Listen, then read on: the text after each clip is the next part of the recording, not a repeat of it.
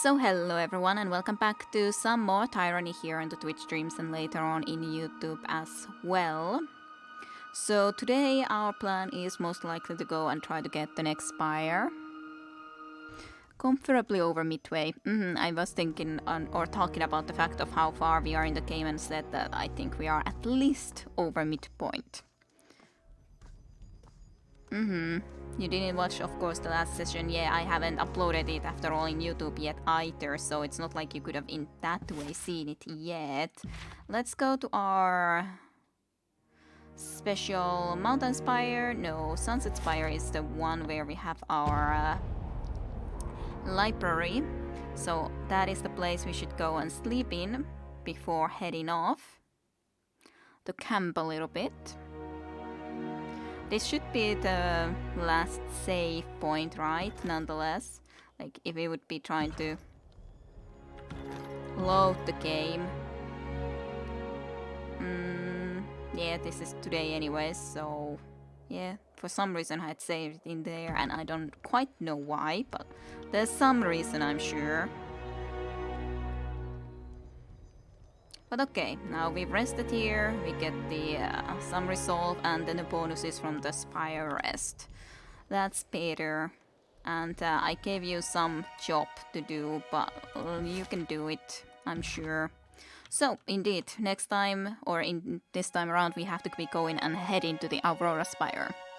Consider you played the DLC also, which I didn't. There's definitely less to play yet than we have to do at this point. Yeah, because the Bastard's Wound actually took a lot of time. And of course there's been the encounters. The encounters aren't other than with the DLC too, right? So the encounters and stuff like this, plus then, yeah, or this Kotan place took such a many streams to get over overall. Definitely just a few. But yeah, Aurora Spire next. We have Dawning Spire already, so Aurora Spire is next on the way. Golclow Old Walls. The deep chasms along the Stone Sea's northern border mark the extent of the Edict of Stone's reach. Golclow is a well-known part of this border, both due to its proximity to the Aurora Spire and the abundance of azure light emerging from the rock. Travelers claim that when the sun is directly overhead, you can see the shimmer of 1,000 azurite crystals cascading down into the depths below. It has since come under Beastman control and is widely avoided.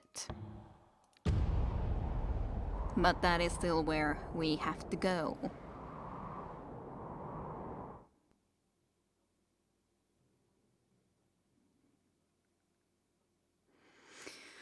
And indeed, starting in this location then. Okay, there's a lot of disfavored people over here. Of course, maybe I should check exactly what my quest in here was. Sometimes getting confused about where do I see everything. So meet with the Earthshakers at Golclow Old Walls. Kedis and Radix told you about a missing group of Earthshakers traveled to Golclow Old Walls to find out what happened to them. And I was really thinking a lot about, do we kill Kane or do we not? But killing Kane seems to be the only way to end the edict. But it's a sad thing is that it devastates this area, but at least the land can try to heal. Kane, I wouldn't want to be just leaving them anyways to suffer, so killing seems to be the only reasonable thing when I didn't have a better option. Even if I wouldn't want to devastate the land. And the horrible achoo moment. Alright. So, Lycon. Oh no, Fatebinder, I've done my duty. You can't track me back there. Who are you, and why do you think I would track you somewhere? He falters mid-step, stumbling on a smattering of loose stones. You're an officer of the court, aren't you? Look, I know I'm breaking my work order with the Earthshakers, but it's not like we made it real legal contract or nothing. I swear, it was just a handshake. You've got to believe me, please. It's not safe here. It's the Beastmen. They've got feral. They're trying to slaughter me along with those damn Earthshakers. I don't want to die. You've got to let me flee. You are safe for now, so tell me what's happened. After the sea split, I thought I'd make a living by mapping the land. I know the area well enough now, so the Earthshakers hired me to guide them. They were looking for some kind of a precious stone. But the Stone Stalkers seemed to have other plans. When we got further in, they were already there, guarding the shards. One of the beasts nipped at an Earthshaker, so I fled. I've done my job, Faintbinder. Getting ripped to shreds isn't part of it. Faintbinder, the Earthshaker pounds his chest once in salute. He casts a sideway glance to Lycon before speaking. Ignore this coward and allow me to enlighten you on the situation. I assume you've come to aid us. Well, you don't need me with the Faintbinder here. You do want to go at it with the Beastmen. It's your funeral. I'm out of here. Well, bye-bye, Lycon. But guided them here, then there's lots of beastmen. Gotcha. These beautiful purple crystalline formations are a common sight in the Stone Sea. You have an impeccable timing, as we seem to have entangled ourselves in a rather bloody rumble with the beastmen.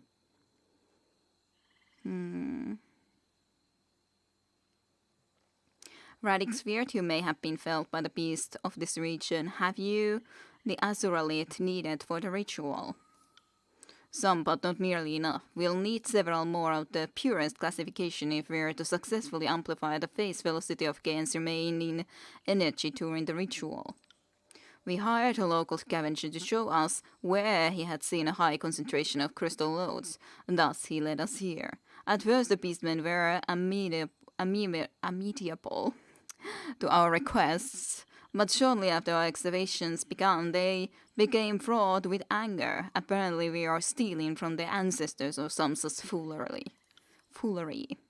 There is what appears to be a leader among them, Red Fang, but she retreated into the spire before I could bring her to reason. Now we are trapped in a vicious standoff, and I'm hesitant on how to proceed.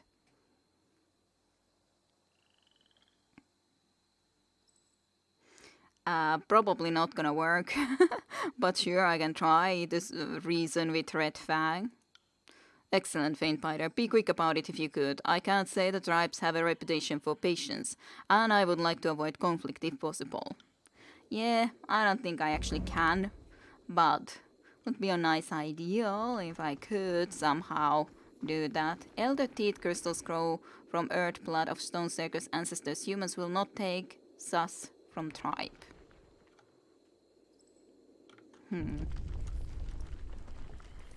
Look there. You see that? I saw it, but too late, so Tyranny walked right into it. Right. Unfortunate, but true. Is there anything in this direction? Probably not. Well, there does seem to be. Yeah, that seems to be more the correct way, maybe. I don't know. Is it? Who the heck knows? Let's climb down here first, I guess. While we can. Listen to me, you filthy mutt. These crystals are crucial to our efforts. We will have them, one way or another. Yeah, just not doing anything for the moment. Yeah, well, if I just go and start to remove it right now, I'm sure that would go great. Touch Elder Teeth and Beastman will tear out Earthshaker's throat. Yeah. Yeah, if I would start to touch them right now, then definitely that would be mini bloodshed. Absolutely. Sorry, I can't.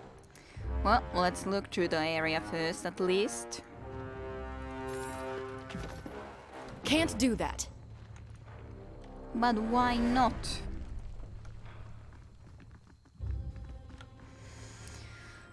Well, and again more in here that we could just take off. Long Claw Rage. But what would I be able to offer them? I doubt I require needle again. and thread. I tried to go backwards, but it was a bit late for that. Fine. We could have been losing experience because of that. These creatures aren't a product of your superstitions. They are naturally occurring phenomena discovered by the Archon. Sure. I should just really press space. That's the easiest way to stop myself from walking into traps when I'm just going forward. Wander no closer, human. Flee now or explain presence in Stonelands. The beastman hungers forward, muscles punching in readiness to strike. A menacing growl rumbles low from the back of its throat. Even mention tribe's elder teeth and beastman will pitch human's body crowned below. I mean your tribe no harm, nor have I come for any teeth. I seek only to speak with Red Fang. No, Red Fang does not wish to speak with humans. Leave now, and Beastman will let human leave.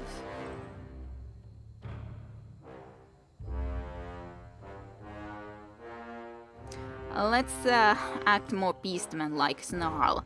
I'm a Fatebinder of Tunon, not some petty teeth stealing traveler. You will let me through. Yay, favor and rat. Both. The beastman slits his silvered eyes. Very.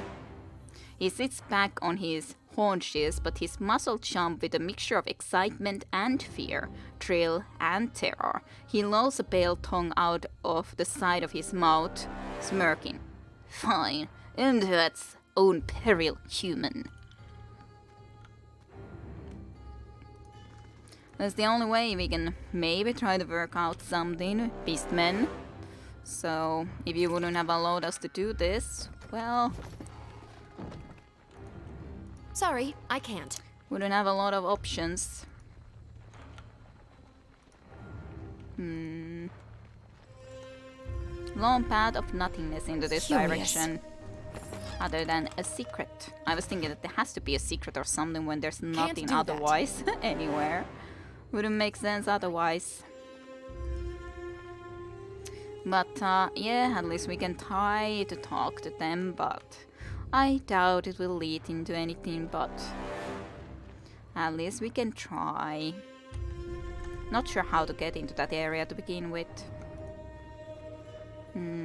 This is just about the stone, right? Yeah, probably from below. Well, we will talk first.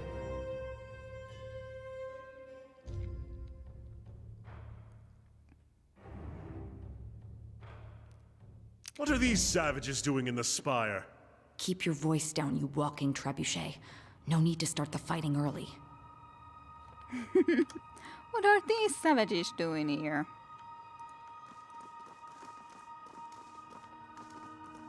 I haven't seen any clues for this. This crystal has somehow managed to rupture through the foundation of the spire. And that's just more of that. And yeah, sadly I don't see any solution for this exactly. Cryptic runes line this section of the wall and continue upwards as far as the eye can see. We can see at least a little bit of a start in there. At this point. See that? I don't know where you see something. Ah, there. Alright.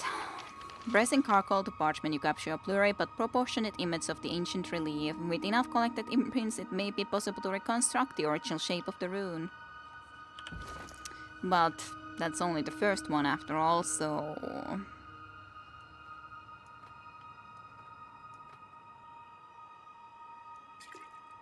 Take a healing potion there, mayhaps.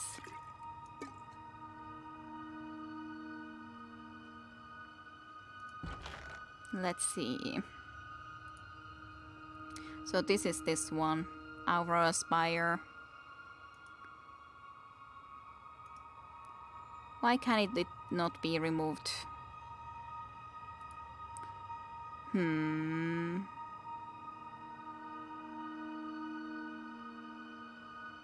Yeah, I assume this definitely needs more than what it has right now. This is only very much the beginning and doesn't mean much. Try the Watch magic. where you step. This has trap written all over it. Does it now? Does it though?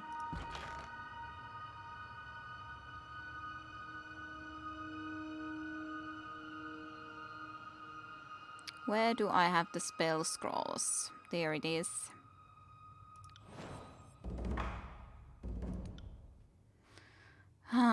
But yeah, I don't think that this would in any way be enough. But sure, we can of course try a little bit, but yeah. At least it looks like there is this circle, but again, that's not very much yet to go with.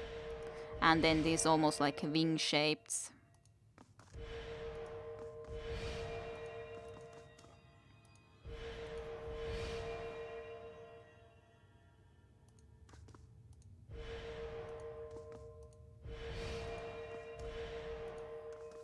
So this is at least as much as we can see, like both sides basically doing this shape. But surely there has to be more. Apparently not. These grooves in the floor are inlaid with a dim... Yeah, human has made shrine stones glint. I don't know what she said, but she said something. Hi Caesar, Happy New Year to you too. I hope your new year has started out well. Overall week has been going well and everything, and apparently this succeeded. I didn't expect that to happen. She said something but about me succeeding with this. The human has done that, yeah, I know. Hello, Red Fang. The beast woman cocks her head to one side, listening intently. Her ear flicks once, twice, and her eyes narrow suspiciously. Full pads here, soft, soft, slow. Full praise to approach Red Fang, card eyes of Stonesucker's old wolf's den. Speak, human, quick, quick, explain. Grimly she spreads a grin, revealing teeth as dappled and proud as her muddy eyes. Oh, Red Fang will rip trespasser jaw from head.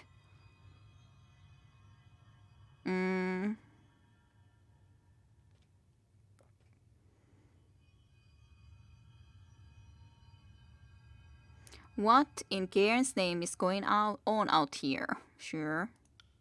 Human urge mystic trespassers in tribe lands. Lure tribe with kind words like meaty chunks of wild boar. Set where like tribe could hear earth blood blowing under rocks. Humans claim to hunt rocks called Asuralit, but only steal elder teeth of ancestors. Now stone stalkers have gathered the skin thieves alive. Whatever I see you creatures bristling to pit your claws and fangs against our iron, it always makes me shake my head and wonder, you just never learn, do you? And you never will, poor Fretch. She snarls spittle flecking from her fangs. Have learned how to kill humans hard and slow, with much agony want to see.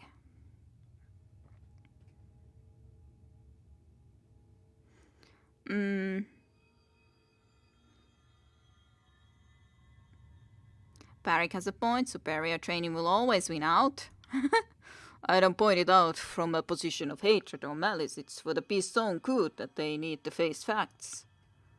Speak, human. Quick, quick, explain. Well, the dispute you're having with the Earthshakers, we can resolve this peacefully or we can resolve it through bloodshed. Ironclad reeking of death and lies comes to slinking the beast woman. Wants to cry for peace. She yips and growls, hackles rising as she lumbers towards you. No, human, this favorite will not have peace with peace woman. She howls in rage, lunging for your throat. Not surprising.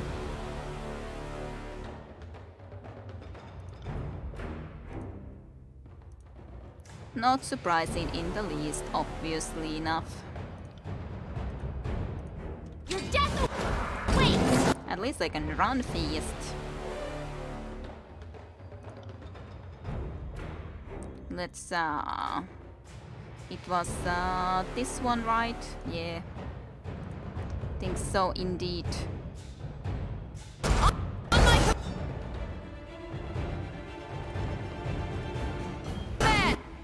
You could do that. Sure. Easy as can be. Were we able to do that in any way? I'm not sure about that. On it. Let's change into your two-handed weapons indeed. You can start to kill that very slowly but surely. Let's do a frozen land into here. I think that will be nice.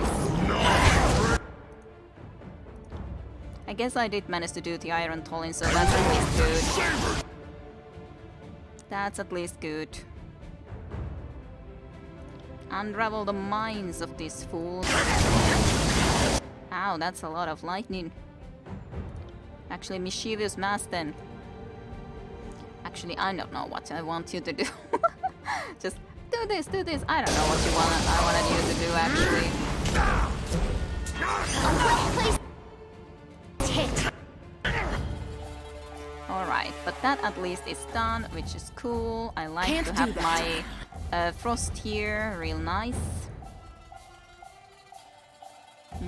Let's do that.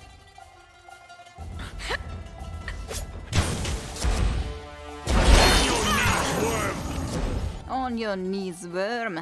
Red Fang did go into their knees. That's much certain. Let's give this to you too, because really you have a lot of enemies around you, so that is gonna be doing nice little damage all the time, I'd say. Let's make you more vulnerable, mayhaps.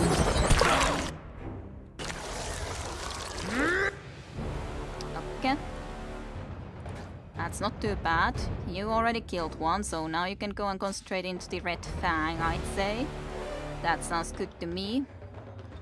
Do also some electricity on the Red Fang.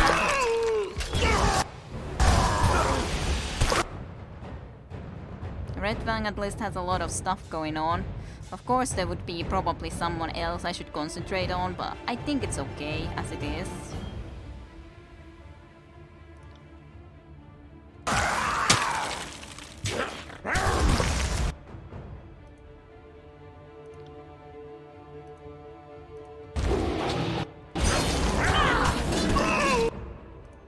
I do hate how they're going somewhere completely elsewhere, but maybe it's okay. You could at least cast a little bit of a healing core first, just as in case. If we happen to be needing it, that we would have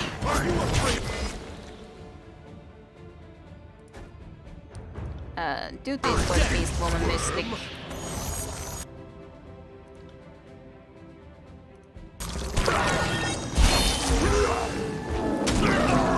Okay, so Red Fang is at least dead.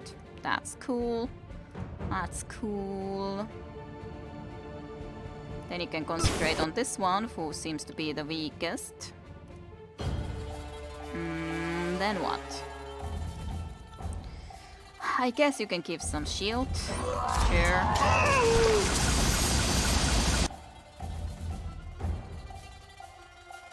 Sure, let's go ahead and do this one, because why not? We haven't done it for a while. So, might as well. Take them off. You still kinda have your fiery weapons, but sure, let's do them already again. Sounds like that hurts. Nice. You're just concentrating killing this specific individual. Seems good to me.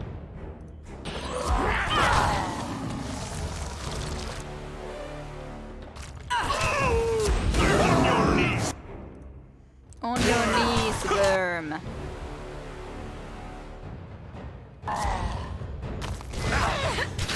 Solid. Trying to actually aim this to you first.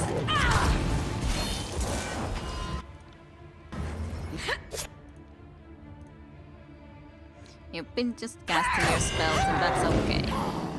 As us 3 people to concentrate actually leading to do specific things is definitely enough. Count on it. So in that sense, it's nice that Tyranny is just doing whatever Tyranny is doing. Because, yeah, her singing is what it is. Embodied nightmare.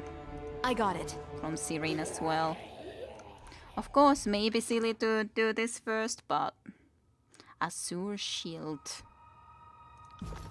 Looks cool. Yeah, I was looking at that. Azure shield looked cool. Wonder what sort of an item it exactly then is. That's a bit too much. It is an artifact indeed, plus 2 to parry when damaged. So then it would just increase all the time. Special relic, eh? Looked cool, so that's why I did pay a little bit more attention to it.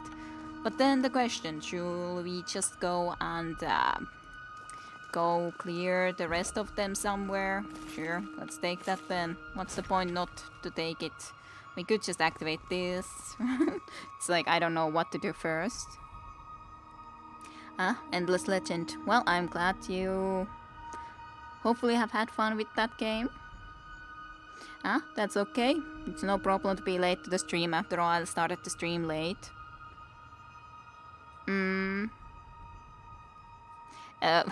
If that's the only reason that you think that it's so sad that they are so hateful to the disfavored, then I don't mind that they are hateful to the disfavored and we have to fight them. If that's the only reason, then what's the point?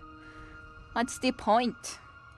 Let's just go here then. What's the point of delaying? We can do the killing of the rest of the beast woman afterwards, I'd say. Beast woman men.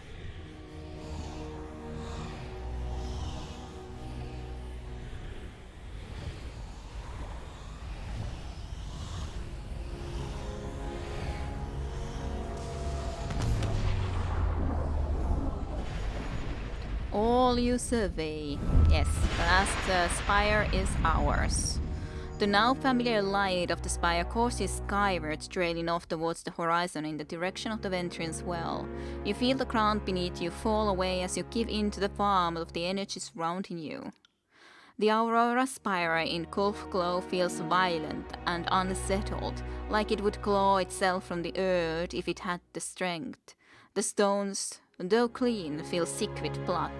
Something of the ritual and turmoil of the Stone Sea has warped this isolated place over the years. You feel energy well up from the crowd and with reckless enthusiasm form a bond with Ventrian's well. This place isn't what you'd call stable. It's a wonder the spire hasn't fallen down a chasm. I can still smell the beast men from up here. Their stench is as powerful as an edict. This is incredibly unnerving. Does anyone feel like they're about to tip over? Why does the floor seem to be rocking?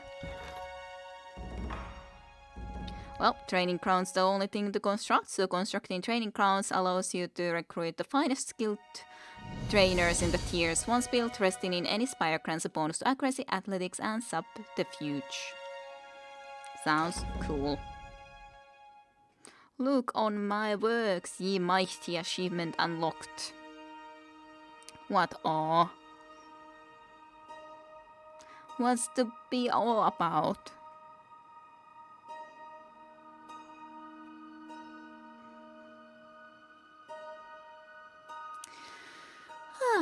This always takes a while. Yay!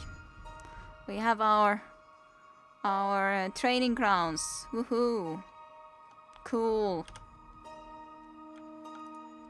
The impressive size of the cliffs and deep crevices is enhanced when looking across the full of the region. A small village rests on the precipice of the crystal-ridden canyon. Trainer Arus. The Faintbiter is here. Look alive, everyone. The man before you offers a nod at your approach. He meets your eyes hesitatingly and pauses before speaking. Thank you for having me, Faintbiter. The name's Rus. I'm here because I'm good at just two things, killing my foes and seeing where the currents flow. I'd rather not get caught on the wrong side of history, so I'm here to humbly offer my sword. I'm well versed in many forms of combat and can help you stay versatile during a fight, should you wish it. So why did you choose to follow me now? These spires have towered over us for generations. Whoever made them was far beyond us, mere peasants on the ground. They were objects of wonder and legend in tears, man's stories, and now you have claimed them. He looks directly at you, conviction in his eyes. That's reason enough for me. What can I do here? If you want to hone your fighting skills or perhaps learn some new ones, this is the place. But really, this spire is your domain. What you do and who you invite to aid you is your choice. But you can't really train me much, but others, sure. Mayhaps. Could they train Laura a little bit, but yeah, this isn't that useful of place at this point, but it is as it is. Let's see about different trainers.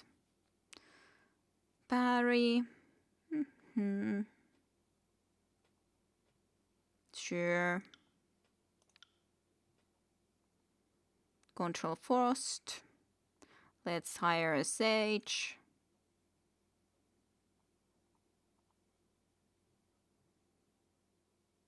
Yeah, those are the two we already have.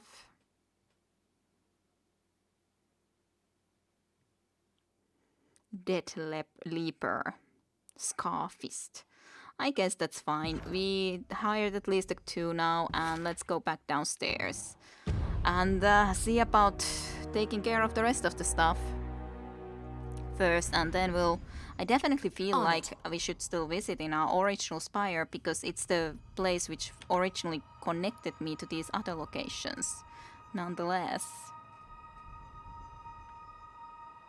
I really should do more of these combo abilities too, but it's usually that you just feel like, I have to save this for later, and then you just save it and save it and save it, and then you don't do them.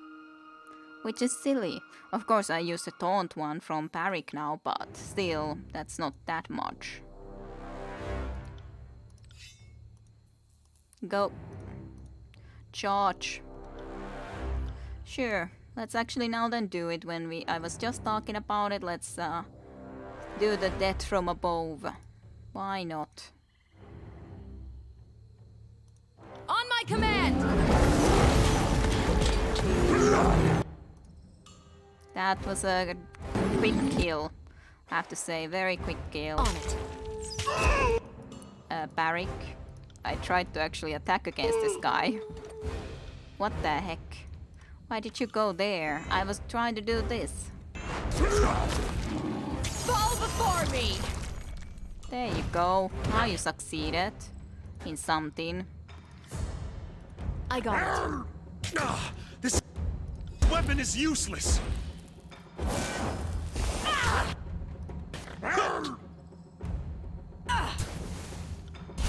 Sorry, I can't. Fall before me! Could this weapon be any more... Why are you now just rushing there when I'm clicking elsewhere? In my honest opinion. But okay, a few more killed. I don't think there was actually anyone over there, so then there's just people over here. Unfortunately, we have to fight, but so it is.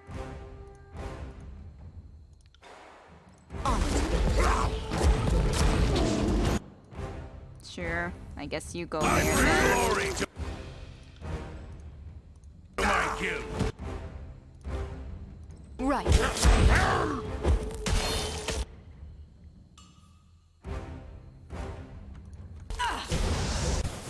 I saw that there was stuff happening in here too, so sure. Can you do this from this far away? I guess not. So let's just take care of these guys as fast as possible first, so we can then move Damn thing elsewhere. couldn't pierce through.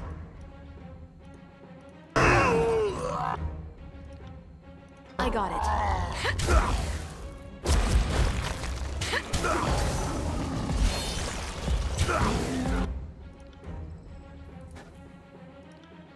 Can't do that. Damn thing couldn't pierce.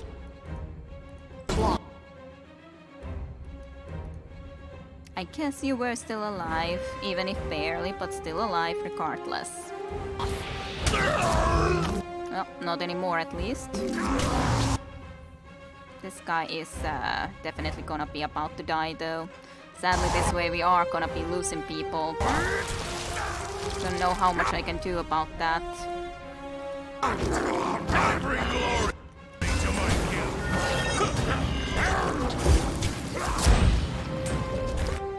that makes them a little bit more difficult for them to actually try to kill this individual, but they are still near death already, so not exactly greatest. Let's bring you verse here too. Already. If you can just move there. Because there's just one against basically... Is there 3? I guess there's not 3 Earthshakers, but still.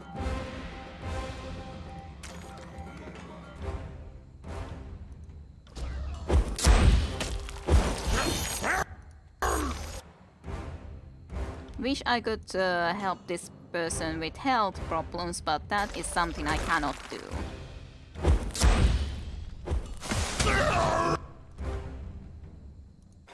Will do. 1 person dead there. Good. You guys can now start to head here because that guy is dead already, so... Good job.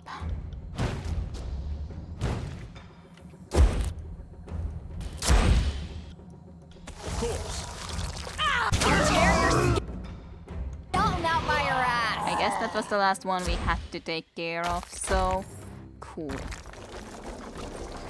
Then we can just take that. Don't need to climb up from that. We can just go and gather all of these different spots. Yeah, nothing there. There's some crystal here. We got a level up too, it looks like.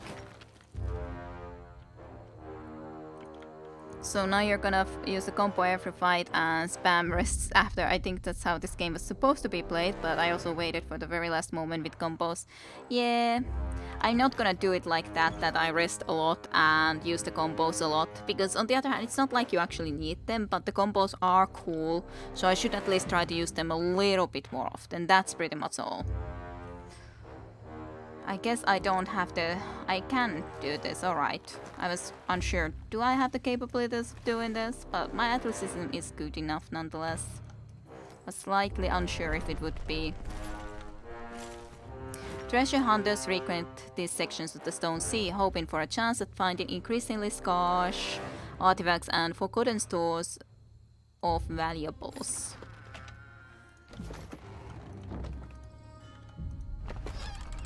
But yeah, something a little bit more of a mix in between.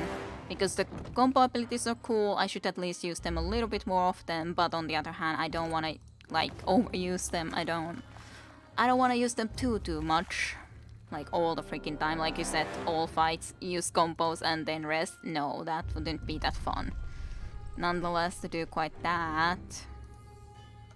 Like everything in balance. I guess I got enough of the crystals, I think. Okay, let's have a look into our level up then.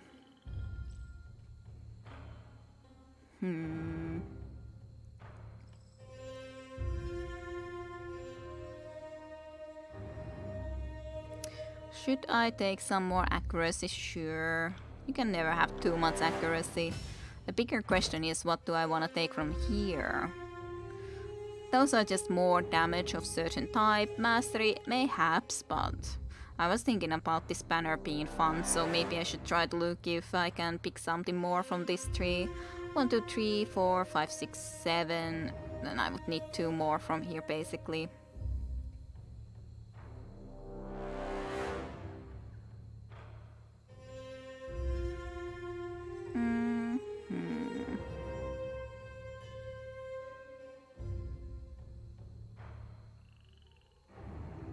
What is 6 exactly?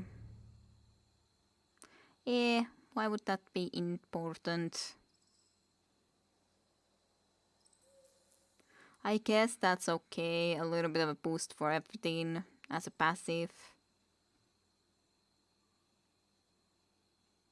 Of course, maybe I could take something different from somewhere else, but most of those are shield based. Don't really make sense to have any of that. Agility maybe, just to move faster. But...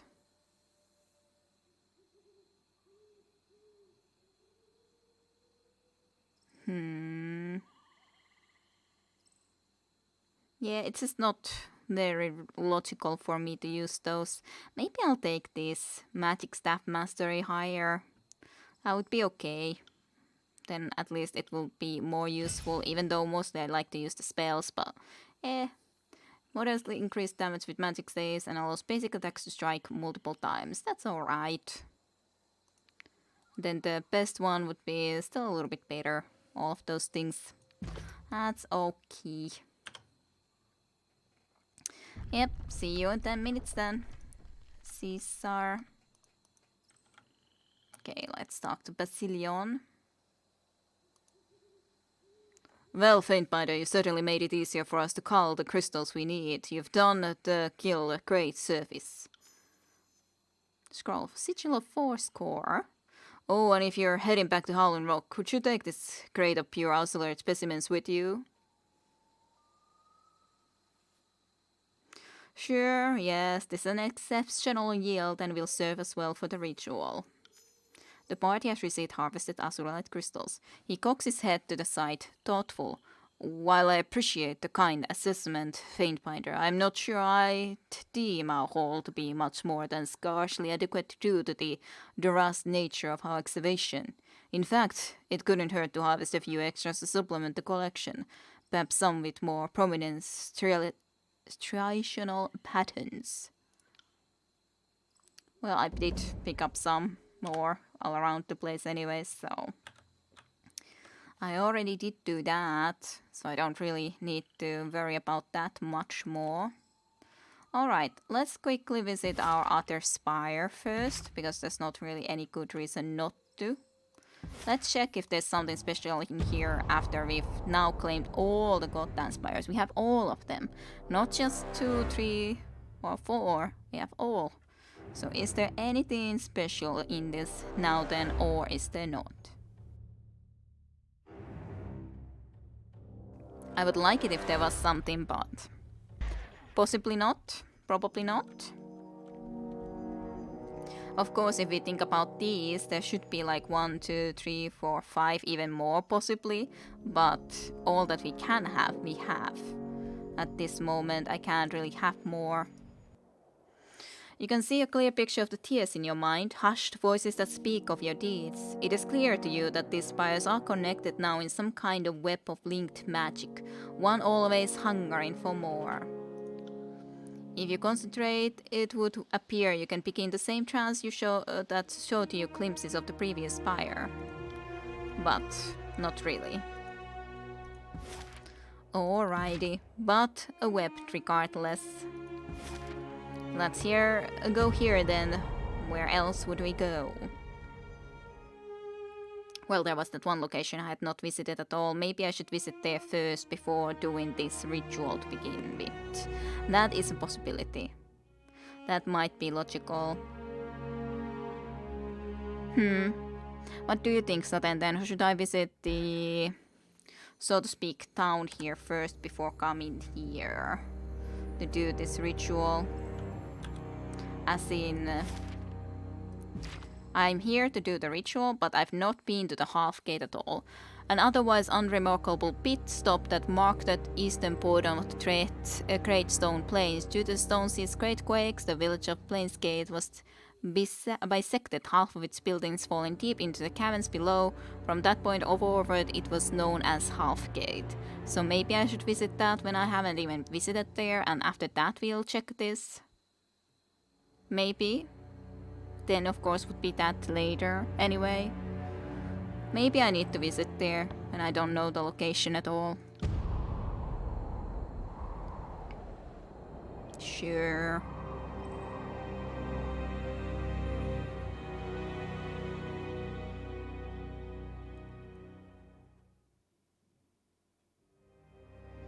Scouting mode.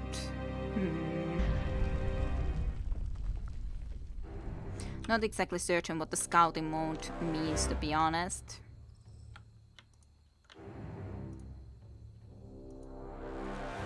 Yep, let's check this area.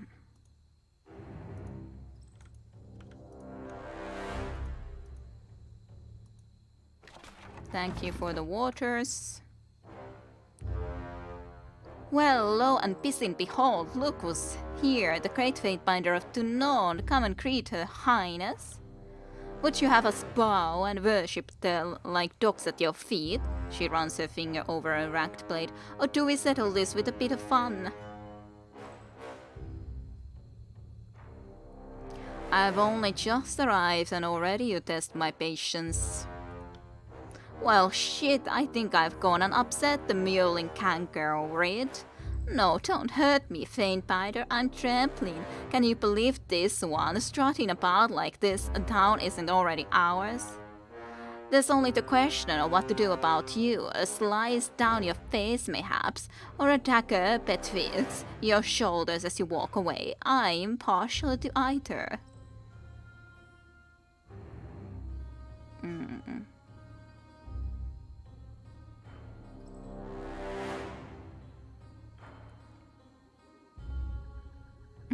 His power. Yeah, Tunon has given me his power totally. Totally has. You would attack the Faintbinder who reduced the Vellum Citadel to ashes. How very brave. The soldier bails and creeps for the hilt of her blade, but hesitates to draw it. A joke's a joke, eh? We were just having a bit of a row. No need to be so eager to die. Right? No need to get all worked up over it. After a moment of uncertainty, she breaks into a full-on retreat while shouting into the air. Quickly, misery! The Faintbinder is coming through! Silly people. So easy to intimidate. Their first, tails between their legs. Now that is a refreshing sight. Yeah, I would say so too. Aleros. Watch your step, Faintbinder. The stone sea is a rather steep drop from Halgate Edge. Wouldn't want you to slip off now. What can a poor trader do for you? This place sure has been wrecked. And by a Faintbinder like you, no less. No offense to you, of course. You're good justice. But if I ever get any sights on who did this, I'll give him a right piece of my mind. This city lost everything to the edict. Her homes, her people, even her name. You can't imagine what it was like to watch her quake and burn. I can understand that. Welcome back. Isn't the scouting just sneak? Maybe. That's what I was wondering, that is it that, but I wasn't certain. Tunon doesn't even have a lot of power. All the dirty work falls into Bladen's marks. Yeah, that's at least, but he might still have a lot of power, but still Bladen Mark does the dirty work. Now that the city's dead light has settled, we only have to deal with the occasional rumblings and tremors that come and go like sweeping summer storms. Most blame the disfavored. The Earthshakers are no help at all. The Scarlet Corps at least wants to solve the problem. Yeah, the problem is that I'm gonna be now then working off actually killing Kane, which will cause a lot of more destructions though. But on the other hand, when Kane would be killed, at least Kane won't be doing anything more bad. As in, there won't be any more rumblings. Some point the world might be healing this area, but that will take a long freaking time. Anyways, I hear the folks of Halgate feel that his favorite are causing problems.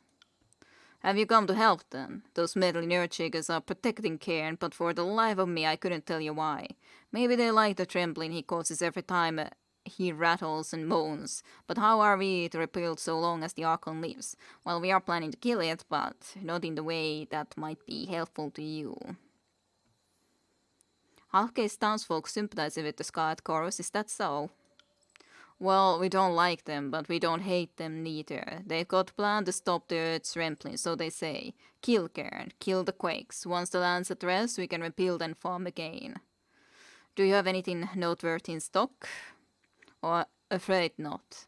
I'm plump out of, well, everything. A bit of crap in all I've got to trade at the moment if you're into market. Well, thanks for chats.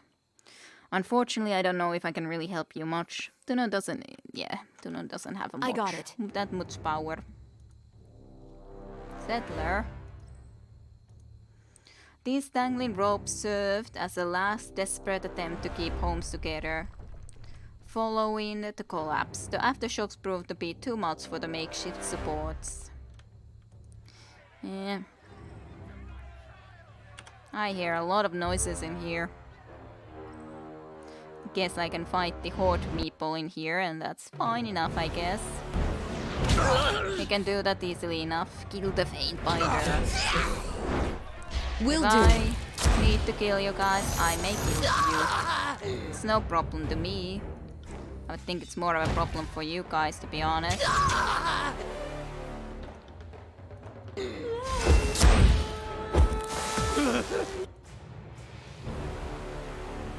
Slash him. I will aid you. I got it.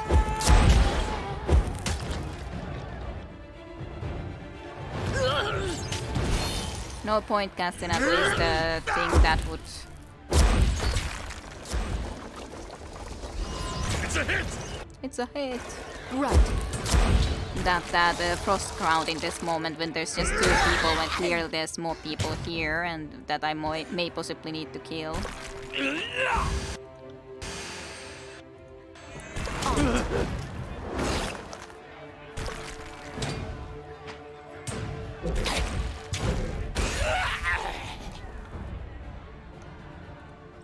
A home lays flattened by the quake that shattered Halfgate. The majority of the structures here stood no chance against the strength of the tremors. You have. Peasants are fleeing and bloodshenders are starting to do their thing, which makes sense.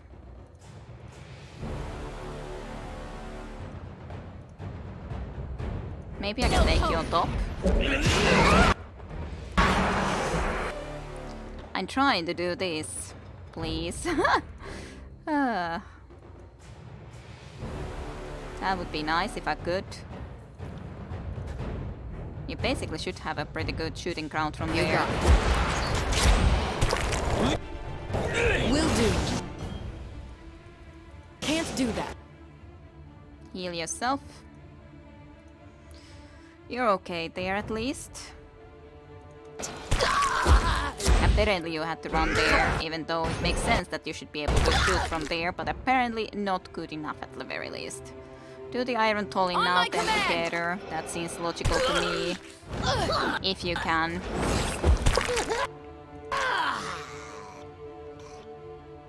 Just the noises.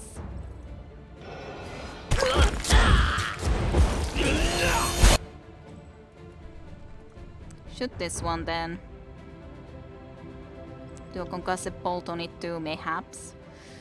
Okay, so what do I want to do now? Now that's an excellent question.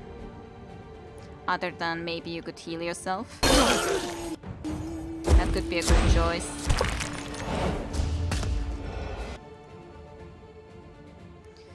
Okay, Serene, could you maybe come a little bit backwards? We could try to do something in here, because I don't know even, I don't remember if it done this. Serene's voice impacts a boulder, causing shockwaves to follow in the explosion, dazing enemies in a large area. Sure, let's do that one. I just hurl a rock that... Is it like more at my point that would have happened? Mayhaps. That is a possibility, that it would have happened more at my point, and that's not exactly that helpful then. I got it. But it's alright.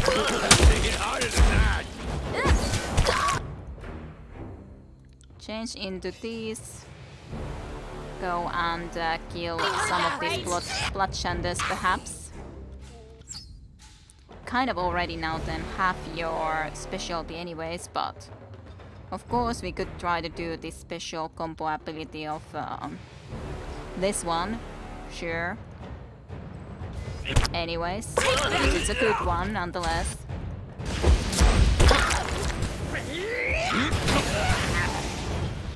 Even more fire.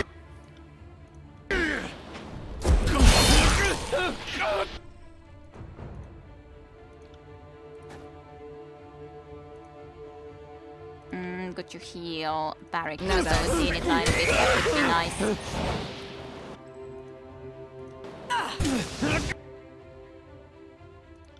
Missed a lot of fire damage from her. That much is certainly true.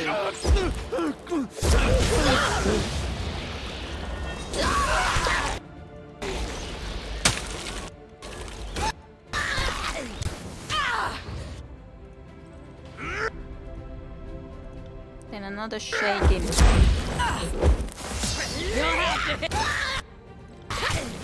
But I do love this boss round. It's so good. Them off. It's so nice. This is useless. I should try something else.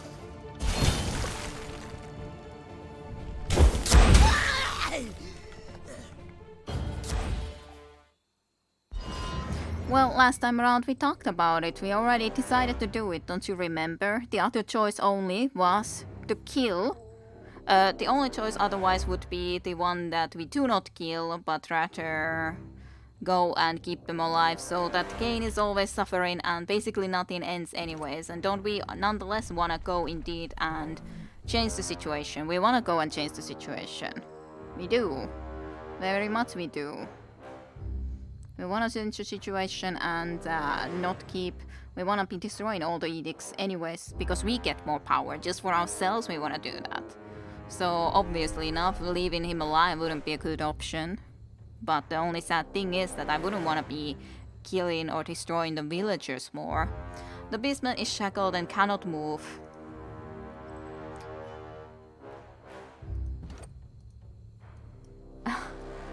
Alright. Well, I can just all the time just check it. Lies, bound and unable to move. But you're not gonna do a damn thing about it, which I kind of understand, but it's kind of sad to just leave the left claw just there, just tight, just bound. And yeah, I see you there, but bye bye. I just killed the Scarlet that I guess have taken you hostage, but otherwise, yeah, who cares? You may be left alive in there like that. Very strange stuff, but so it is.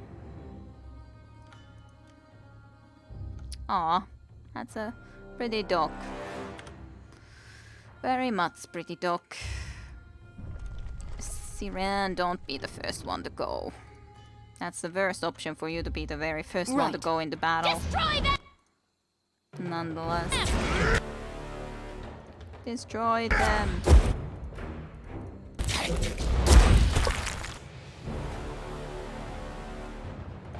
Not happening. Why is it not happening?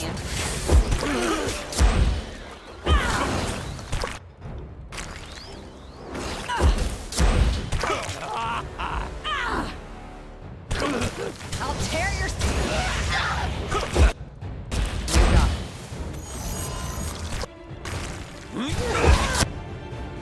So much fire everywhere.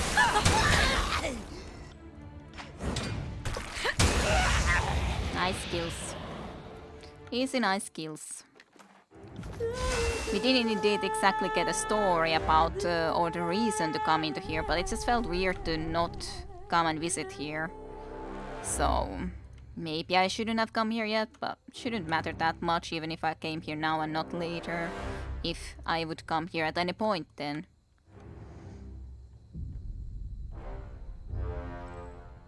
We didn't choose this stream though. We chose it last stream. Caesar, yes, I remember you voiced your opinion. Yes, obviously enough I do remember that.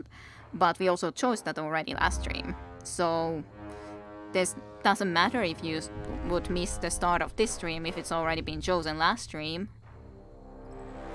Just saying. For that it doesn't really matter much. The thing is we chose it already. Must be my lucky day. The Crimson Spear cocks her helm, hidden face to the side, studying you warily. I get to bathe my Arabella in the Fatebinder's blood. She stomps into a hip-squared crouch and pivots her long spear over her head. As her hand movements speed, the bronze spear begins to wound and snap at the air. Fräs with the squad chorus. Hyvää iltaa and welcome to Stream Tajunta. I hope you have had a good New Year start. Happy, hyvää uutta vuotta. Trying to think, how am I supposed to say it in Finnish now all of a sudden? But yeah, hopefully a good week overall and good New Year start. She surveys the ruin you've wrought on her town. She wakes the wake of bodies and blood you've churned at her feet, and her stance stiffens. Her grip tightens on her spear until her arms are fully shaking. I haven't clawed my fingers to the bone. I haven't slaughtered those who plague my dreams just to be washed away by a Kairos damned fiendbinder. I'll make you regret it, you hear me? I'll make you regret ever coming here. Hyvin pyörähtänyt käyntiin. That's good to hear. She slaps her spear against the ground, loud as a whip crack, and her arms shudder from the force as the haft ricochets back into the air.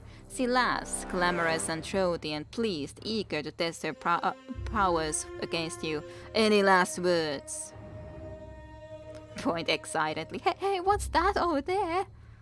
How about a truce? Don't think that's happening.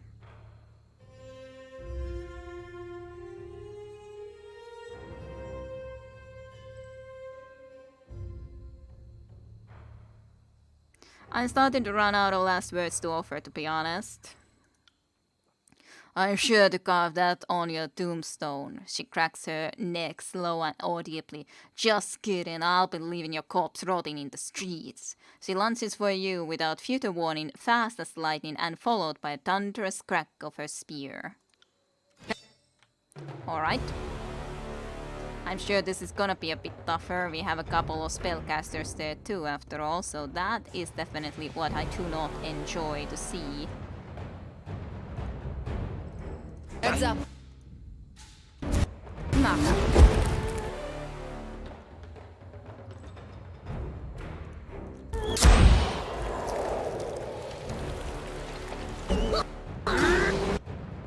Okay, now then, Iron Tolling is definitely a nice thing to start with. We can do this! Fire! What? We can for sure do this. We should try Absolutely. that again.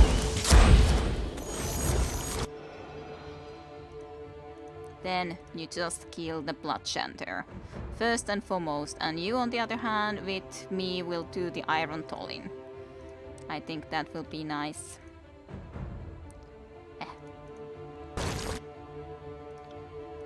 Await my signal. Flux. Let's...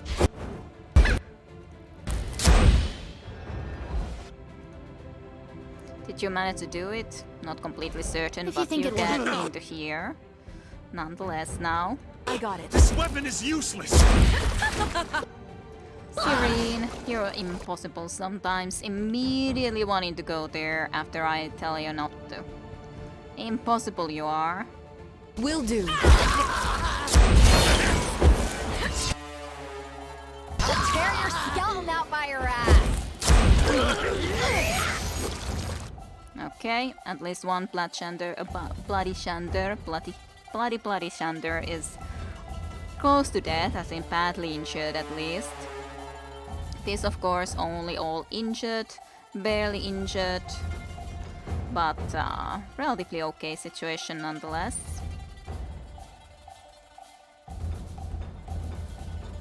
Do a force speed on this individual if you could.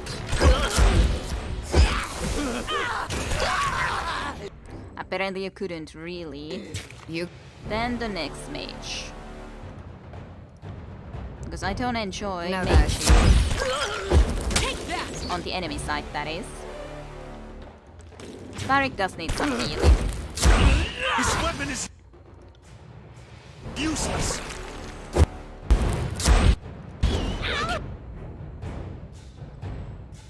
I would love to do something against this individual too, but not exactly sure what at this moment. I hit anything!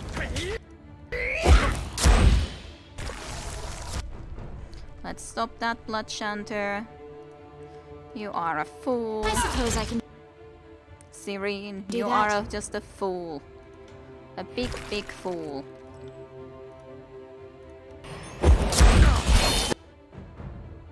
This weapon is useless! Okay, at least that was somewhat reasonable of a hit. Nice, that's at least done. Guess you could change you to your bow now. Start shooting at this individual, but do this first then. You got it. Let's see. Sure, Misery seems to be a good target. How could I miss? I don't know, how could you miss? How could you? This is useless. Why are you I not should try doing something anything? else. Just point me in the. I asked you to do this This one. weapon is useless. It's not that useless, I'm sure.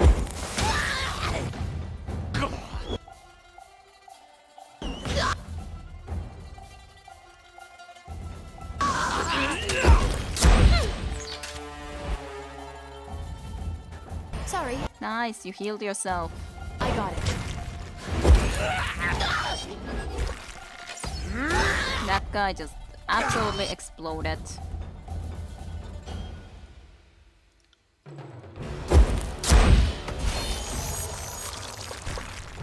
This is useless. I should try something else.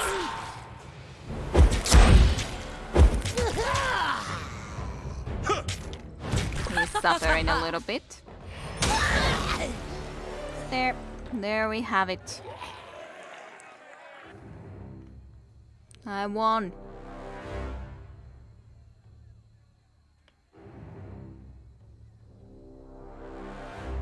Okay. Twitch acting up.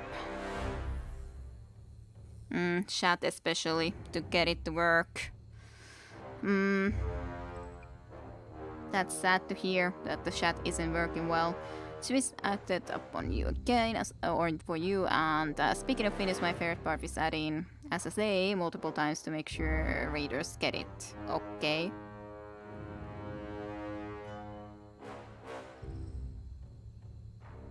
That is very important to clarify, indeed. Extremely. But yeah, pöllö on piilossa isossa puussa. That's how it goes. That is how it is. All hides in a big tree. That's how it's said. Even if it is SSA. Which could be translated differently if it was the other way around, but anyways. Twitch eats half of my messages and restarts the stream all the time. Thankfully, Kitty has chat messages popping on screen so we know what gets through. Yep, that's at least a good thing. I do feel that it is important because otherwise people can't at all know what I am responding to if they look at this later on or something. So, yeah. Because otherwise I have to read exactly every single message and that wouldn't be the fun thing either. I feel sometimes I read out loud the messages a little bit too often too anyways, but I don't know. But as you slay the last guard chorus gangsters that terrorized Halfgate, the town's residents once more emerge from their homes. Vendor stalls are opened for business, children play in the rubble-filled roads, and a crowd gathers in the village square as daily life in the ruins of Azure resumes. Well, at least I was able to help then a bit. Classic example of the Overlord's devastation. Like a battering ram, the edict cleared everything in its path, including the farmlands we need to keep the army supplied. If the Scarlet Chorus lack for provisions, they should stop expanding beyond their means. Short of that, you can eat each other for all I care. How nice, Barry. I'd rather snap that lobster shell around you and skewer the fleshy bits underneath. Good. Every last one of you can starve and the world will be better for it. Maybe if you didn't force everyone to fight for you, there would be more food to go around. But yes! Let's worry about the poor chorus trudging through the world destroying everything it touches. What's that? A man was hounded, chased, and tortured, and then had a spell of such power dropped on him that it literally tore a town into pieces? Who cares about that? Alright. They're saying a lot. Okay. These dangling ropes served as a last desperate attempt to keep homes together following the collapse. The aftershocks proved too much for the makeshift supports regardless. Lots of noises still. You're a faint bender that everyone's been talking about. Is there something I can do for you? What do you do in Halfgate? A little bit of everything, really. I'm decently handy with tools, and the buildings here are always in need of repairs. What can I do for you? What can you tell me about those who would defy Kairos in this realm? The beastmen are the ones who oppose Kairos in these parts. We are standing on the bones of Azur. But below that are the ruin of the beastmen' ancestral territory. When the realm of Azur rose in power, they enslaved the hideous creature and consigned them to lives of hard labor. Ever since Gan fell and the edict devastated the land, the beastmen have started to reclaim the Stone Sea. If you find yourself in their presence, tread with caution. The beastmen are territorial and resort to violence with a little provocation. Isadora. Tough times have befallen us. Cats. Now they are again against Left Claw there. But yeah, they don't exactly get along with the beastmen either, so that makes sense. Makes sense well enough.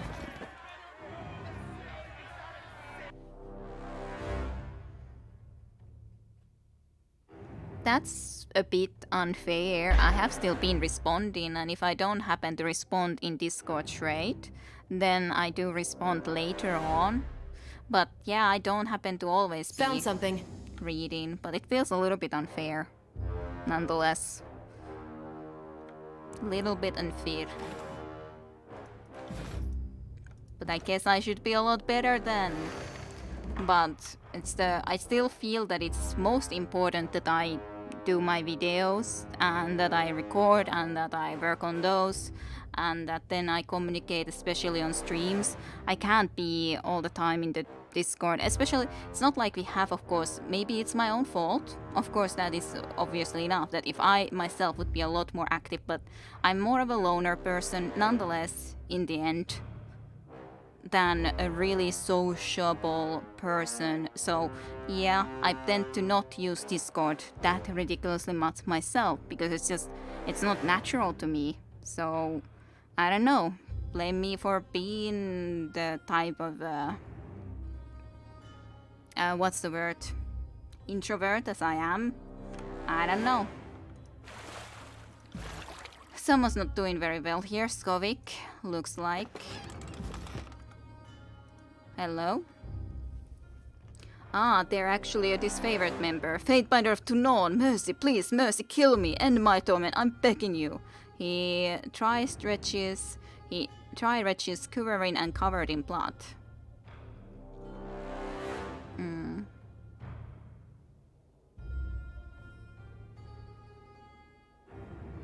And why would I want to do that? I can tell you everything, list so long as I've got my tongue. I'll teach you a sigil, then you'll kill me. If I'm going to order your death, I'll need to hear what crimes you've committed to warrant it. He starts to nod, but it turns to a halted cringe. How's this for you? I killed an entire village, men, women and children, caused with a snap of my staff, because I had to know if I could do it. I slaughtered them in a landslide and listened to their screams. He grimaces a smile at the memory despite his pain. You have no idea how exhilarating it felt. He eyes you discerningly. Or maybe you do. Well, yeah, I guess we kinda do.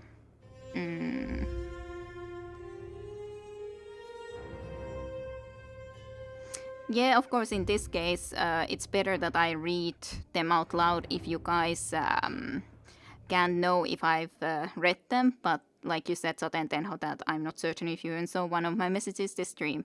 I have. You said the cheese it took your couple tries to chat connect, but I didn't see anything else before than just Ilta Tajunta. Didn't hear a comment of you saying if I should come into the city, even though I asked a little bit about that and stuff like that. So I was just like, okay, well, you may not be around right now, or I don't know why you're not answering, but it's fine. It's not like I'm gonna be pressuring that, hey, get me at the answer. But yeah. My new year started okay. There's nothing really special, to be honest. Don't have much money right now. I'll get some money then on the 4th then, so can't really buy much. But hey, we'll get some money on the 4th day, so then can do something. And indeed, we'll need to travel to my parents' place. Probably on Monday we'll travel. We'll see. I'm not exactly certain when to. But yeah, definitely it's haven't seen that much then. Yeah, I don't think there was any clucky comment. I don't think I saw. If there was, then I personally just missed it in the chat, or I just it never appeared in the chat to begin with. There might have been, but now I can't remember. I'm sorry, Satentenho. But yeah.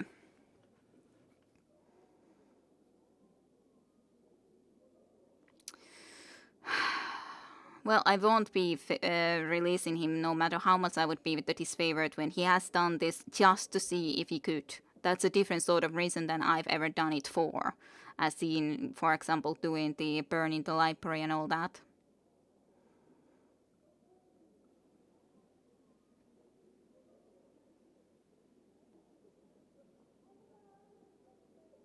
That's so cruel. It would be, I guess, fitting, but it also is quite cruel.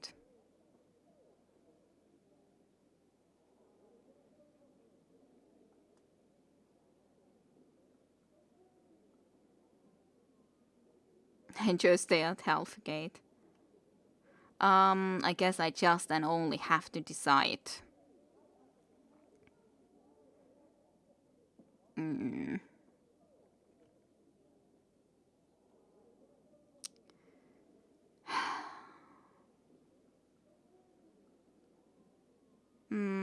No, I'll see to it that you're granted a swift and just end. I guess we can be kind about that. I guess. A just end, he grunts nearly breathless from the pain. As long as it comes quickly, I no longer care. Hurry and send for my executioners. Is there a way we can prolong his suffering, Faintbiter? That is too good for him. I kind of agree. Okay, so he would just teach me the Sigil of Stone that I already knew, which would be kind of useless. So maybe I should have... but apparently now I can't do anything else there anyway, so it's a bit weird. Just what's left. But he definitely needs to die no matter how much he would be in the disfavored.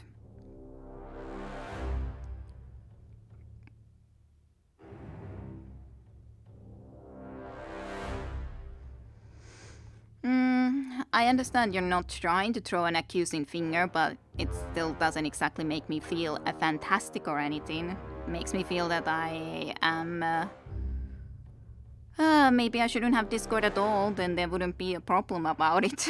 Then I would just do my things and would definitely not need to worry about that. So that's just the main thing, that okay, I guess if I have a Discord, then I should be better and more active there and so on and forth. And I'm not that type of person, so I shouldn't have a Discord to begin with. So it just makes me wonder, what should I do differently?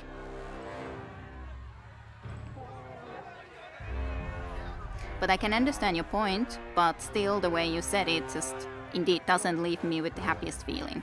And rather makes me feel that, okay, I guess I shouldn't have a Discord. Then there cannot be the assumption I should be more actively there to speak and talk if I'm not the type of person that is that active and talkative over there. Then maybe I shouldn't have it to begin with. You're not seeing it now that you scrolled back in the chat. I could swear I saw it on the screen, but maybe it didn't. Twitch is wonky, especially today.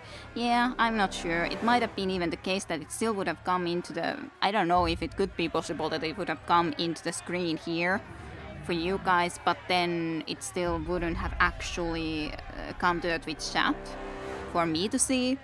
I have no idea. It's difficult to say. I don't know. It might still be that I just simply missed it. It's definitely possible. I'm not perfect. I miss messages sometimes. Well, it does, again, I shouldn't have just made a Discord to begin with then. That's the main problem. Now that the Discord is there, I guess I should be that type of person, but I'm not, so... But it's not your fault. You're saying what you think and believe, so, or what you would like. I get it, but I'm just not the right type of person for that then. That's just as clear as sky, so to speak. It's a problem of every person and individual has a limited time amount per day, so what do you do with it? You can easily say that it shouldn't take that much time to just always answer to whatever there is in Discord, especially when it's not like I'm that popular, it's not like there is that many messages or anything, so I should just take the time, but I don't know. Zera. Warm regards, Master Faintbiter, how do you do? I haven't seen many folks in likes of you around here. Then again, most of the folks I've been pumping into lately are of the Scarlet Chorus. They're not the likes of anything but rotten. Anything I can do for a nice lady like you. What can you tell me about the Scarlet Chorus presence here? Only that they've been mucking about, stirring up trouble for weeks, trying to conscript a lot of us. I'm glad you rid us of them. Us gentle folks didn't like their methods, Master Faintbinder. Granted, some prefer the company of the chorus to the disfavored, and I don't blame them. If all the chorus wanted us was to save the land, as they proclaimed, I'd be happy to aid them too. But with the way they were seeking to swell their ranks, I think they've got another agenda in the Stone Sea. Probably yes. And what would that be?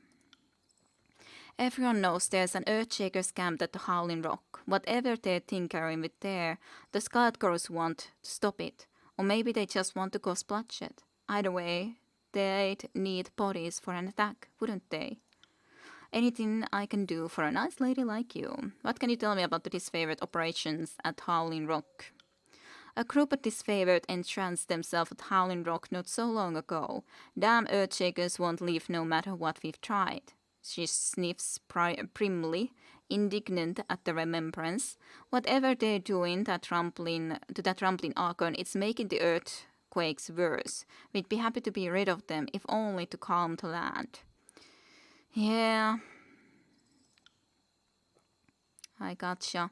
Say, I want to help around town. What can I do? Stopping the quakes would be a blessing, that's for sure. Don't guess you've any thoughts on how to do that, do you? The Scarlet Chorus claimed to have a plan before you killed them. Catching herself she coughs uncomfortably before dabbing at the corner of her mouth with a tatter track. Now, I didn't mean nothing by that, Master Faintbiter. Even you hadn't come alone, I wouldn't trust much in the Chorus's promises. Sure, they've others out there in the Stone Sea, but who knows what they're capable of, if anything.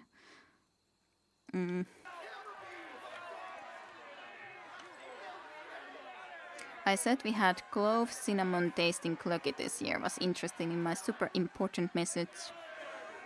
Well, it's definitely an interesting taste. I wouldn't be able to imagine what that taste would be like. But hey, at least there's the good side that I don't think Tajunta at least was here yet then. So now Tajunta could hear that too, what sort of cookie you were tasting. So there's that good side. Irene.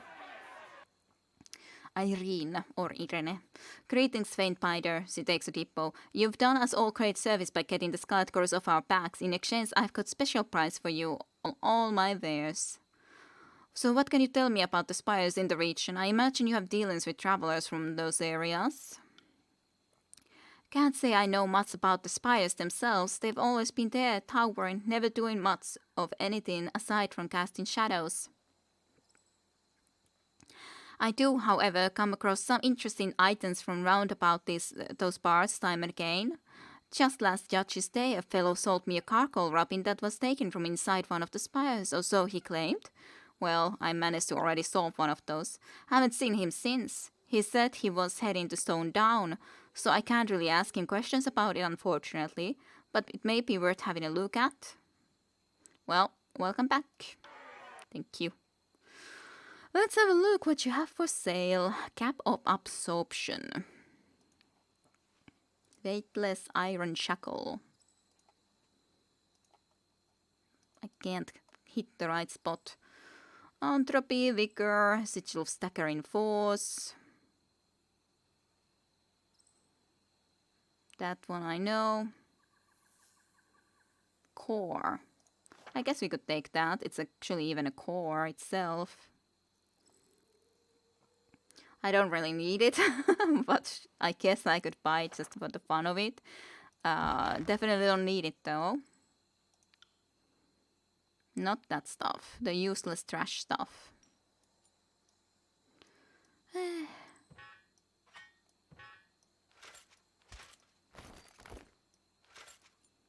This already can be worth a lot of gold itself, just to sell all of these.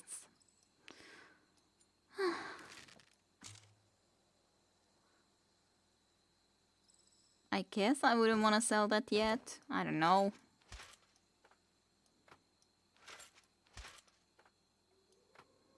It's difficult to decide.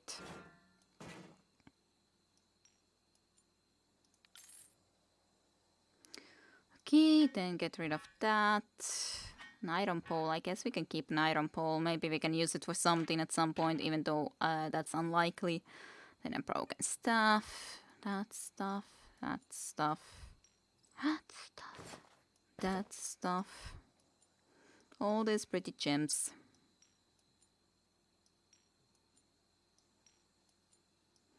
Guess we can keep something. One gem. Just for us.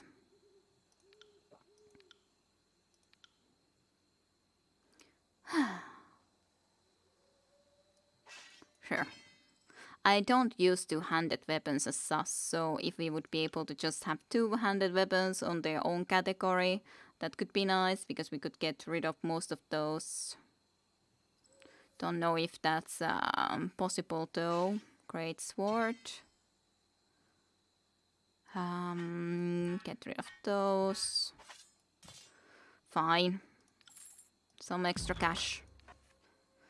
A newly added imprint fills in the remaining caps of the scroll, giving you a clear representation of the guard rune. Not that it mattered in the least, because I already solved it, but anyways, whatever.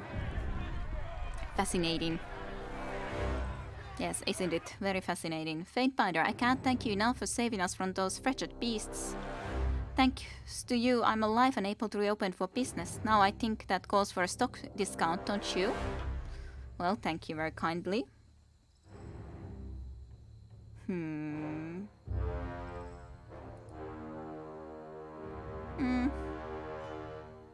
Care sleeve.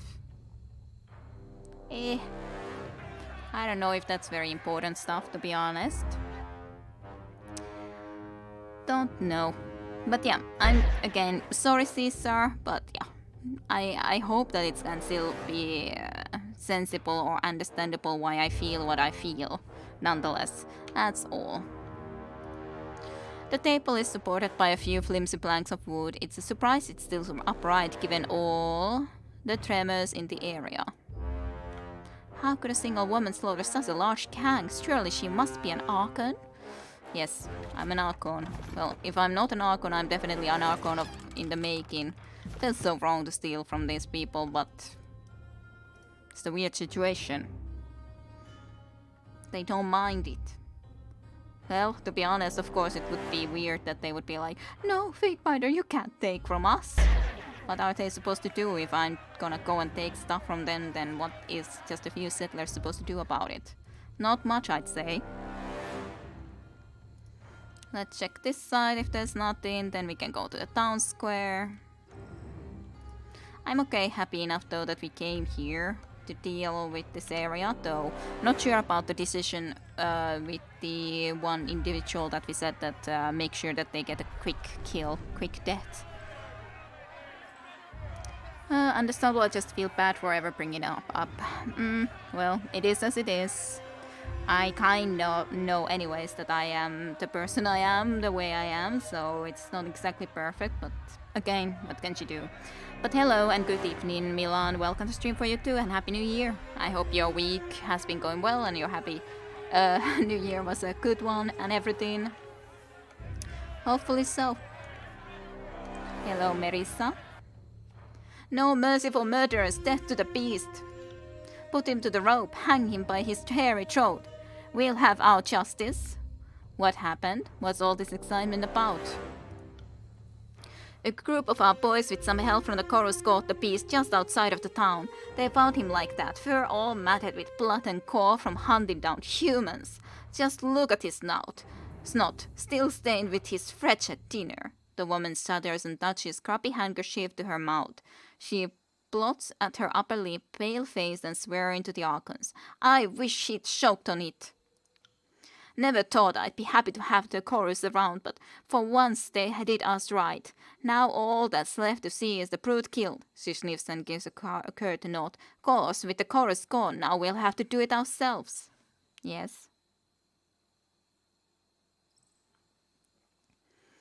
You seem to be taking this rather personally. She turns hard stone brown eyes on you.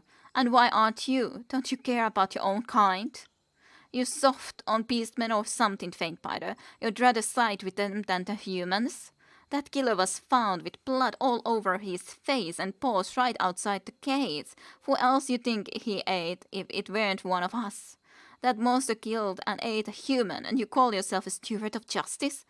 Well, go on then, deliver a beast a well-deserved death.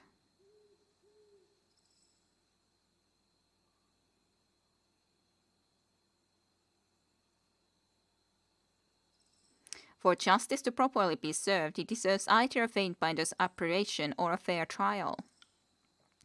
That's so, Faintbinder. Why don't you go and ask some of the others around then, see how many of us are interested in your thoughts on justice?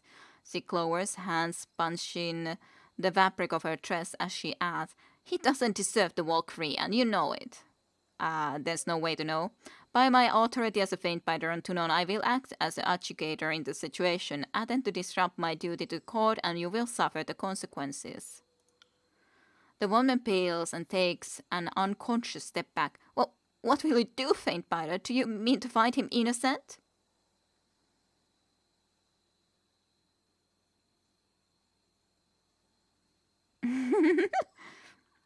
With the lack of physical evidence, I will hear the people's testimony and judge the beastmen in accordance with Kairos' customs. Alright, let's see then. Let's see what's the case here. What does the beastman have to say?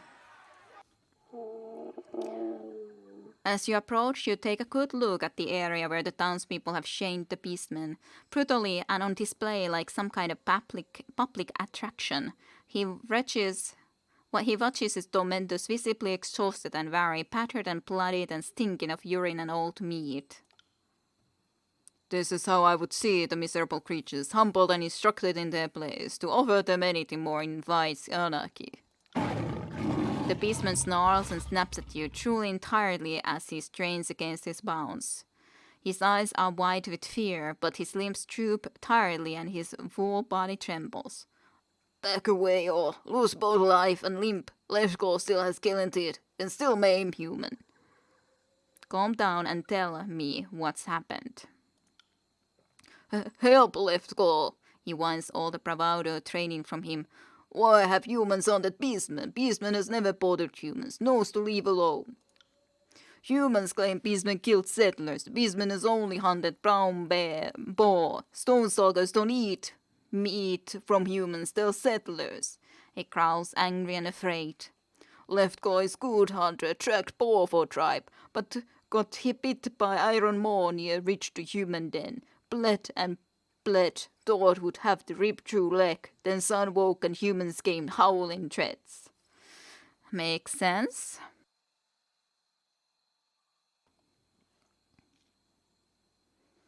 Boring New Year. I'm sorry to hear, Milan. Otherwise at least okay.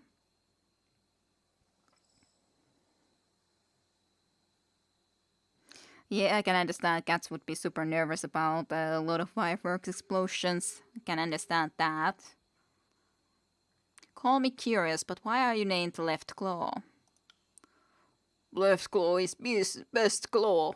Brute sisters and brute brothers use right claw most when hunting, but beastmen learned left claw is faster. Left claw is stronger.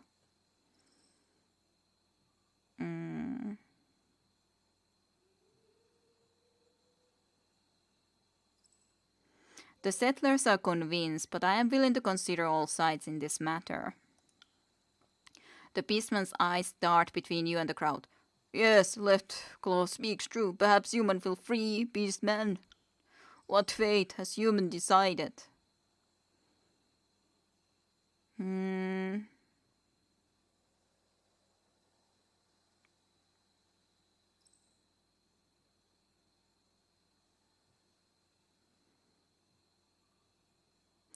Before I make my decision, I'd like to hear more evidence on the matter.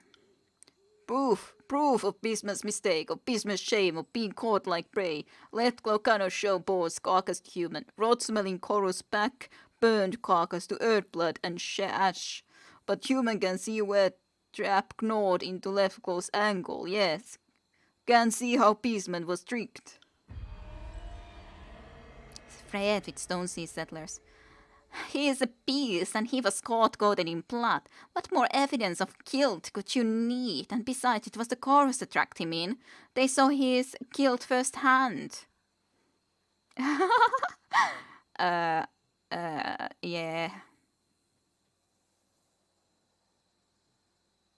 How many villagers have disappeared? But yeah, the chorus. You mean the ones you watched me kill while you covered from the shadows? No, I don't think they'll be offering testimony on the matter. Brad. She pales and stumbles a step backwards, but a body in the raucous crowd behind her jostles her forward.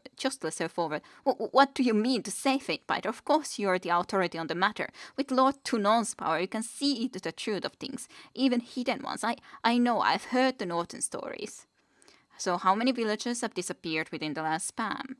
Were any bones found from their bodies?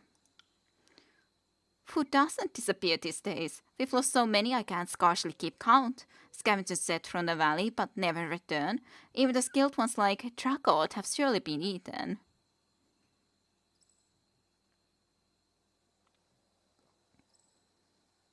All any of you have is a hearsay on either side. You say your word's not good enough? Our word's not good enough, Faintbiter? You'd rather take the word of a mongrel? Fueled by her indignation, she tries to step forward through the raucous crowd, but trips and falls knocked aside by a shouting red-faced man. You're trying to get us killed. You want to get a new edict cast upon us, or worse.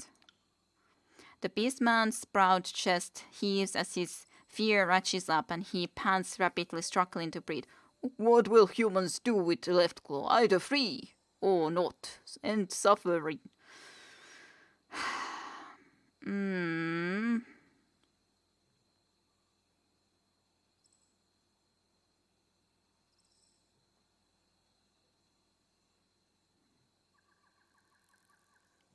Never mind, I've decided to speak more with the crowd before I decree a verdict. I would like to be able to talk to maybe some people from different areas. Tuno's Fatebinder, yes, I hope you've come on a mission of peace. Fatebinder, Grayson cries happily at your approach. You have returned. I have heard the tales of your heroic deeds at Stone Dawn. Our scavenging crew is back here and safe and sound. Yay. But, well, I've been here all the time. Those beastmen, he says, shaking his head. They're a horrible monster. He spits and grinds it into the dirt with his shoe. Yeah, I did free those people from there, yeah. This world would be a much better place if they weren't around.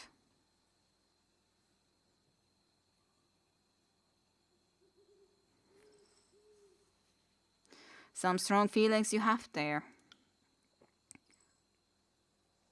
Grayson snorts derisively. Are they not justified? I thank you for what you've done, Faintbinder, but you best leave me before I turn angry. Search and rescue mission completed. Fatebinder, Slayer of Coinsment, Keeper of the Peace. Clearly I should have come here earlier, but oh well. He rushes towards you with his arms outstretched and grips you tightly around your waist before realizing his intrusion. Wow. He quickly backs away and pats away some of the dust he left behind. So many different faces come through the sound, but how could I miss the one who single-handedly slayed those gangsters? Seems every other day we got new scavengers on artifact hunters or just completely old folks coming through these parts. Almost unsettling if you ask me. Is there anything I can do to help you? Any information you need about this area? What can you tell me about the captured beastmen? Grayson grimaces, shaking his head. Ah, yes, the animal they caught outside the village. Can't wait for that unpleasantness to be dealt with. Covered in blood, lurking about, no doubt to hunt more settlers. Mangled himself in a trap outside the gates. Don't know why the chorus brought him in. Just wipe the beast out and drive them away. That's what I say.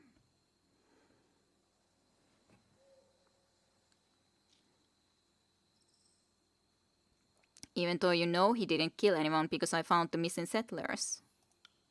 As far as I'm concerned, all that does is prove my point. They wouldn't have had to be rescued if they hadn't been captured them in the first place. I hear rumors you're judging the matter. If you're of a mind to set the beast free, best do it far from here. If we see him outside the town, we won't hesitate to kill him. To be honest, we have killed all the goddamn beastmen around here, so in that sense I probably should just kill him. But I'm trying to be looking into this honestly. On the other hand, those missing settlers were being held hostage or captured by the beastmen, and they were just being afraid, but they hadn't just been killed. So on the other hand, if they just had been killed or eaten, well, then they would have been alive in there to begin with. Yep, a living corpse. Yep, good idea. Very good idea. Yeah, lame fireworks.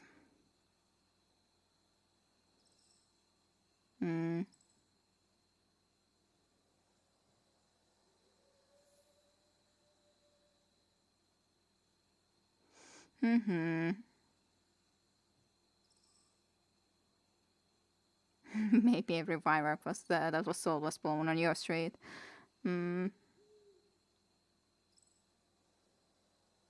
Yeah, just for sound effect wouldn't be very good reason, I think. What do you know about the spires in the stone sea that I've already got? Deep in the heart of the Beastman territory, there's one. Those are dangerous spots. You best be watching your back out there. He nods solemnly before continuing. The other is surrounded by those rock worshippers when the Colossus of Stone finally gulps. A stone colossus? Yeah, the giant of an Archon. He kept moaning and groaning as he made his way across the land, left destruction in his wake, and riled up the beastmen something fierce. Believe he fell near the Dawning Spire. He gives his head a scratch, pondering the situation. Some of the vendors here in town could tell you more. I know they've had some dealings with the scavengers from those areas. What about Halfgate? Well, let's see. It used to be called Plainsgate until Cairn came traipsing through and Faintbiter Callio cast an edict of stone on him, destroying thousands of lives in the process. He purses his lips.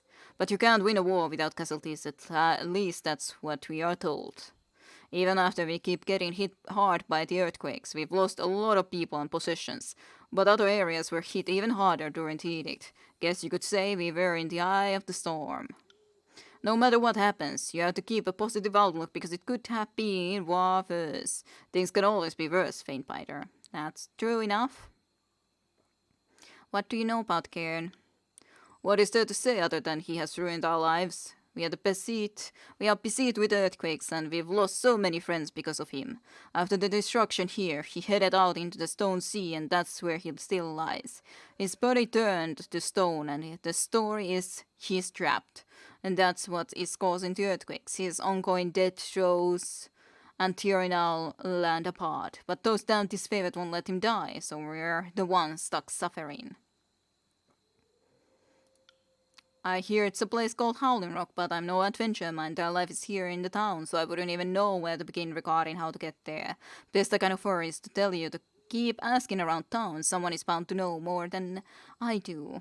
Well, I do know. How has Cairn's passing affected the settlers in this town? Townsfolk have taken to joining scavenging crews and heading into the Stone Sea to search for artifacts and other treasures. Problem is, the Stone Sea is full of dangers, and those scavengers put their lives in danger each time they leave the settlement. Alright. What were the Skycores doing here? In Halfgate, not much, now that you've slain them, but for the rest of the Stone Sea, all I can tell you is that they came in promising to help us with the beastmen and telling everyone they'd take care of the earthquakes. I don't know if they were telling the truth or not, but I do know they're damn near swamped this realm, claiming it for the Archon of Secrets. And if they can take those wild beasts out, I'm willing to give them all the help they want.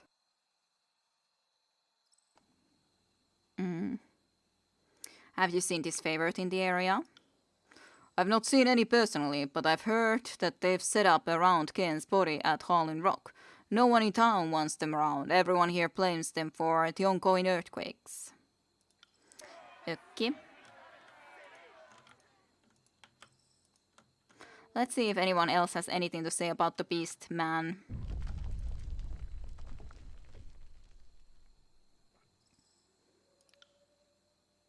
So, about the Beastman.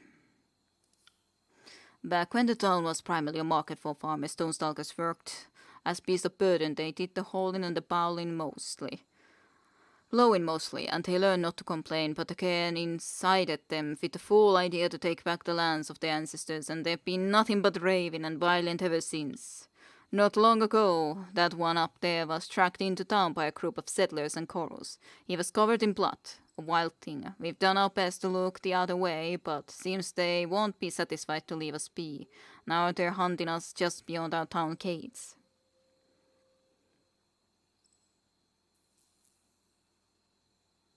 You assume the Beastman's killed. How do you know he was hunting a human?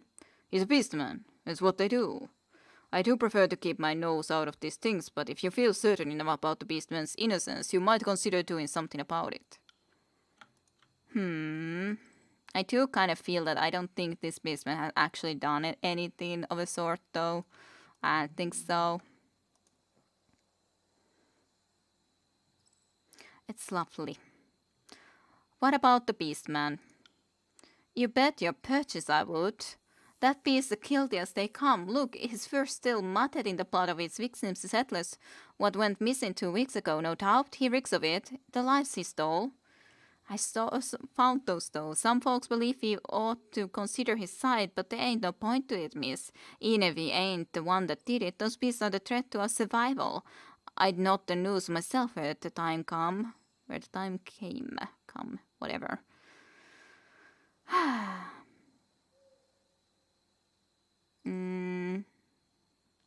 Any number of things could have happened to them. You think they fell or starved? No, the proof don't lie. They got ripped apart by the Beastman, didn't they? I mean, that is, you don't really think he's innocent, do you, good miss? I don't like the thought of letting him go, but I certainly won't be the one to oppose your authority on the situation, Master Faintbinder. You see that justice is served, I'm sure of it. Welp. Alright, nothing with you, and probably you don't have anything to say. Yep. Well, but it doesn't look like he's done it, to be honest, so I guess I should let him go, even though I've killed all the other beastmen, but it's been a musting. No snow, just a huge rain this morning. Lots of mud. How can anyone get into New York mood without snow? I don't know. Everybody's so bloodthirsty in this village. Jeez. Well, they don't have a good relationship with the beastmen, clearly.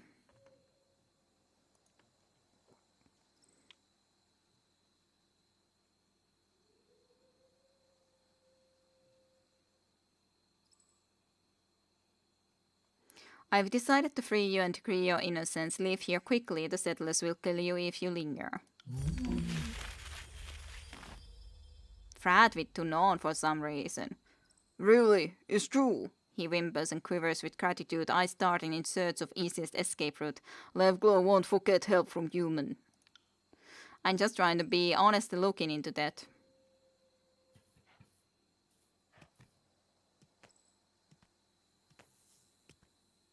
Just get the mongrel out of my sight.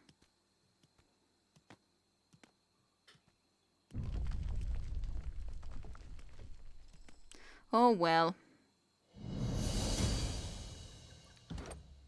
Tunons didn't like it though. And I don't like that Tunon didn't like. But what am I supposed to do? At least I have more favor than this favor, but it didn't seem like he had been the one. That's just the case. We found the goddamn settlers. I can't help that fact.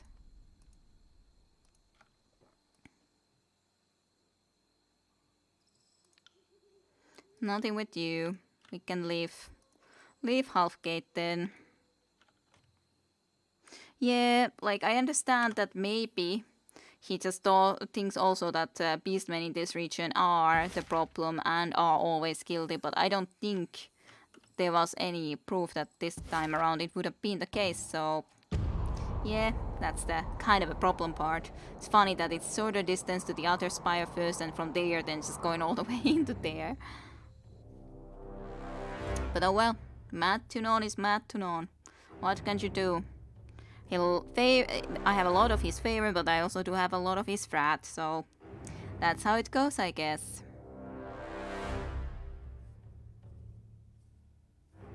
That's just how it goes.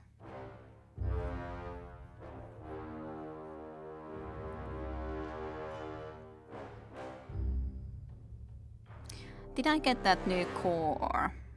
I think I did get one more new core that I didn't have before I bought it, so I could look into that at least before we actually head into trying to then kill Cairn. Let me have a look. Sigil of Force, core, you already know this sigil. Certainly I didn't buy that then. Maybe I did. No, it was this one. Entropy. That's something completely new. Atrophy. Channeling true energy through the sigil of Atrophy robs the target of vital energy, crippling their body and mind. Atrophy was discovered centuries ago in the East by a cult of mages trying to find a path to eternal life by training the energies of mundanes. This variation on the sigil of the Archon of Ruin was found to have its own powers. The cult grew in power before being stopped by a Faintbinder sent to judge them. Touch of Entropy, minus mites and so on. Cool. Rooted Affliction. Remove 2 random beneficial effects. Alright.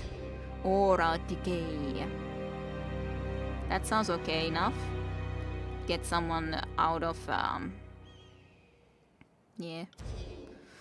Make them have less armor, and then Withering Cloud. Weaken Affliction, Silence Affliction. I like that one. I like to have the possibility of doing this. I guess I could give her Serene this then.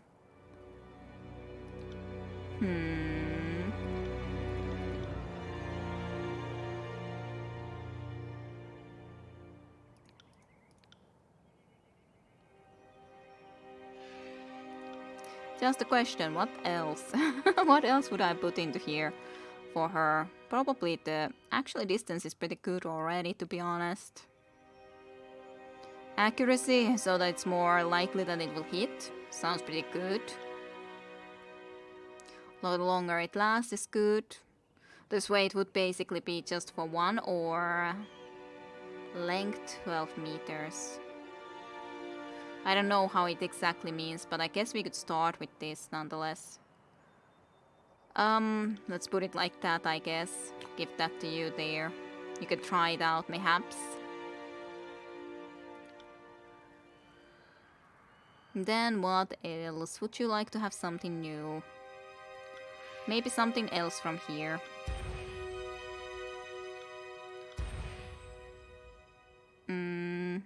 Maybe this. You can have 2 of these boost in once then.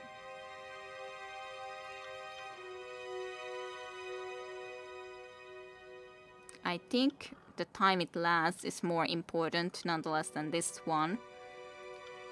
Ah, too much, too much. Can't do that much.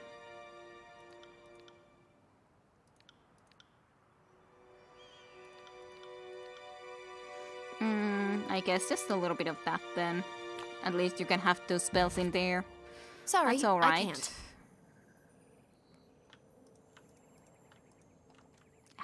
Can't go straight into here. Fine. Sorry, I can't. Slowly get in there. Extra slowly. Why must we have to go from all the way around here? Why?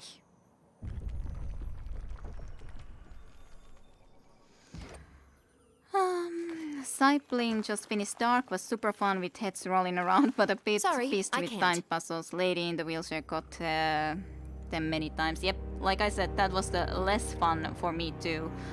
In the end, she didn't get me that many times, but she was still definitely, that part wasn't as fun. Just trying to predict indeed the part of...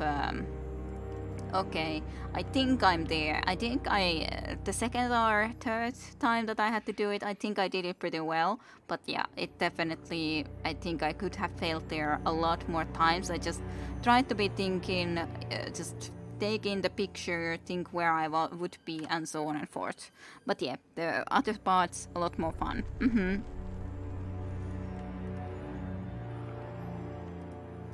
Could have failed there so many more times. Alright, let's do this then. The required preparations have been set. Are you ready to perform the ritual that will extract Kain's energy? Joining us is not a critical component, but I believe you would facilitate our focus. I would also like you to do us the honor of executing the final rite. After extracting his energy, we will have only a short time in which to use it to permanently destroy the land. I wish I didn't have to destroy the land permanently though, like what's the point of capturing this land to begin with? And we can definitely defeat the Scarlet Chorus without destroying the land. I wish I could say that much. Like, there's no point doing that. But fine, whatever. Let us begin. Yeah, harvested Azurite and lost the Azurite shards. Excellent, in that case I will signal for the ritual of the following to commence. The disfavored lieutenant clears his throat and edges away from the cliff. I'll just take a step back for this one. Yeah, Katie's. I'll just take a step back from this one. He taps his staff once, twice, thrice to the ground. Let the land hear our cries. He continues as Earthshaker scatters, slowly chanting around him. Let the land shudder and tremble. Let the land swallow Kain's legacy and choke on the power forevermore. Archon of Stone, we gathered beseech you. We who believe, let us not follow this land as is fitting for your grave dirt.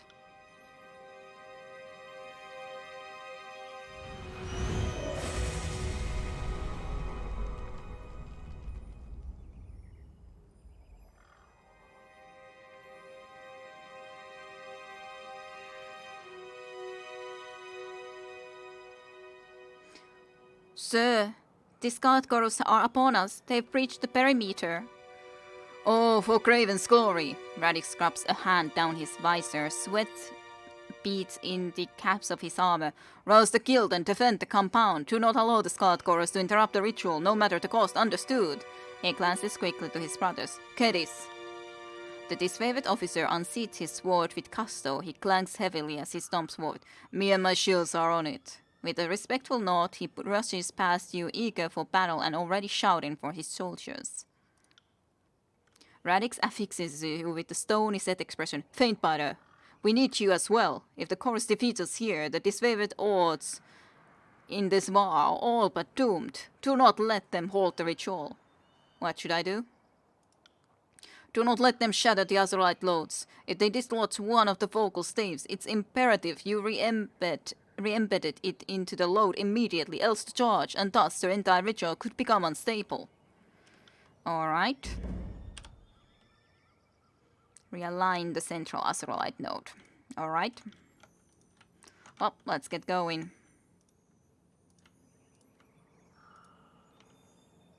Nothing over here. We just all of a sudden hear a lot of the dead people. Heads up.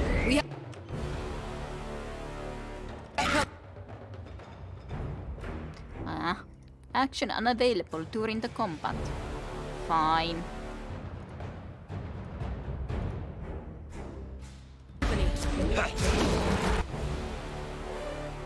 Shoot this goddamn annoying bloodshander, I'd say.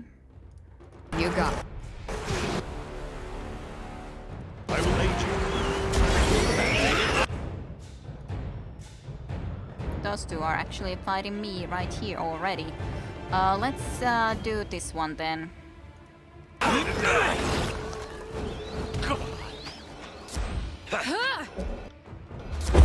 Okay.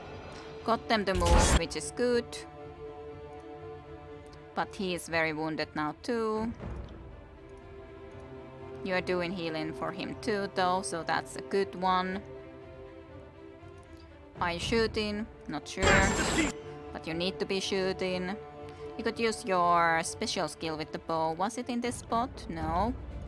It's in here. Sure, do it. You could do that for a change. A chromatic arrow.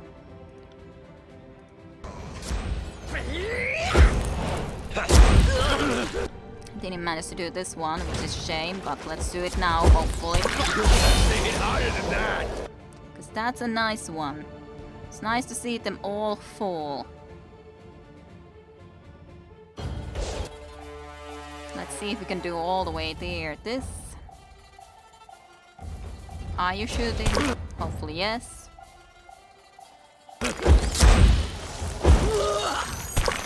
Why did that go into the side? I'm not certain, but not sure how much I could be doing about that right now.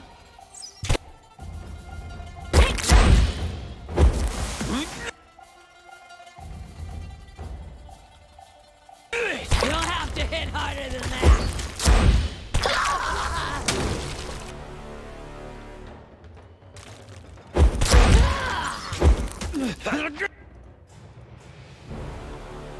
I will aid you. Try to kill the blood chanter first. Good. Now you can concentrate into this lowest health horde member. Tear your skeleton out by your ass! You need to heal yourself. Take that. Right.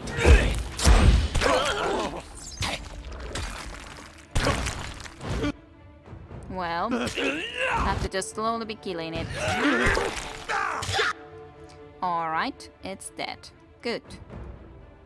Back here.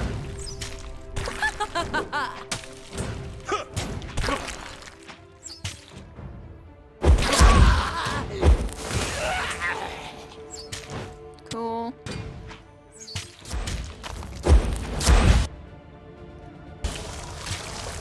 You can murderize this person a little bit more with a nice hit. Now then, all of you will concentrate on this guy.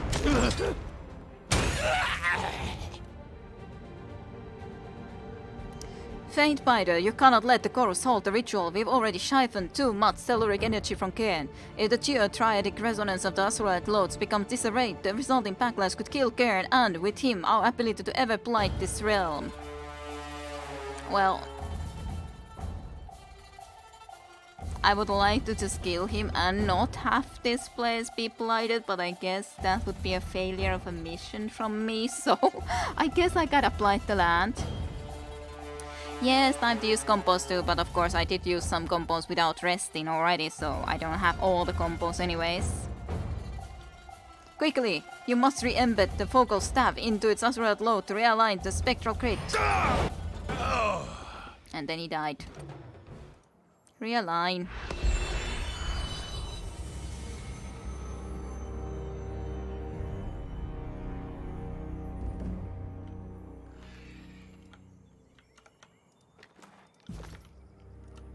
So south, eastern, so indeed in this direction is the next battle we're gonna be Moving having. cautiously. Let's go and surprise them.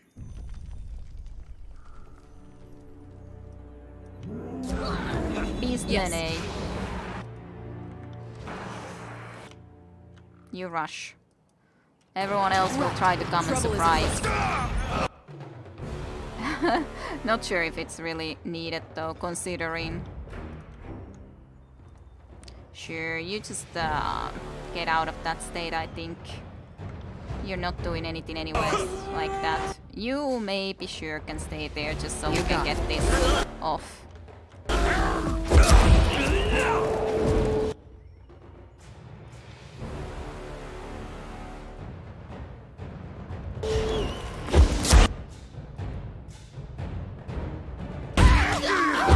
Get back here.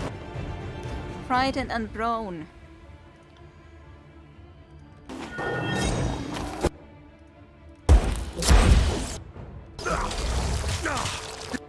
This weapon is Yeah, useless. of course you would say that.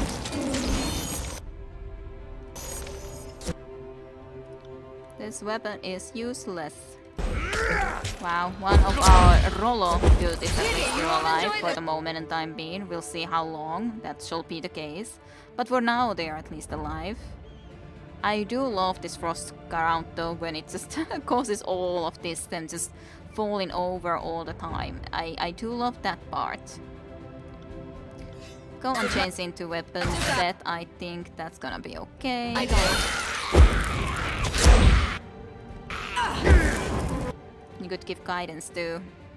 If I must. I got it.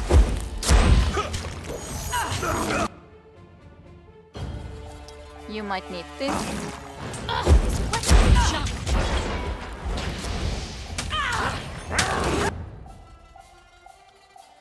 You got it.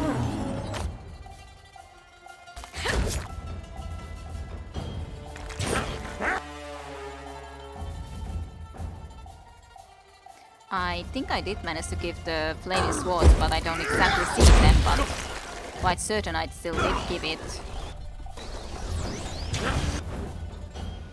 Sure, go for this injured bloodshander, I guess, mayhaps. This guy is almost dead. Yay, now he's actually dead. Not just almost, he is dead.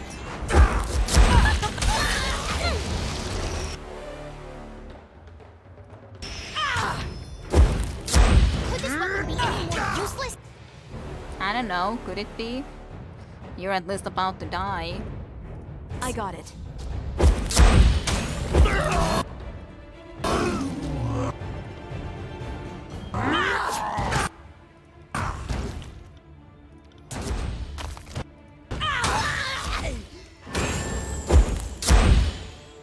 Okay, that part is completed. Any loot from these guys? I guess not. How sad. Well, we gotta realign this anyways.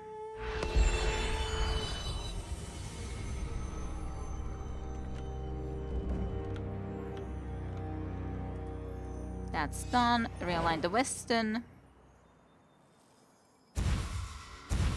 So they've gone through that area now, all the way over there apparently. Okay, gotta hurry then. Our disfavored soldiers really are not that great at stopping these guys. They all suck. Alright, this area is indeed retaken by them, clearly. They're doing so great jobs, aren't they?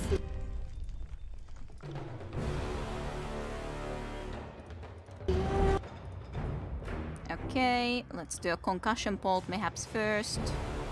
And then you can head on. You can give this already to If you think her. it will help.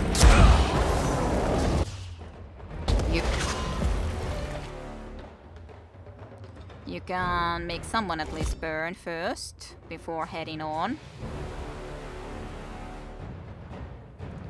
You can attack.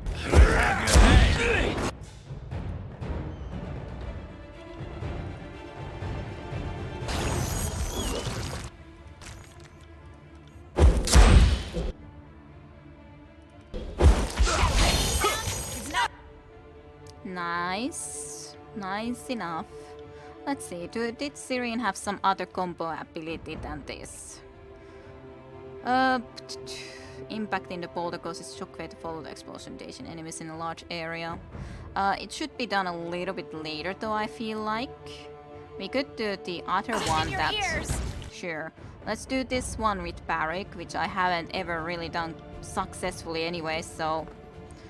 Some plates from me. What the heck are you doing, Syrian? Sorry, I Don't can't go help from it. all the way around there. That's the foolishest thing you've ever done. Alright, that's done. I guess I can still stay here then, and then we can do this one with you. We get to get through these things a little bit faster as a result. Game couldn't handle it either. Oh, there's the Syrian extra, the embodied nightmare also. Okay, yeah, now. Throw in the goddamn rock. Daze in everyone. Mayhaps at least try it. The daze. I got it. Easy as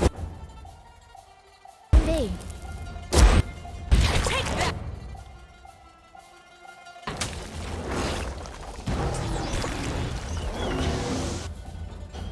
Okay, one beastman had less use that. So we'll be burning a little bit.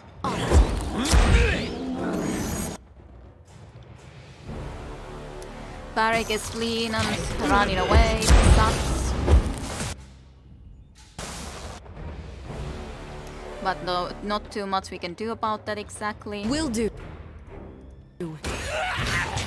Why do you still have that weapon equipped? I don't know. I would prefer you to have these weapons.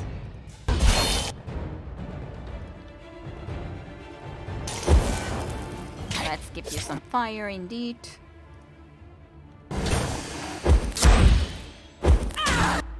Okay, good.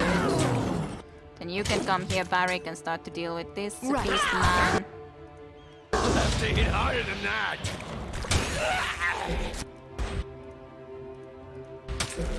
I'll tear your skeleton out by your ass.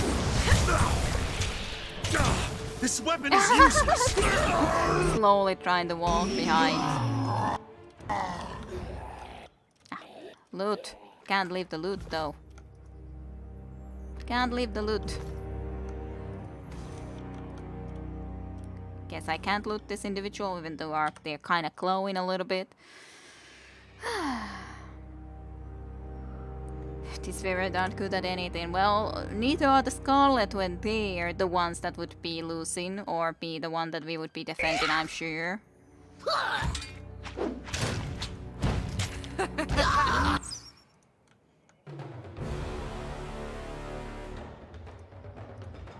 You start attacking this guy. You come here. You just straight up go here. Far, far, far.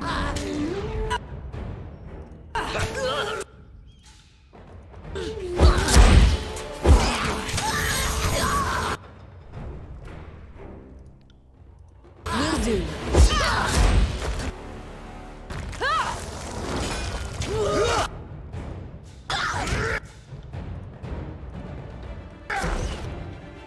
Okay, let's now do this. This is what I was waiting for, that this would recharge.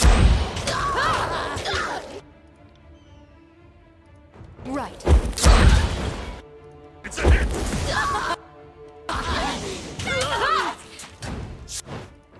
Do this. Some more flaming weapons, I'd say, is in order. Nice.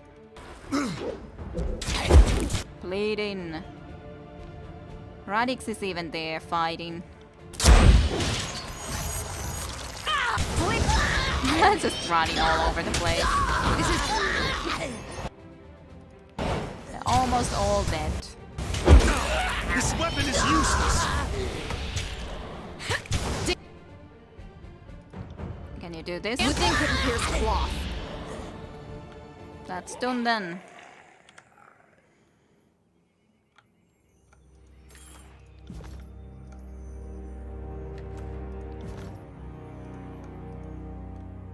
Now I can loot all of their stuff.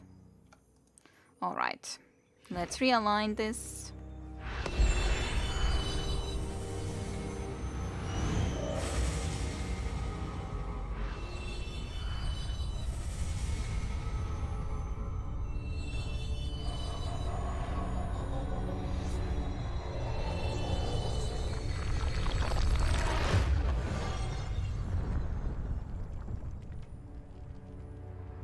Well, that's done. And I shall gain some more power for ending an edict.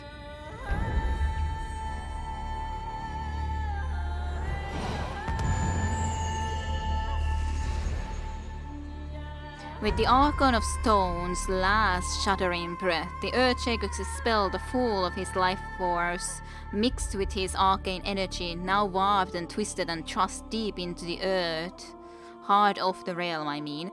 A poisonous strike to forever rent the land.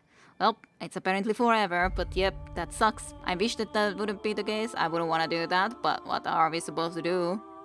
The edict breaks with an audible clap, and your stomach lurches from a sense of sudden faithlessness combined with an acrid tang in the back of your throat, an aftertaste of the rot that now infuses the land.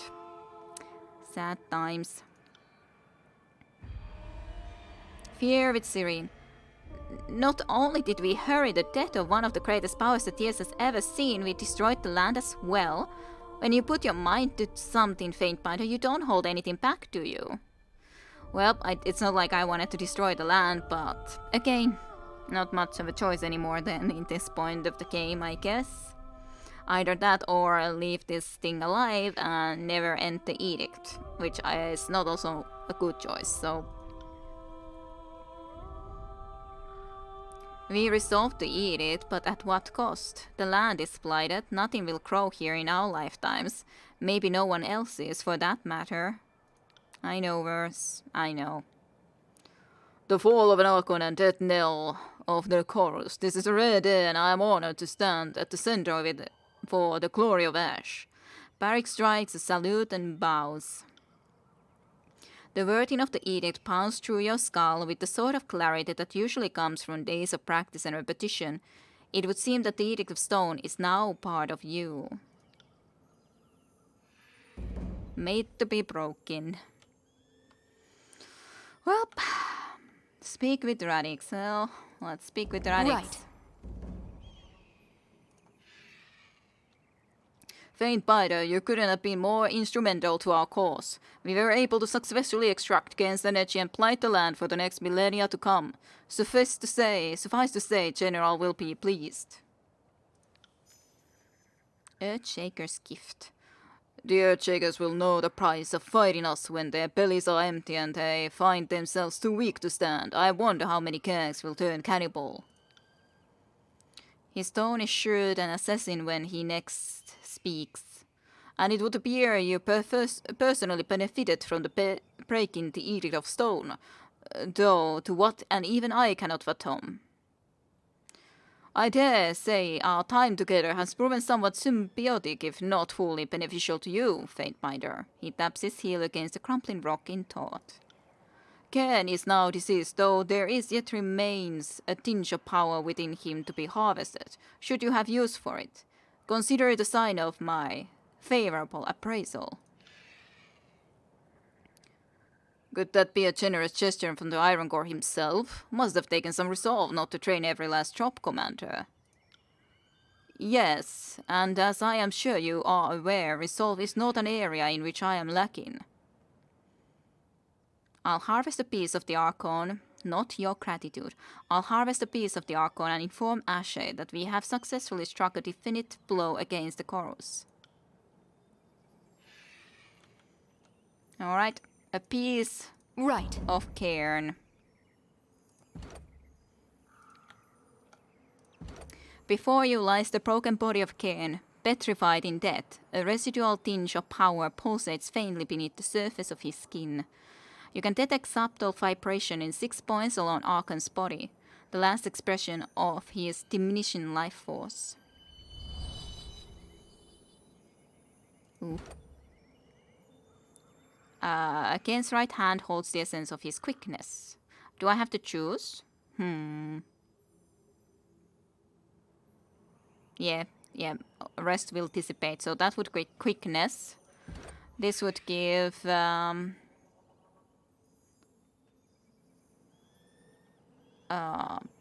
eye fragment? Piece of Kane's eye, but it doesn't tell me exactly what it would mean. Probably the head seems like that would be the most beneficial for me. Heart. Arm or a hand. No, there it tells me before I look. Finesse. Quickness. Resolve. Vitality.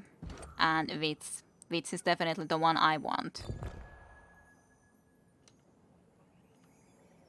Certainly enough. Rather wits than anything else.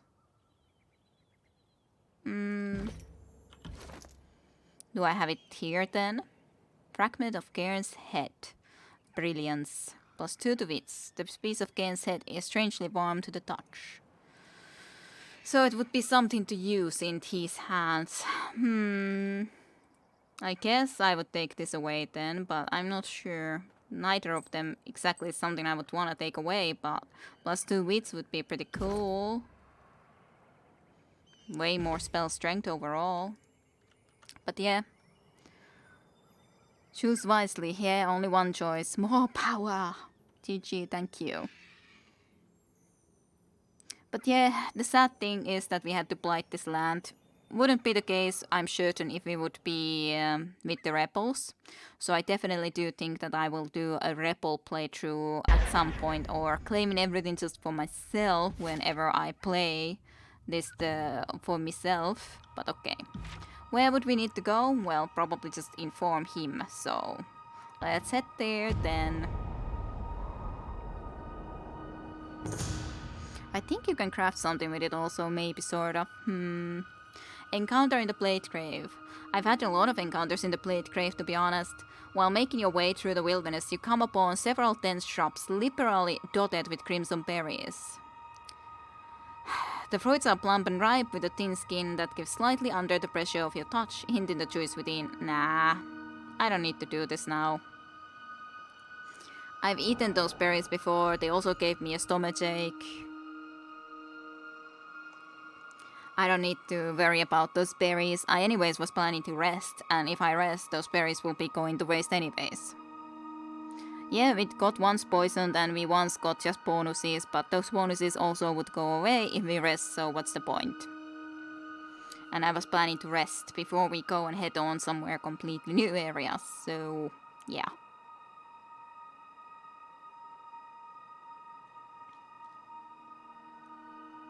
Yeah, pretty much all the areas of the map we've at least visited to some degree at this point.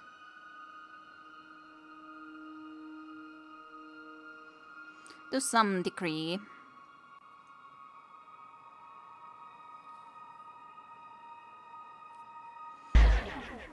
Okay, here we got again to go and report of our success.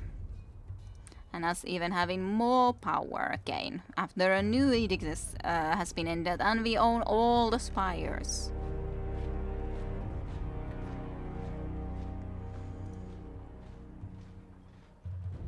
And yeah, no active edicts. None at all.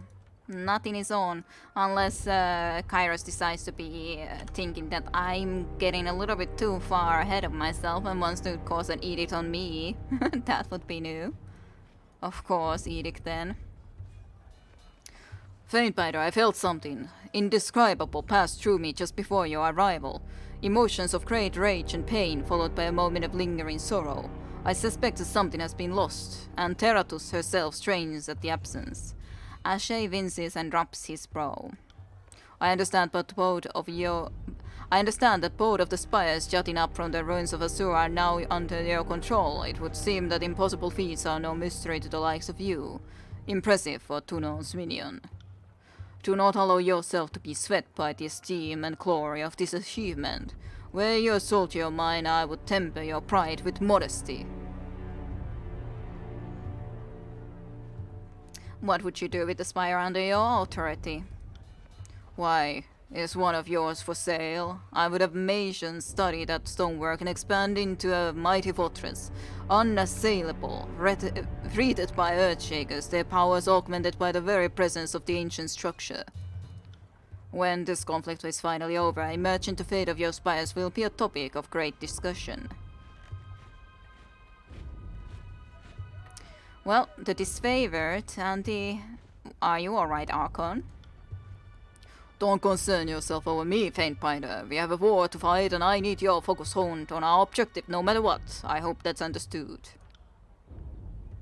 The great general just looks tired. You would be too if you were responsible for tens of thousands of lives. Still, he looks more troubled than usual. Well, the disfavored and Earthshakers were triumphant and have managed to destroy Cairn. The Archon of Stone, fallen. Ashe turns his gaze out to Ironheart, settling in on nothing. I thank you, Faintbinder. This was a long time coming. Cain's betrayal was inexcusable, and a death sentence from a lawful hand is no more or less than he deserved. What's more, you are to be commended for resolving an edict of Kairos and putting down an Archon at once. He pulls on the end of his beard and frowns.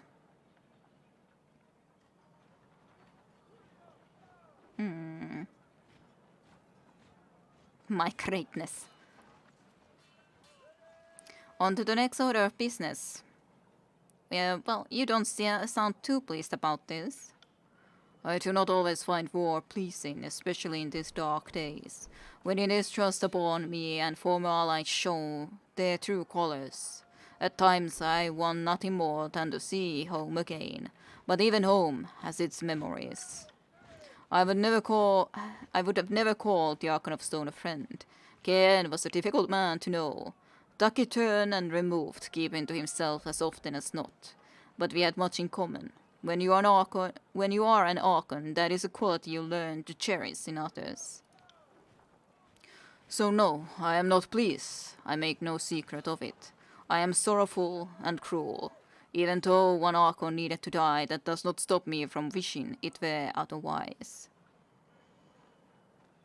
Well, on to the next order of business. What happens to the Scarlet Chorus from here?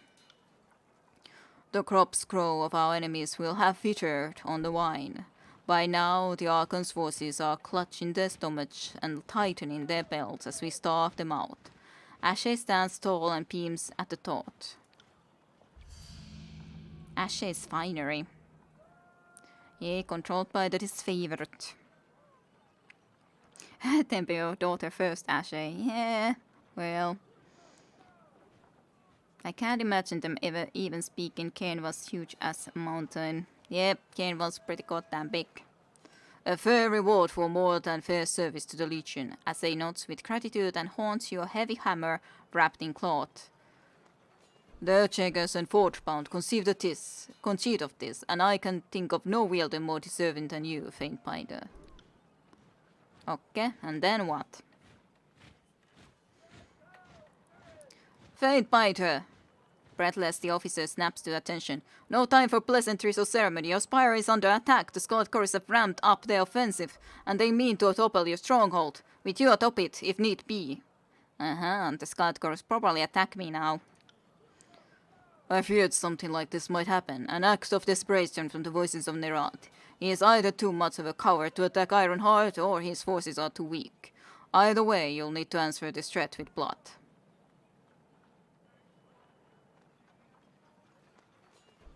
You carried out your task with distinction. Well done. My thanks, Faintbinder. Best of luck at your spire. Okay. And Rogalus has sent me a missive. An Archon's end, indeed. Dear Faintbinder Kida, you ended an edict, and now you have entered an Archon. I know none in this court had such an expectations for you when the Archicator initially brought you among us. So many surprises in so short a span. You fascinate.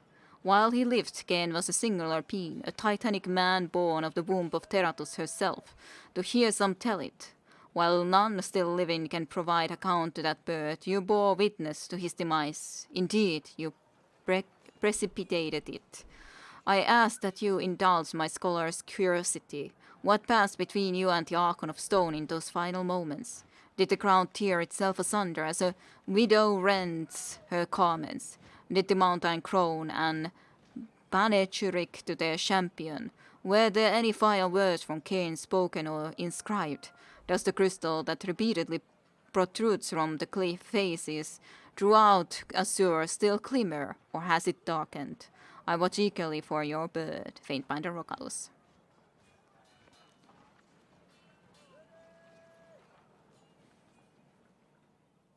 I didn't spare Cairn nor save the land. I wish I could have, but I didn't know a way. So describe the blighted land. Faintbinder Rogalus, how does one depict the death throes of a nation? In the Edict of Stone, Kairos consigned Cairn to his doom, but in their ritual the Earthshakers spread that execution across the entire region. The life drained from the soil even as it faded from Cairn's eyes. One could verily feel the stone trying to leech my own life from me, as if I'd eaten stale bread when I already thirsted for a flagon. We mark this place, and it may never recover. Fatebinder Kida. Yep, that's not nice stuff. But so it is. So it was, and so it is. I wonder if they're attacking all of our spires then, or just one. Yeah, I have many spires. I don't know which spire would be under attack. Maybe all of them. Maybe all of them are under attack. Who can say? Who may say?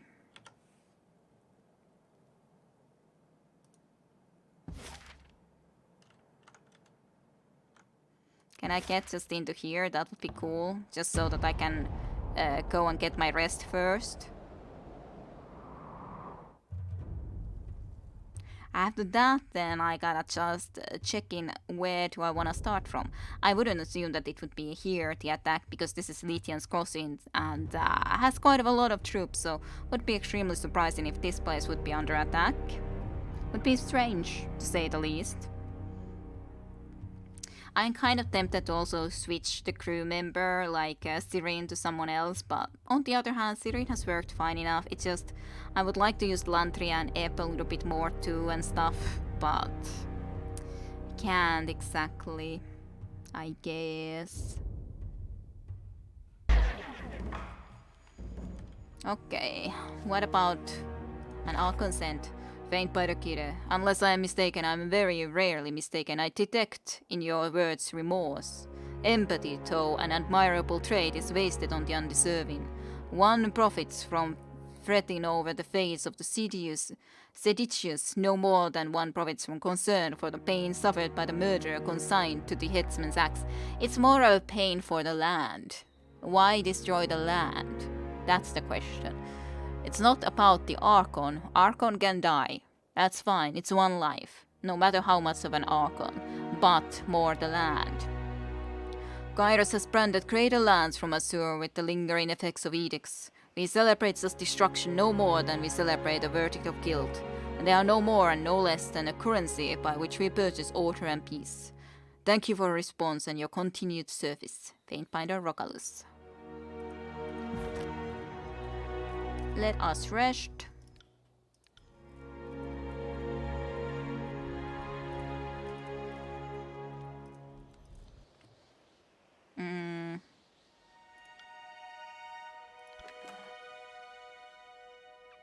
Dire remedy.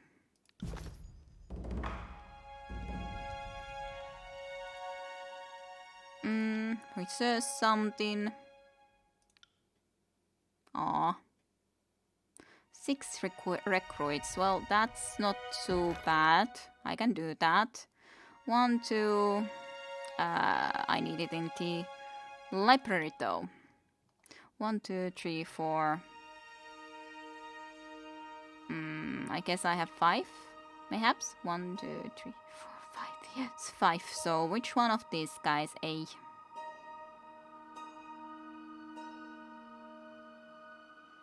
Maybe you. Sure. Could you now do it? Yay. Let's do some more in the Silent Archive Richard's tree. Okay, so indeed, which location of our spires would be under attack? Now that's a big question. There's another one there that I could be looking into as well. Let's see. Ventrian Well, that makes sense actually, that Ventrian Well would be the one to be attacked. It is the first spire anyways. Enemy forces are marching on the citadel in Ventrian's Well. Return to your spire to assess the situation. We surely will. We surely will. The lands are so purple now. Everything is under disfavored control other than this area, but there's not really much there anyways. Was this the correct place? Yes.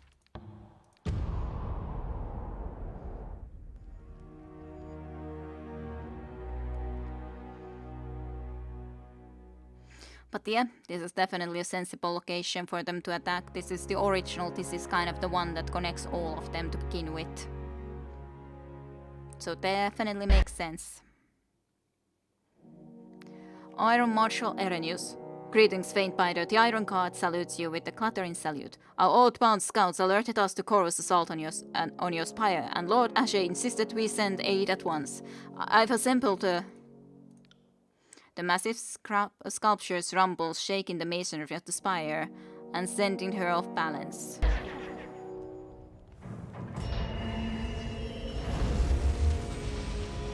Okay, what's gonna be happening now? That's definitely different.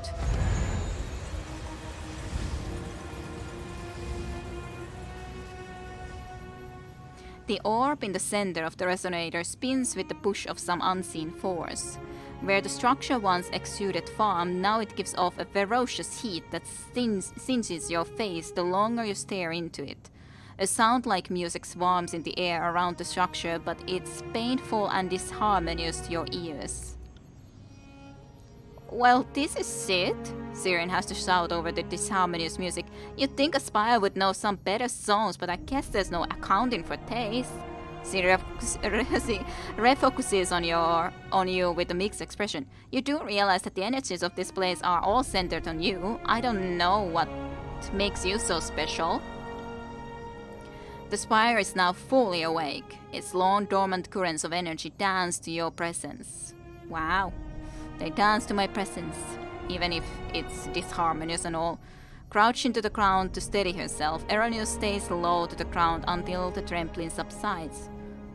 Feels like something is shaking the spire. The chorus can't pull off that sort of magic. What in Kairos' name is going on?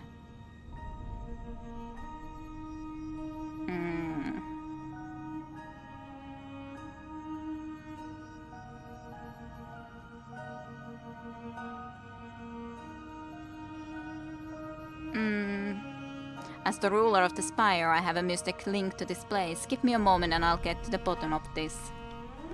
I don't suppose this magical spire of yours has some water magic or something of that ilk? She points down towards the chorus troops amassing below. Unshakable courage and superior training will only take us so far against that large of a force.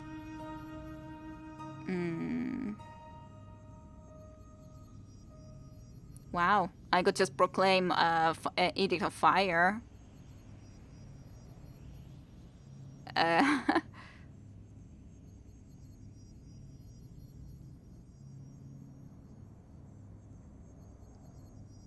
So I could just try to do Edict of Fire, do it again without even Kairos' words, or try to just shout that I have it from Kairos. But I think I would rather try to do this. It sounds cooler, plus the fact that... But of course, it's kind of an extreme symbol of power, but what do you guys think? Should I do this? It tempts me too much.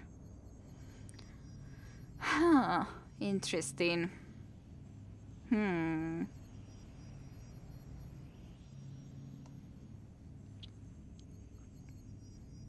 Of course, this would save a lot of lives, but would I just immediately do that? I probably should not do it immediately, even though it's so goddamn tempting. So, I guess I'll do this nonetheless first and foremost, because this just seems so wrong. This prior, but on the other hand, isn't it wrong for me to say that I have an edict from Kairos if I don't?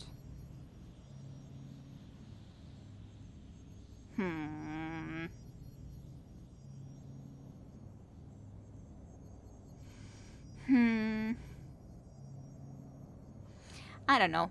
This feels like as the most logical, because on the other hand, I don't have an edict from Kairos. That would definitely make me even more of an Archon if I can do that.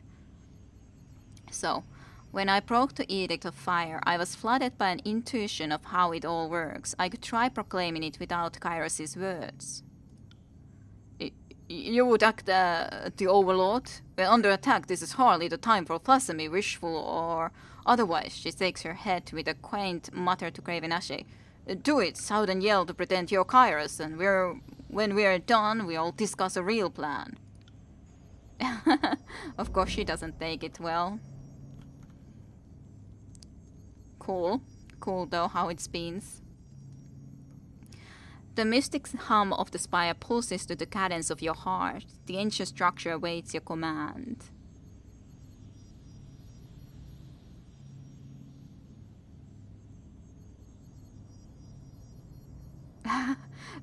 Just touch the resonator and concentrate, touch the resonator and concentrate, and say something, touch the resonator and concentrate, I have an edict to proclaim. I don't know if I trust my abilities, but it's still, I made it originally the Edict of Fire after also in that sense. There's still so much that doesn't make sense. Perhaps your allegiance to Craven Asher is shaping you in some fashion. You have established some sort of a mystic link with the Spire. Now, I'm no expert on magic, but I can't help but liken it to the General's mystic link to me and the rest of his warriors. The air ripples with heat and the Spire hums, and low chanting of your name echoes through your head.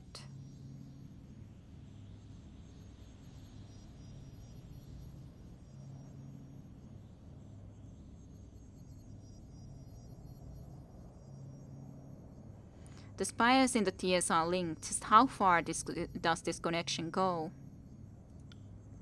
As soon as your mind finishes the intent of your question, you lose sense of your feet and your vision expands to the spires on the horizon. Meditate and silence your thoughts, or see where the visions take you. Your perceptions feels stretch about the peninsula, your thoughts speeding along the old walls that wind their way through the tiers. Judging from the distant look on your face, I'd say that Spire sent you a vision. What do you make of it?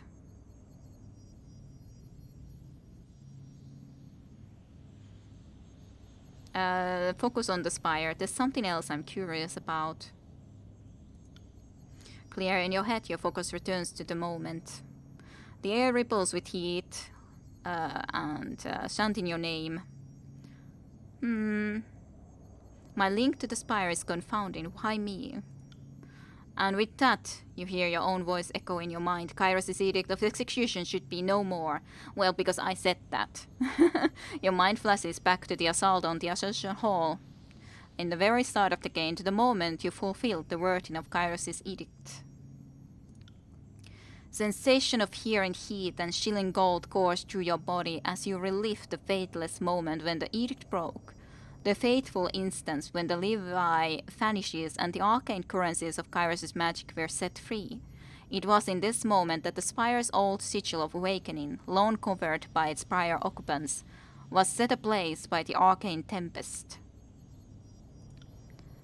Sigil of awakening. The Spire knows the first moment it found you, and so now you know this too.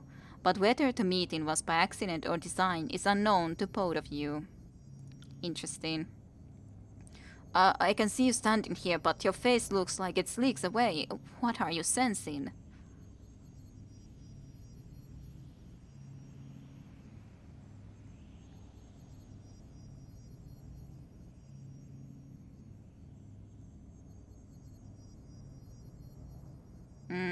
There was a flash of the assault on the Ascension Hall and the resolution of the Edict of Execution.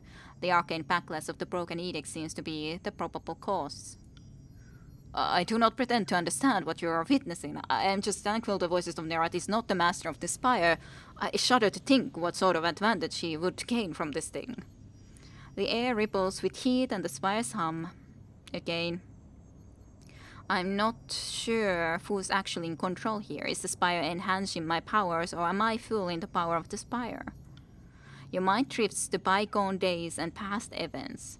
Along with the rush of memories you know as your own comes a surge of images, voices, and pangs of joy and sadness either long forgotten or remembered by someone else. The heat of the burning library still radiates in our lungs and hearts. While it's a bit disconcerting that you occasionally exhale steam, the effects seem a harmless reminder of the power lurking inside of you.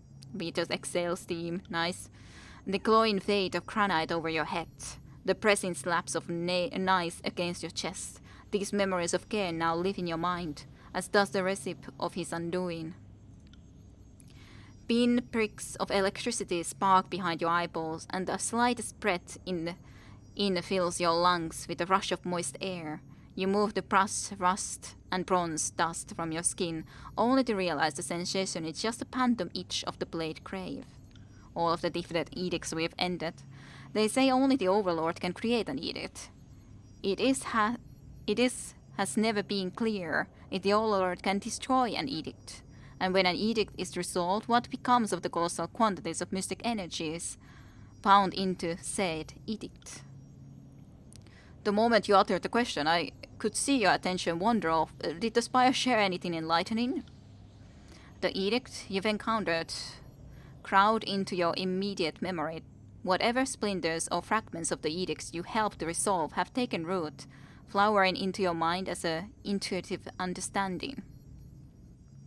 Kairos' edicts make sense to me. The spire can amplify my voice and my power. I'm confident this will work. Just when I thought I had heard every pause under the sun, Verse shakes her head with a sigh. Have at it. If you can do what you say you can, how soon the invaders are in for a surprise? The sensation of power that was at first a pressure in your lungs now surges with each beat of your heart. All of the tears look upon the spires and think of you. Their fear, their admiration, their terror. With the spire, all of this can be harnessed and used to your purposes. The edicts you've encountered crowd into your immediate memory. Yeah, but I can't have been the first person to mess with this device. You feel a presence standing adjacent to you in space, but centuries from you in time. For a moment she seems aware of you, or perhaps you are remembering her speaking to someone standing in the very same spot. She speaks to the spire and the spire listens, echoing her words. And while she speaks with conviction, her words are not edicts. She lacks the understanding and the conviction. Images of a half-dozen figures swarm through your mind. All of them walked atop this ancient perch, and each discovered but a sliver of the spiral's potential. Interesting. So there's been plenty of people, but none of them have had all the information or the knowledge, at least not, for example, as much as we have. What did the spire show you?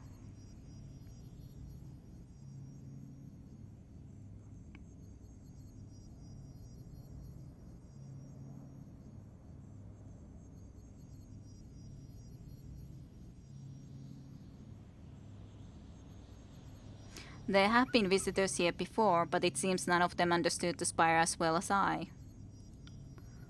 I know of your capacity to speak with architecture, but how does this help us here and now, with an army coming at us? The air ripples with heat and the spire's hum, a low chanting of your name, echoes through your head. Well, touch the resonator and concentrate. What could possibly go wrong? Whatever could go wrong? And yep, that's the thing, I proclaimed that edict as well to begin with, so already that gives me a little bit of extra knowledge, plus then the fact that when I had made that edict, I also resolved that edict, so... I don't even know why we explain that all to some marshal. If you explained that to Lantry or Sirin, it would make more sense too. True, to be honest, true. Of course they are still here listening, but still... As you touch the stone structure, your sense of the moment slows and you feel the entirety of the tears at your fingertips. The spire stands ready to channel your will. Issue a new edict. Hehe. Yeah, just here, of course. None other than in this location. Okay, I do think the Edict of Fire makes the most sense, because none of these make sense, just because of the fact that we were not the one to actually issue this to begin with. There is a couple of more that could be in here, but are not. The Torrential Plain.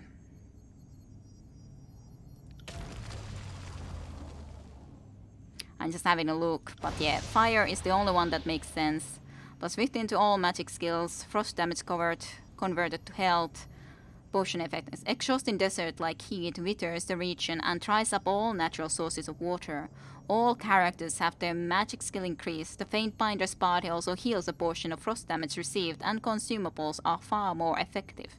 Foes become fatigued and have a penalty to quickness. Enemy effects. Plus 15 to all magic skills, empowered pain, minus 4 to quickness. Exhausting desert like heat withers the region and dries up all natural sources of water. Foes become fatigued and have a penalty to quickness. Yeah, it's basically the same text though. Issue edict. Exhart act. Lots of magical energy is definitely gathering up.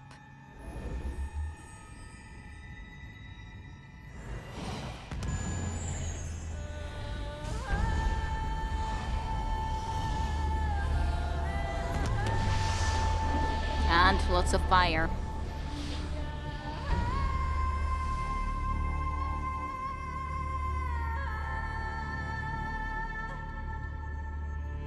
What in Craven Ash's name? The Iron Marshal turns about, taking in the view in all directions. But Kairos didn't give an edict to read, so how did...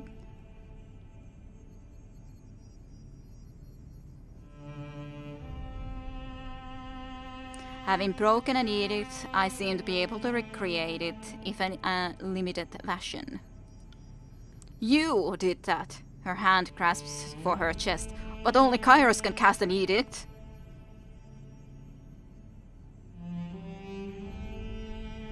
And now that you've seen what I can do with your own eyes, you can tell others. Vrad, your voice carries the fate of the Overlord's magic. She dips into a bow. I should not have doubted you. The chorus have no idea what they've just walked into. The Iron Marshal smashes her gauntlet together with a quiet chuckle. Binder, let us strike now. We must seize the moment and swing their panic into a rout. Hoisting her blade in hand, Eranius moves towards the exit. Faint, Binder, I will get the carnage started. Join me when you are ready, and we'll deal with whatever rabble remains. Yeah, I was thinking too that I was thinking about the Claire silently, but I still kind of wanted to respond. What could go wrong? A lot.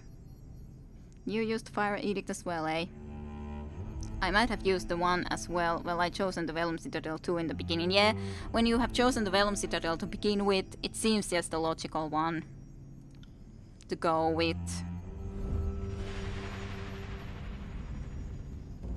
Standing tall.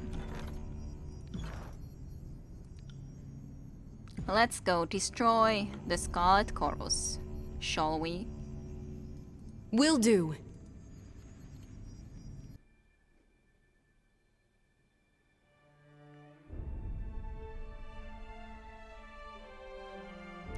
So yeah, it's cool. It's definitely cool, but that's why it's also important that we break edicts, because then we gain the power. A lot of power from the fact of having done such a thing.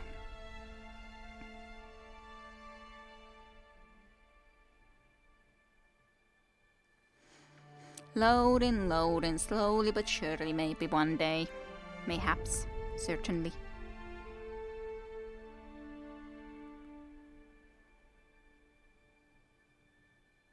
Slow, slow, slow. Let's proclaim one more on top of it. Yes. Lots of fire.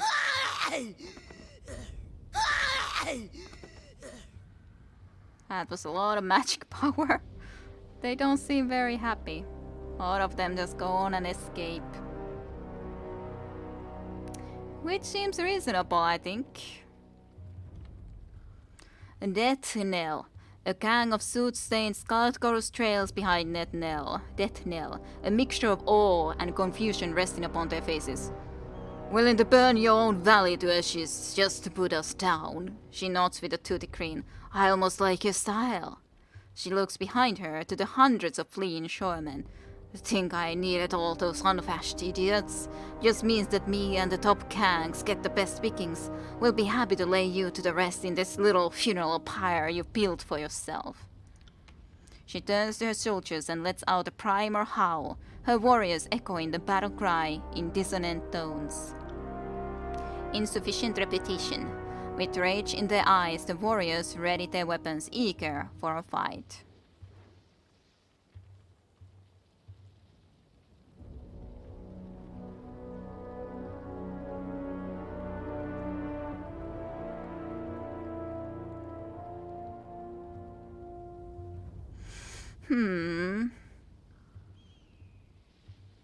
Fools, did you not hear me proclaim that edict?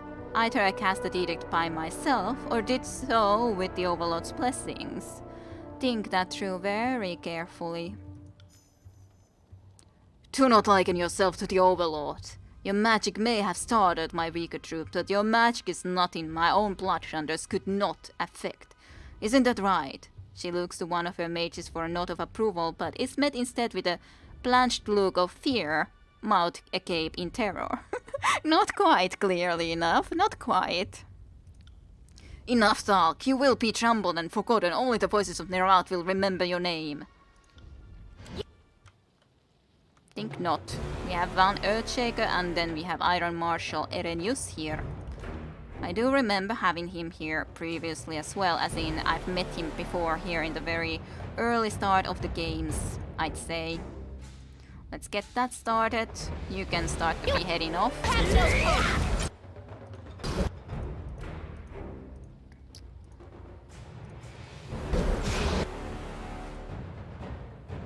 Alright. You have the weapons equipped, yes, Reese, just like I wanted you to. You can do that.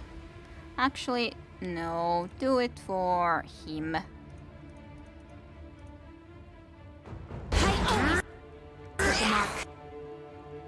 Did I manage to do it or not?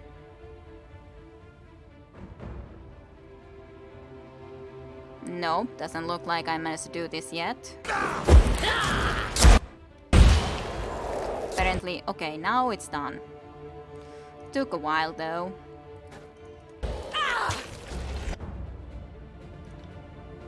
I guess because I was looking into this Earthshaker. Why haven't I done it yet? Why am I still just standing there? Well, because I was elsewhere to begin with. Now, can have those. I would love if you could do this barrack, but I'm not sure if you're capable at the current moment. I would love you to be able to, but On my command! not sure you can. I guess maybe we managed to do it. Yeah, I think so. Kind of surprisingly enough. Do this. You can do this. Whenever barrack is up and about again, so that you can actually do something, you can do that. You could do this with me, because why not?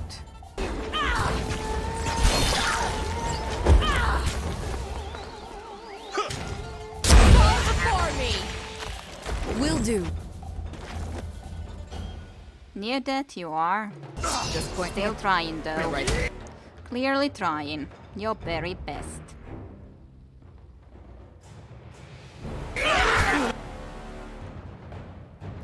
Let's go from this angle, I guess. So we can do from here this. You won't enjoy this as much as I do.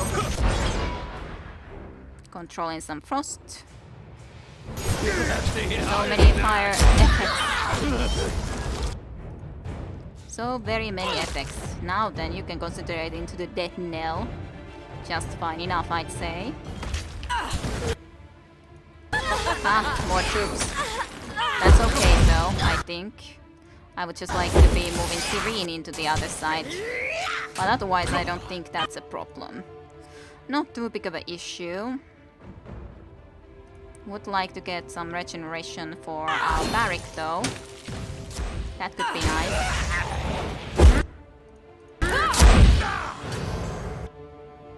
You got it.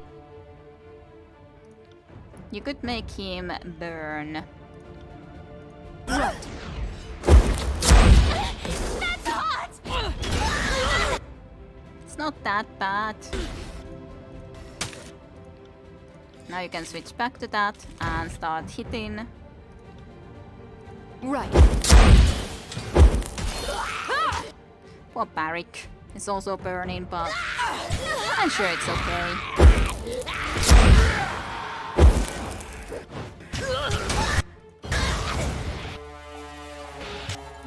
So many. All the disfavored are burning too. They're even uninjured still.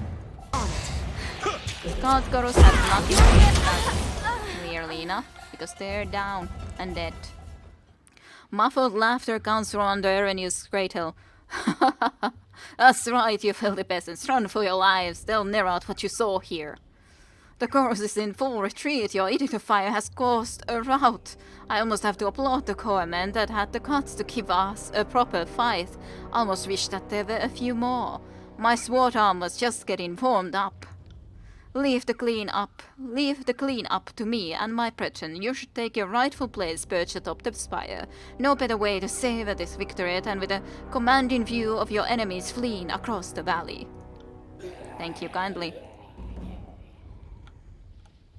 Return to the mountain spire. I shall do so in a moment. I'll take these items though.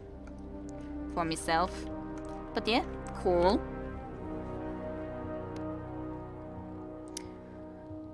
Let's proclaim one more on top of it. Fire and earthquakes, for example. Barak already hates your edicts, I'm sure of it. Yeah, I'm sure it's the case. I'm certain. Shocked and demoralized by your display of power and the ease with which you dispatch their leader, the Scarlet Chorus fighters lose their nerve and scatter in defeat.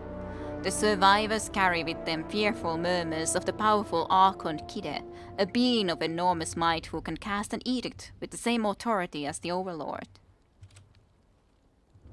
Confusion sets in across the realm. Amid the whispers and misinformation, one fact remains consistent.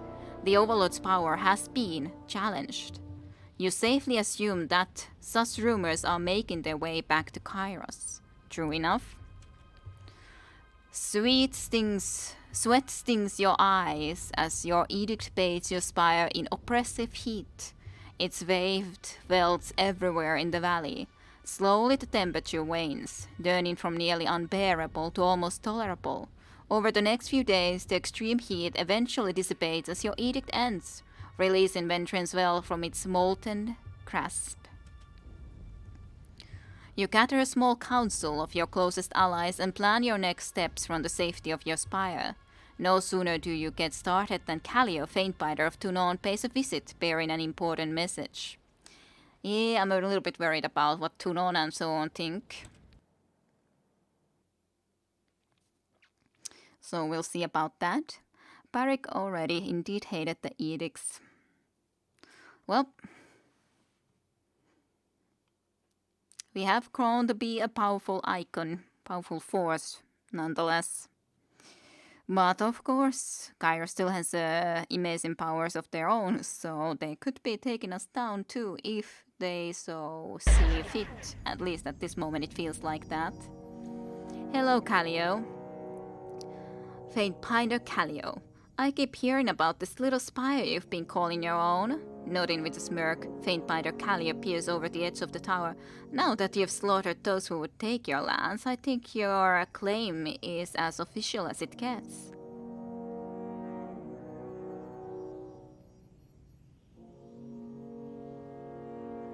Let me guess, you're here to investigate what just happened? Naturally, she nods with a smile. Tunon expects me to give a full report, but today I come bearing an important message. Not an edict, but commandments from the mouth of the Overlord all the same. No one's entirely sure what to make of you these days, Kide. They all say you spoke an edict of fire. Not a proclamation of the Edict of Kairos, but your own Edict of Fire, your own mystic conflagration. You are no mere Fatefinder, of that much we can be certain. You've proclaimed and broken an Overlord's edicts perhaps one too many times. If I had known you could do this when I first met you, I'd maybe have tried in earnest to kill you. I hope for the sake of Terradus that the right person has inherited this gift. I don't know what to make of you, Faintbiter, proclaiming and breaking the Overlord's magic, claiming these awful towers. It should come as no surprise that an edict is within your grasp, but I still find room for surprise. You're powerful in ways that gang bosses and mages aren't. You commanded this place to do your bidding, and unleash something incredible on the world. That isn't the work of a Faintbiter, if anything, it's the work of an Archon. Beast woman will follow Alpha from here to ends of the years, lands and farther still. We'll prowl deep in cold north, hunting armies of Kairos at Alpha's sight. Together Shadowhunter and Alpha will slaughter whole of Primus tribe. I don't have any idea how you're able to do this, but it isn't the power that any scholar can wield. This is something else. You are not some ambitious hedge mage who learned it out of a book. You're more like an Archon, where it just comes naturally. She shakes her head with a grin. I always knew you'd be a delightful bit of trouble, but I didn't think you'd had a touch of an Overlord's power in you. Why didn't you tell me?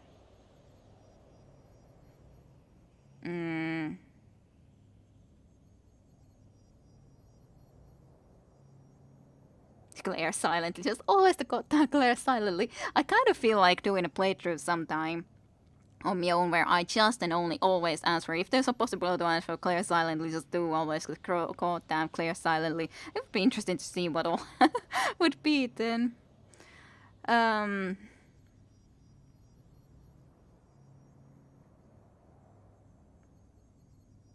No.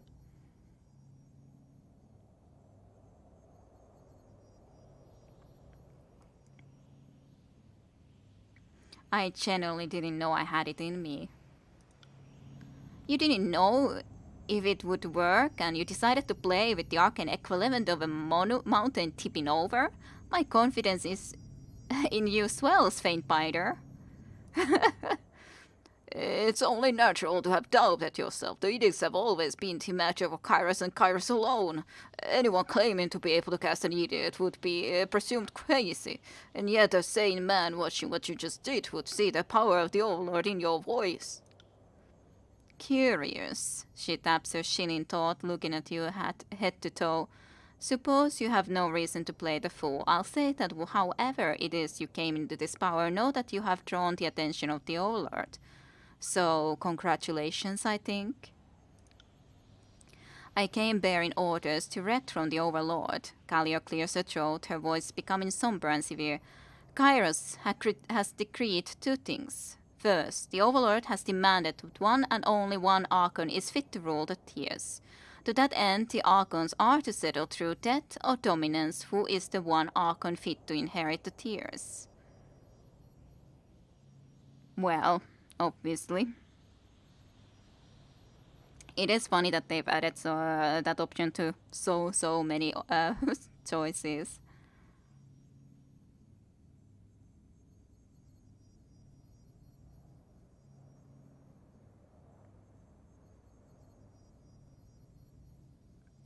That's true too, but have the Archons been informed of this yet? All save one. Gallia flicks her hand towards, and you reach up to catch a small brooch in the style of Kairos' insignia. Kairos has decreed you are the newest Archon. Yay, we are indeed decreed. Okay, nothing that bad. Just said that we are also an Archon, so now we have to then go and face the disfavored in battle as well if they don't wish to leave this area for me. Obviously enough, I can't really go and settle somewhere else. I have to go down spires, I can't just walk with them somewhere else. So, I ain't gonna be leaving, that's for sure.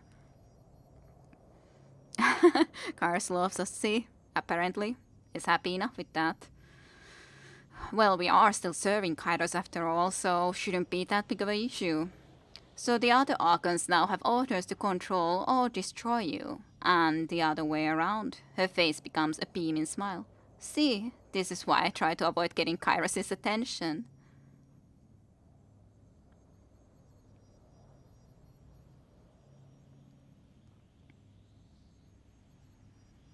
And to be clear, this is a command from Kairos, but not an edict. Correct. There's no edict back in this order. She smiles to the grin. Such encouragement hardly seems necessary when the task is its own reward. The Overlord has merely rescinded Kairos' peace. The Archons may kill and maim each other without breaking any laws. No peace, no more. Kairos knows rightly so that enmities new and old will drive the Archons to mutual destruction. The Overlord need only remove the pretense of peace and watch the ensuing violence. Gallia shrugs with a smile. Would you have preferred another do or die edict? Probably not.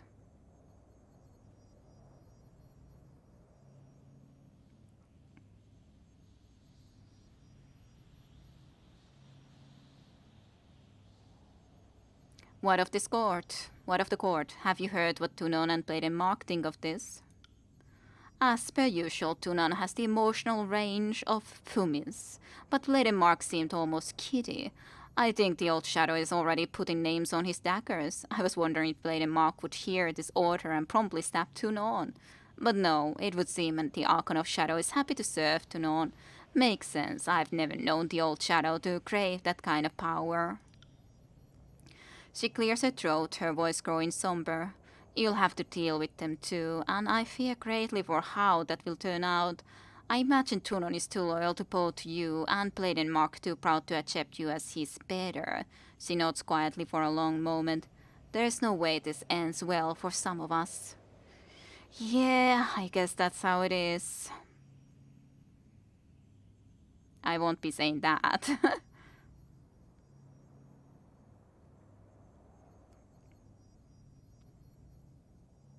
Well, I have a close allegiance with Grey Nashe. This order will complicate things, to say the least. Keep in mind, the order is that all must submit to one Archon or die. So you and Nashe won't necessarily have to come to blows, but not sure how you'll convince him to bow to you. Yeah, that's the main issue. Why not get a real break it and get even more power?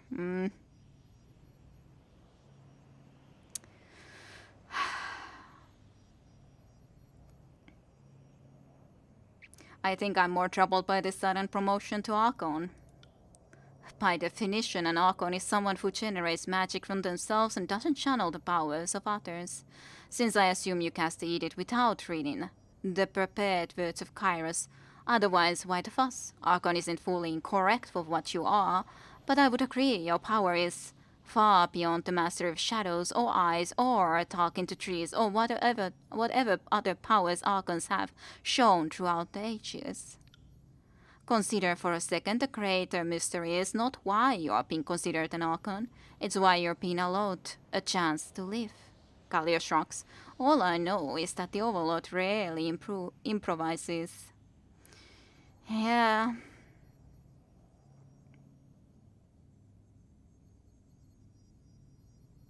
So I'm to be the Archon of Edicts?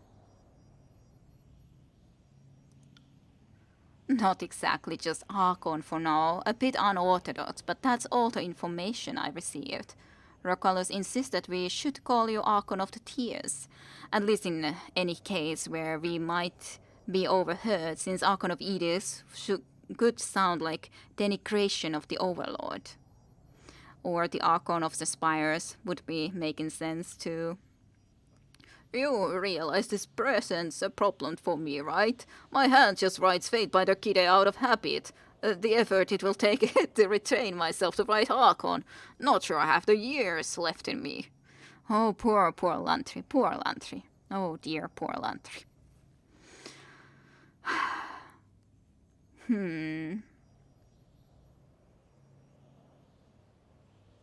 So why do you think would Kairos want us Archons to fight? Because as and Nerat work together like water and oil, and so letting them each rule half the tiers is an exercise in path planning. That makes sense, of course. Obviously, they have to basically just one has to win or not. Because there's no land left to conquer after the tiers and Kairos needs fewer generals. Galio shrugs with a ruddy-faced smile. Tunon's not here, so I don't mind pointing out that Kairos isn't exactly a loving ruler, and the Archons are disposable pawns, not beloved subjects.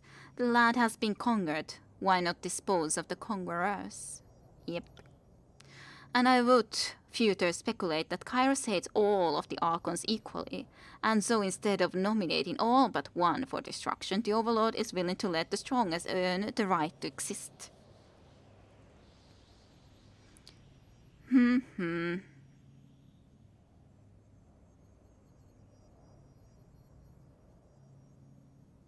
But I didn't ask to be an Archon.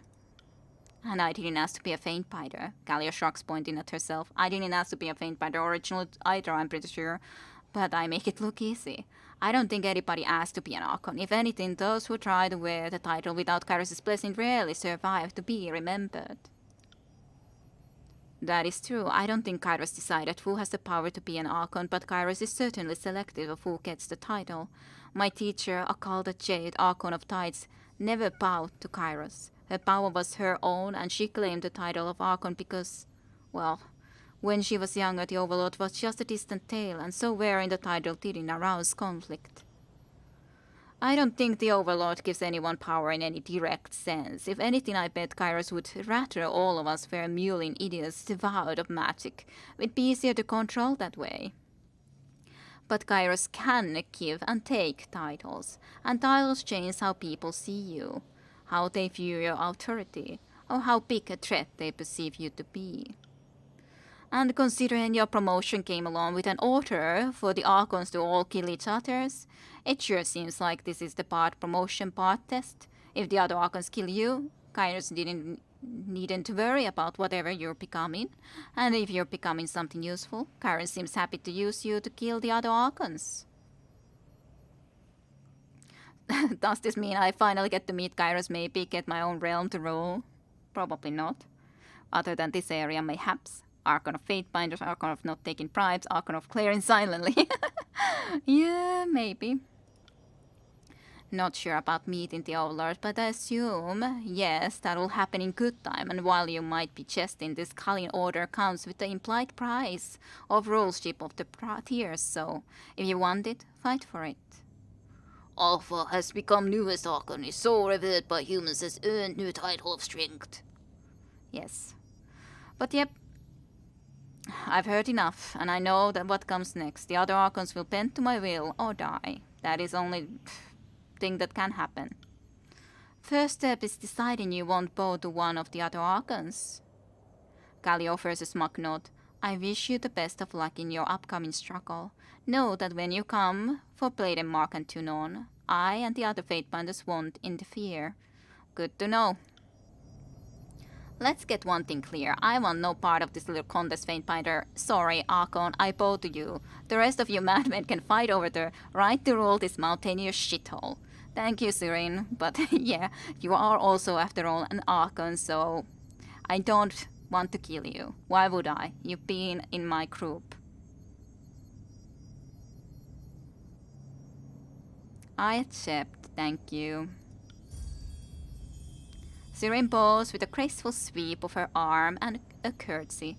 Just don't let Nerat get away with a bat of the eyelashes and a polite surrender. No, definitely Nerat can't. A question me and the other binders have been asking. Can you do this again? Nunoval believes in you. Another who shall remain nameless takes the more cynical stance that the Overlord has a hand so far up your ass she can puppet your mouth and you couldn't cast a second edict if you tried. She sizes you up, head to toe. Me, I think you have it in you. Or I at least like the idea of proclaiming an edict of yours someday.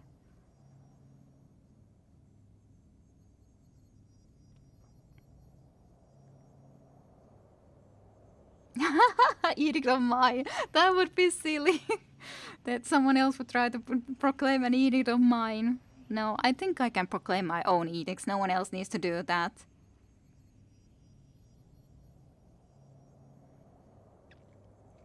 I may have something in mind into there, but I don't want to be indeed playing with it recklessly, so I'll say the number 4.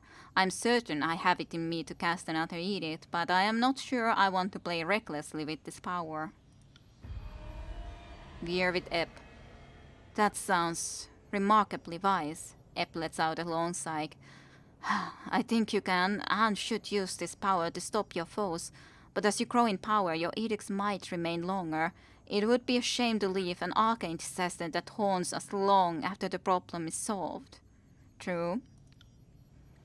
Consider the terrible damage you'll inflict if you screw up what you're doing. I can't blame you for being cautious. With a nod, Callio begins to make her way to the exit. When you rule the Teratus, look me up. If you're successful, I know I'll be in need of a new Archon to serve. Yay. I know I am mostly sober. I know I'm mostly sober, but just so we are clear, you did just issue an edict, right? Lantry taps his quill to his tongue, unsure of what next to write. First you cast an edict, then this full-on war on Archons, this full chapter of the Chronicles is... it's reading like fiction. Sorry, Lantry. So, Kairos has ordered all the Archons to fight it out until only the strongest remain. I think we can now safely say that the Scarlet Chorus philosophy has been vindicated. I guess so. A rumbling mutter stirs from under Barrick's helmet, devoid of any cogent words. Yep, the problem, he's in our group. He is serving me, but obviously enough, he also serves his own Archon. So, what will become of us, Barrick? Alpha put its own words of power like humans, Prima called Kairos. Is better mystic than brood matter to kills in shadows, than stone stalkers 100 blood, and beast from an Archon slaughtered by mark of shadows. She snorts and grins savagely. Ai.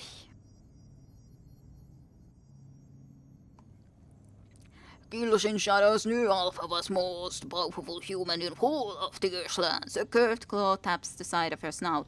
Nose was not wrong. That's not wrong at all. We don't need to bow the Syrian entes. Well, one last thing. Hesitating before she leaves, Gallia taps the parchment she's been holding to her forehead with a self-deprecating scoff. All this talk of you being the second coming of the Overlord, and I almost forgot my duties. This is a court summons from Pladen Mark, Tunon's assassin. I suggest you read it carefully as part of your preparations. Your survival may depend on it. Good luck, Archon. Alright, let's see what the freaking Pladen Mark says. Archon, we must speak before this goes further than it already has. Actually calling us Archon. I found something interesting in these chronicle fragments. When you have a moment, perhaps you can indulge my curiosity. Yes, I know you got a thing or two on your plate, but if you could make some time for me, a little bird has brought us some interesting news, and I'd hate to have to go stabbing people without you. Shervers. Cacophony is now unlocked on the world map, which is good. Faintbinder, Archon. The great general has pulled his troops back to Iron Art. She grinds her knuckles into her palm. Should we make our final push into the Stone Sea and the heart of Scarred Chorus's power? The voices of Nerat is weak, and the path to Cacophony is clear. She adopts a more cautious tone. The Archon is also aware of what happened at Ventrian's Well. I'm sure he wants to discuss the matter in person.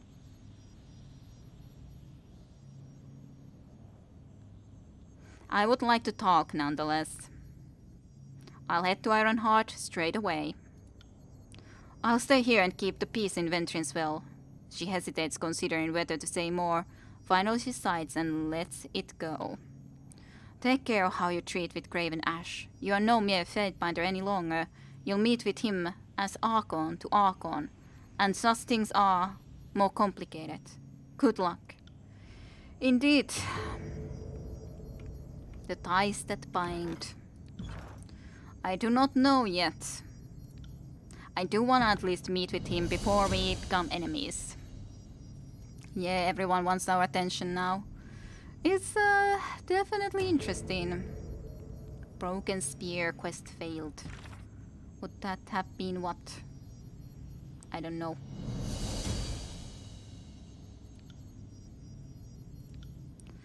Yep. Yay. Research completed.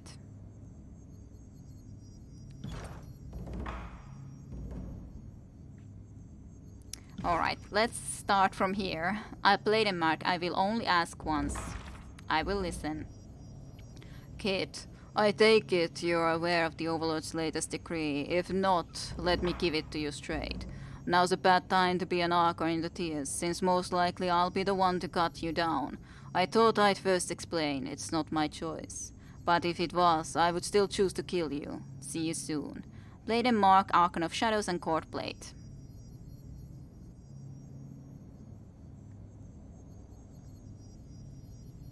Arrange a meeting. Blade and Mark, if I am to die by your hand, I would prefer it to be in battle, face to face. Or would that be face to shadow? Regardless, at the risk of depriving you the thrill of a good ambush, I would ask that we meet in person as peers, drawing blades openly. If it is that is what it is to come to. On the reverse of this parchment, I've mapped for you the location in the wilderness. Let us meet and settle things there. I'll provide you 2 days to scout the location in advance should you require. Hope to see you there, Kide. Yep, I think that's reasonable. As reasonable as it comes.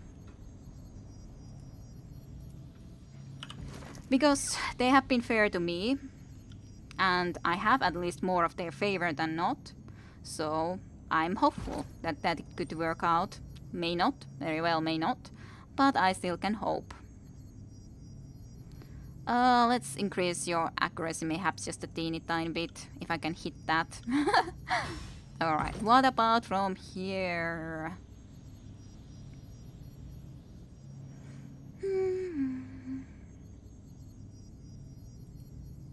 So that's in the 1 per account encounter, alright.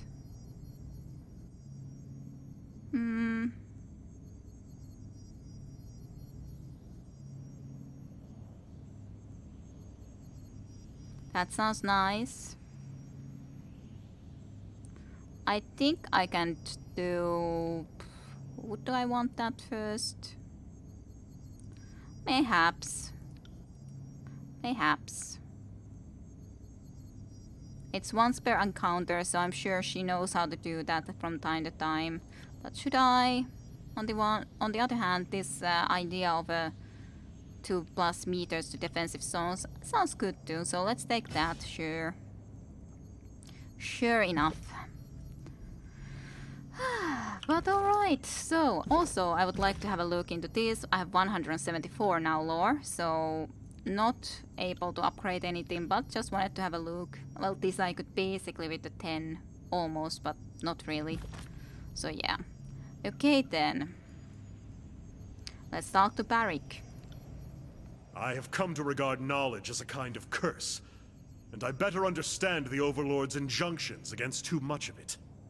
In knowing why my armor clings to me, I think I began feeling it grow into me. Has it buried itself deeper within me?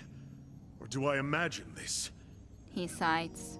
Well, we are an Archon now too, so I guess we can make a judgment about that just as well as anyone else could, so... Kairos has ordered that the Archons determine a ruler of the tiers from among themselves. This is the time to go to Archon Ash, submit to him, and beg clemency. I will not submit. I'm sorry, Barrick.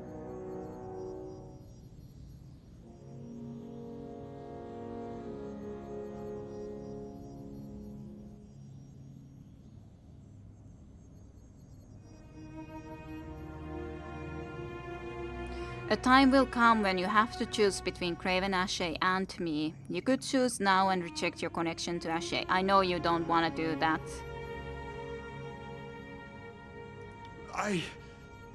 You cannot ask me to make that choice, Fate, but... Archon, I have the utmost respect for you, but the General has been as a father to me. I am Graven Ash's shield before all others, and nothing you can say will convince me otherwise.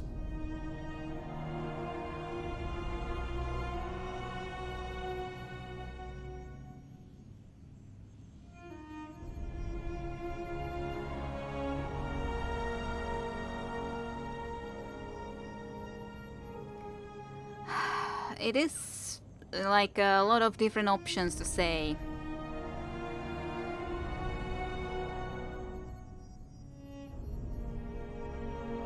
I am trying to navigate us through Kairos' proclamation, Barrick. If we can slip you free of the armor this way, it means we might be able to survive the Overlord's command. You cannot trick your way out of the Overlord's will. He says, stone unsure. As otherwise admirable devotion to his troops has girdled into obsession, Barrick. To protect his people, he would burn every peasant and town in the tears and salt the remains. But you just said... No. There is nothing you will not claim to win a debate, is there? He shakes his head. No, Fatebinder. I will not be forsaking Graven Ash for you. Yeah, he has a strong sense of honor. Make peace with the General, Archon. I will try. I would not have you stand opposite him on the field of battle. Only tragedy can result. For you, especially. Your cause aligned with that of the disfavored in the past. I am sure that the two of you can come to an accord if you reach out to Archon Ash. He is obstinate, but not unreasonable. Please, consider it carefully, Archon. I definitely will. I didn't plan to kill him, but I will not be the one to bow. So... Be good, Barrick, kill Craven Ashe. No, that's just... quest updated, so I would now only have a choice to kill Craven Ashay. Don't know about that. If that's the only choice or not.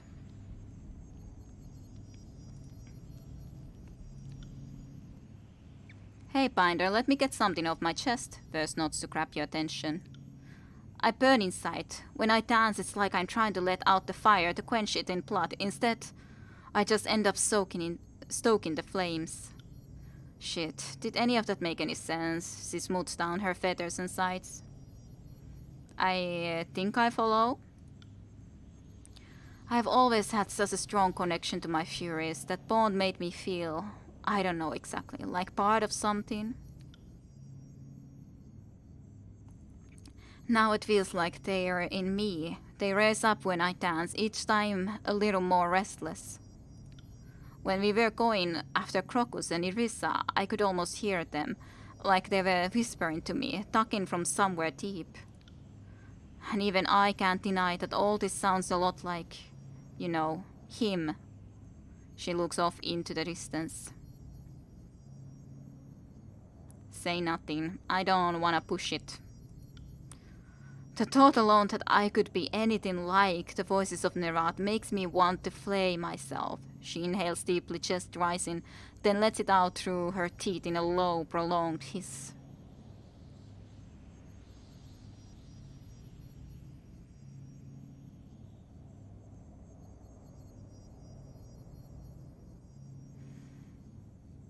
If you don't want to turn into him, don't be like him. What exactly are you successing? The right corner of her lip twists.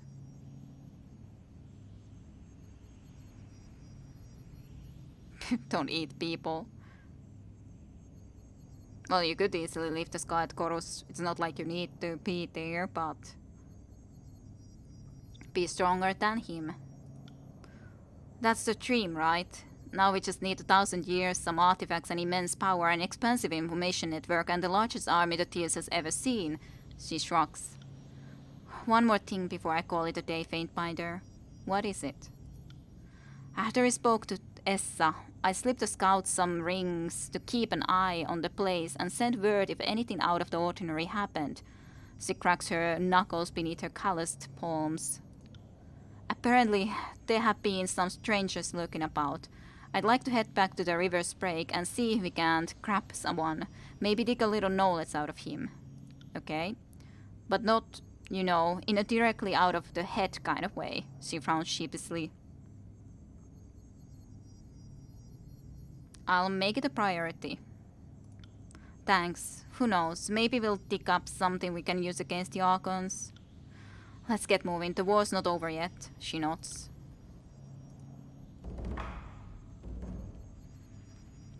Serene. Without looking up to you, Serene releases a long, dejected sigh.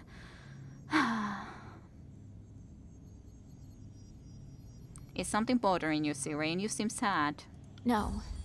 Everything's fine, Archon. But I appreciate you asking. She wipes at her nose, glancing away. I've made some progress on that ancient musical score. I'm almost completely sure it's the same music I hear in that crystal we found.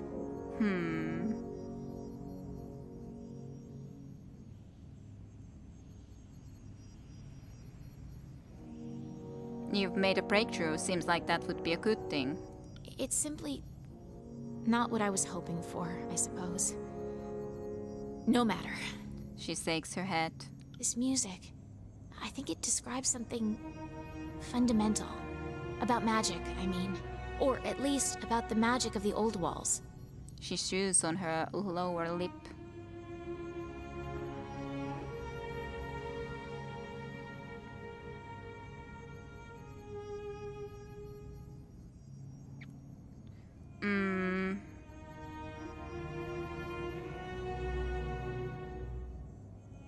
That sounds like a pretty incredible thing to know about. I guess. I mean, sure, it's something nobody else knows yet. Except maybe Kairos. I'm certain that weaving this song into my own music will strengthen it. Or at least let more of my power slip through this stupid hat. Who knows? Maybe the old walls will hear my songs, and then I'll be able to awaken spires too, or sing edicts, or both.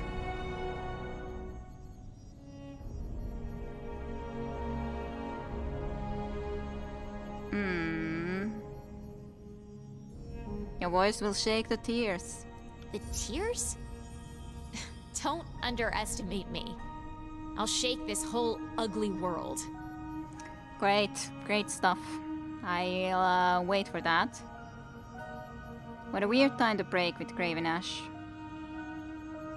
Yeah, I don't know. Does it mean that I actually have to kill Graven Ash? I should have said the other thing. Do you think? But truly, thank you for all of this. I'm indebted to you. I'll add my power to your cause, I promise. Because I am kind of worried that maybe I chose just the wrong thing with Barrick, that somehow now I have to kill him even though I would have had other options. Let's bow to Sirin before it's too late. Maybe I should just check quickly if things would be better if I didn't go quite with that angle with him. I'll at least, like, otherwise I don't want to change anything. I know that I'm not gonna bow to him, but it's not like we have to just and only go for the, well, we gotta kill Ash. But it's not like I'm planning to bow to him. That's certainly true. So let me just try that again then, because I am a little bit worried. I wouldn't just want to go just that I only have a kill option now all of a sudden. So that wouldn't be the best. That wouldn't get Barrick on my side or do really anything good. We've done a lot together. I even saved his daughter regardless and everything. Hello, Visenek. Welcome, raid. Welcome everyone from the raid.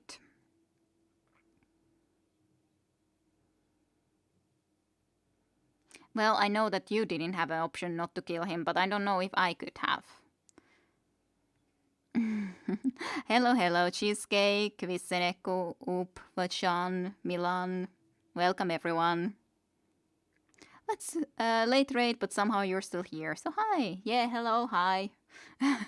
Hopefully everyone's new year has started great. Everyone's week has been good and everything. But yeah, there's been some interesting resolutions happening in our situation, so to speak. Yep, they want to talk, so let's start from here.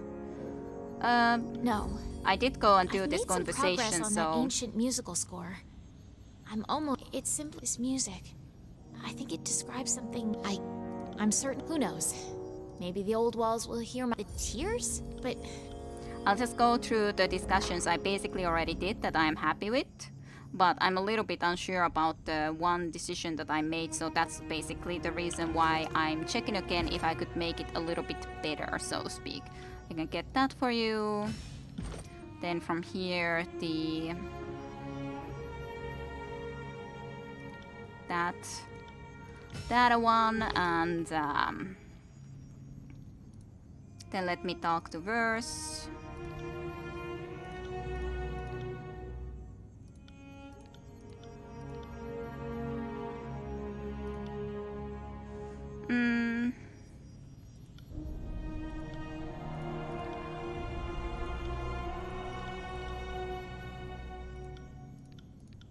But yeah, basically talking to all the companions.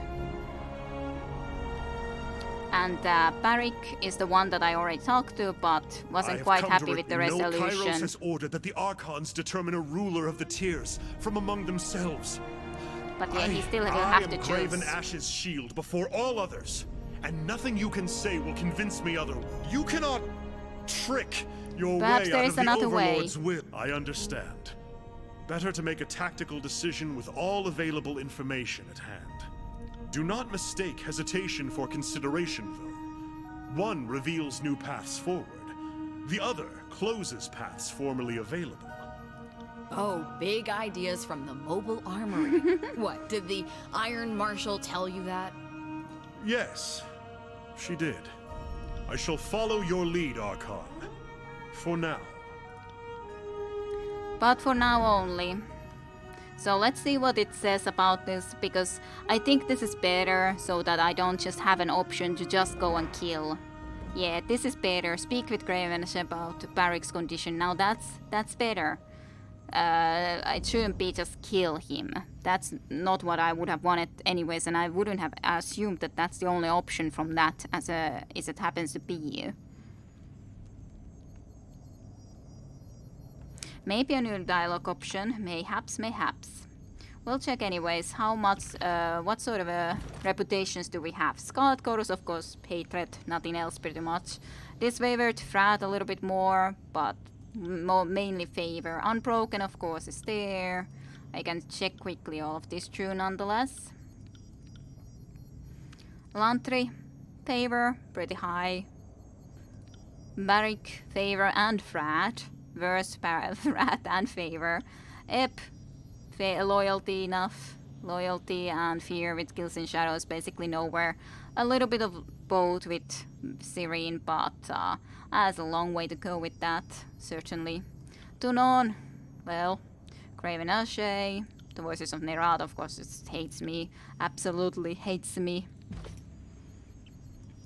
Which I guess isn't that surprising.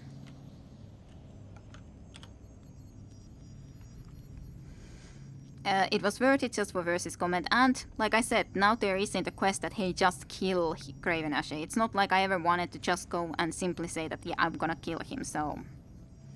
I haven't planned any New Year's resolutions, but who knows? Does anyone else have New Year's resolutions?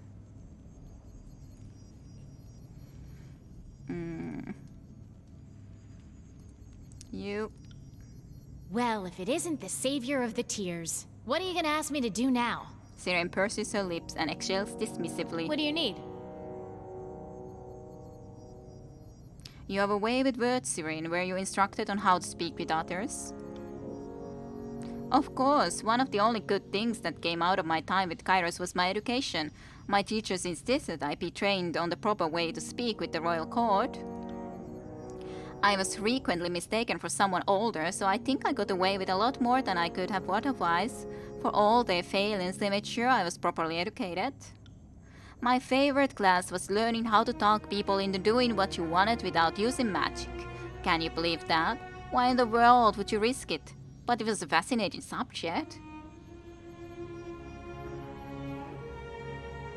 Could you teach me some tricks? Certainly, Fatebinder. I don't remember how much of my training I'll remember, but I'm sure I could help you out.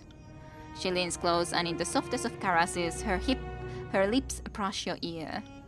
Words or sounds indiscriminate to the human ear, a language not meant to be understood by any but an archon of song beyond the breadth of discernment, but inescapably compelling, binding, gut-wrenchingly painful on a single lilt when euphorically fulfilling a mere intone later. You blink and realize the musty, spine-tingling murmur in your ear has fallen silent. Siren draws back with a satisfied sigh, beaming at you, and the perfect image of a sigil, the invocation of her name, brands itself into the depths of your mind. Sigil of Emotions! Yay! I learned Sigil of Emotions, that's cool. I like that. Oh yeah, I hadn't yet sent the answer to this. Arrange the meeting, send it. Yay, I learned a new core. Yay. Let's check what these do. Enrage Mind. Fly into a furious rage, the ally gains the effects of an enraged affliction at the end of which they return to their former state. Interesting. What about this then? Taunting Chest. Taunted Affliction. Fire a bolt of harassing energy, filling the target with hatred and taunting them to attack. Wave of Despair. Move speed, fatigued and dazed afflictions. Wash over enemies with a wave of dispassionate energy. Affected foes are dazed, fatigued, and have reduced movement speed. I think this would be something that I should give her at least, for certainty. That would seem cool to me. Sure, area effect a little bit. Sounds cool to me. Let's assign this more likely to this spot. She doesn't need the other one. That's cool.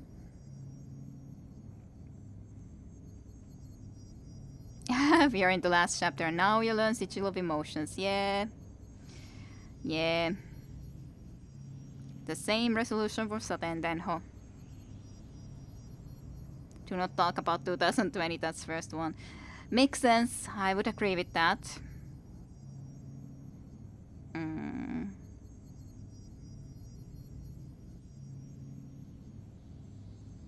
Constantly it's the same thing in 2021. So that's a resolution then for UCSR.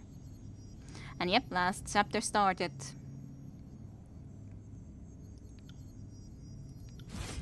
Oral fear. I do hate this frightened status whenever enemies do it to me, so we might go and do it for her as well as a skill. I do like mischievous thing too. Not sure which I would replace. A sleep affliction. That sounds cool. Muddle the minds of foes in an area, forcing them into a potent sleep unaffected by the noise of combat. Attacks will wake sleeping enemies. That would be better though for example me, so that I could more decide when to cast it, where to cast it. Because I do already have this, so let's see if we can give this to her somewhere. Not exactly sure where though. Can't do much more than just that, but I guess that's okay.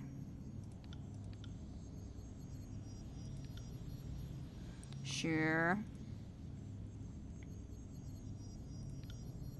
Maybe like that. But I like Mischievous Mass. I like Unravel Minds too.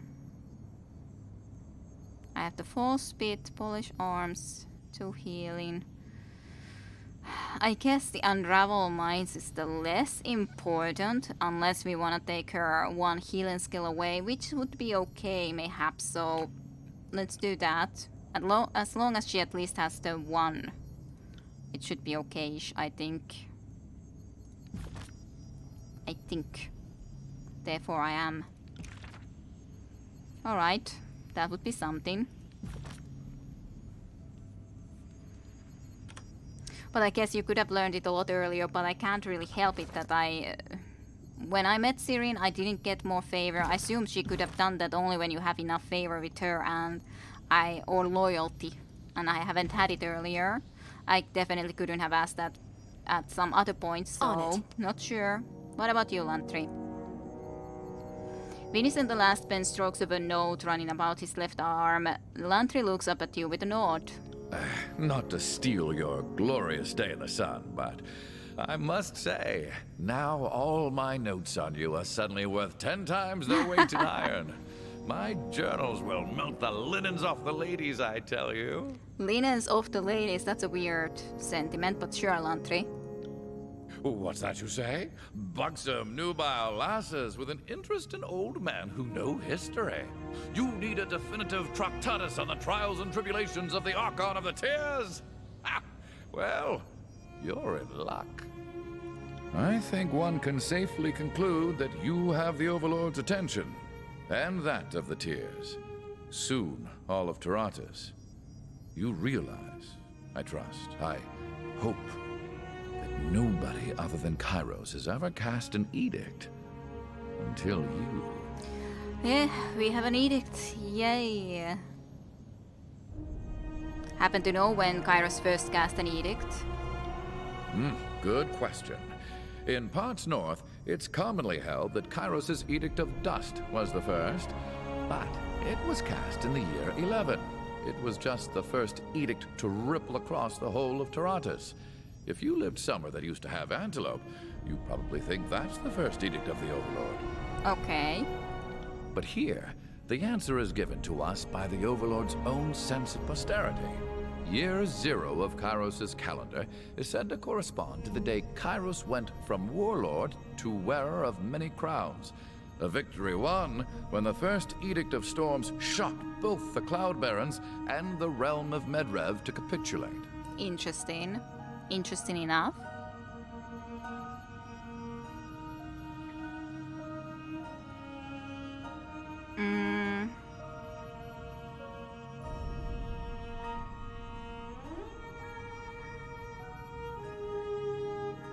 Antelope, is that an animal? Sure, let's ask that.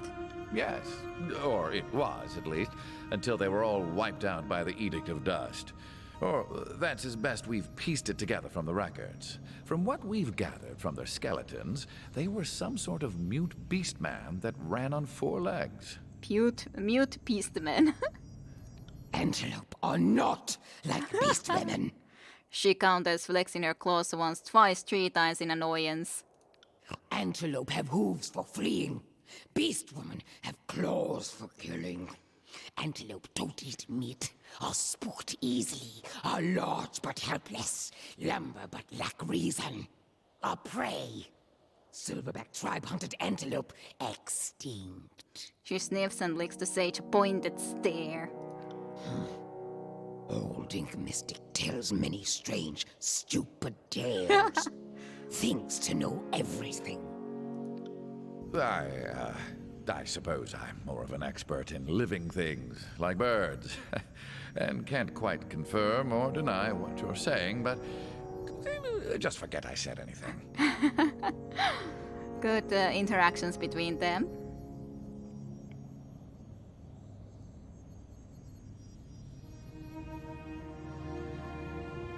Are you sure history hasn't just edited or forgotten those who could rival the Overlord? Well, I have a hard time believing that someone would cast an edict and not have it noticed. True.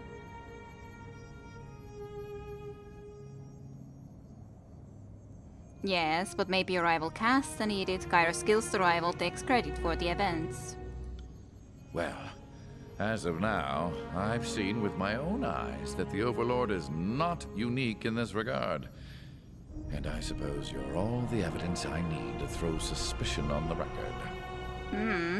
Now, if you are right, that implies the Overlord has no qualms silencing and murdering those who pose a threat. In your case, at least my written record of you might survive. See? I'm being optimistic. Good for you, Lantry. Be an optimistic. Such a great optimist you are. Hello, Sass. Welcome to the stream and Happy New Year to you too. Happiest of the New Years. I hope your week, New Year, has gone well. Really curious about this little lore bit that antelopes in this world are a historical animal. Huh? Yeah, interesting indeed.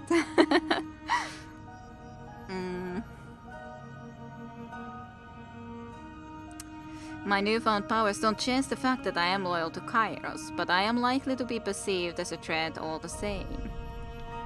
If that's true, then the Overlord would be wise to treat you well, for your powers would make you an enforcer second to none. But I imagine Kairos became Kairos by taking few chances with the competition. I could see the Overlord playing it safe and disposing of you. Yeah, we'll see how that works out.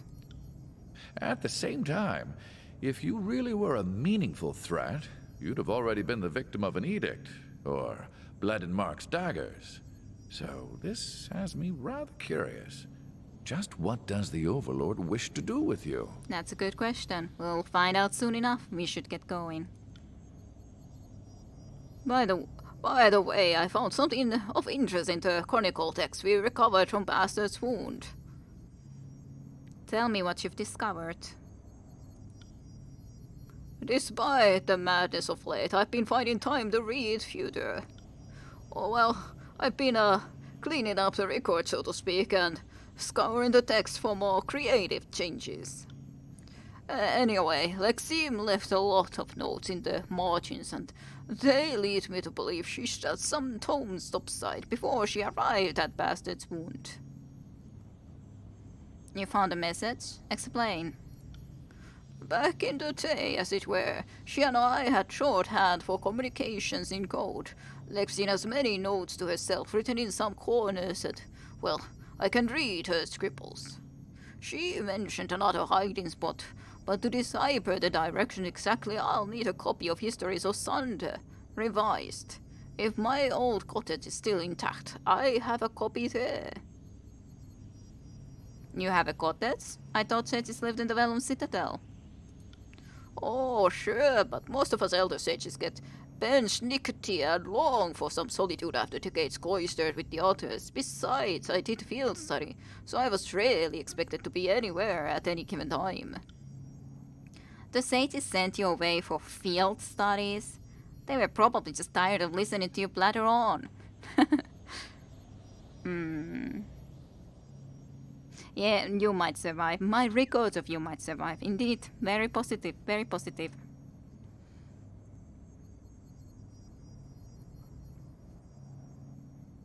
That's all I need to hear. Let's go find it. Perfect. I'll lead the way whenever you are ready. Alright. Stash site. Alpha. Kills in shadow must speak with Alpha. Now. Yeah, the beast woman snarls. And clever hunter. Can reason why Pack would need to kill one tribe of beast women, weakest but largest tribe, to best human prima called Kairos.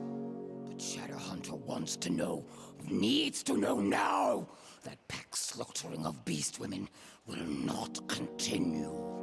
It's not like I tried to do it, but there was no other way.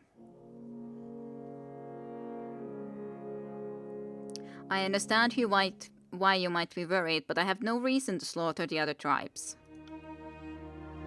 It's true. Finder is not lying. She huffs a breath of relief even as she eyes you warily. Against her better judgment, she wants to trust you. Alpha to kill in shadows would not think to ruthlessly hunt beast woman extinct. I would not think Alpha could survive over Recone's fury and fangs once beast woman realized human's plan. At the threat, she cracks her spine-like knuckles, claws curving against the palm of her hand. They bite into the callous skin until her fist drips blood.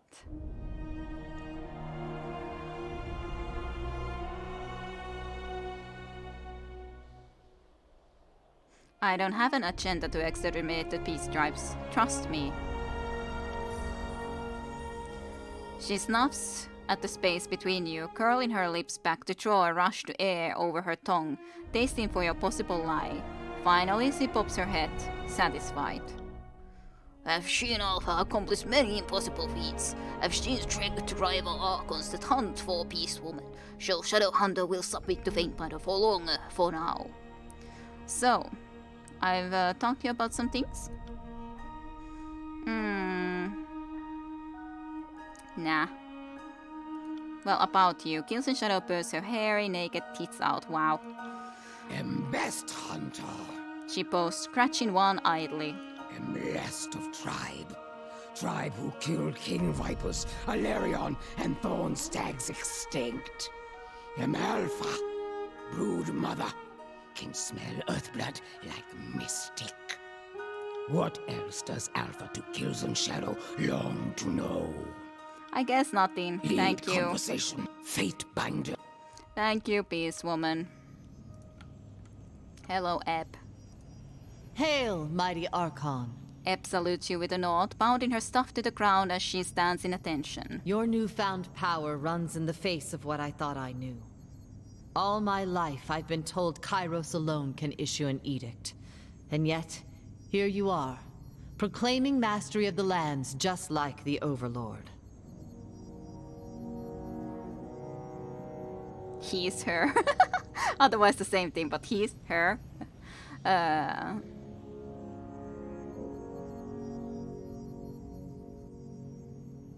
Perhaps there are others besides me and the Overlord.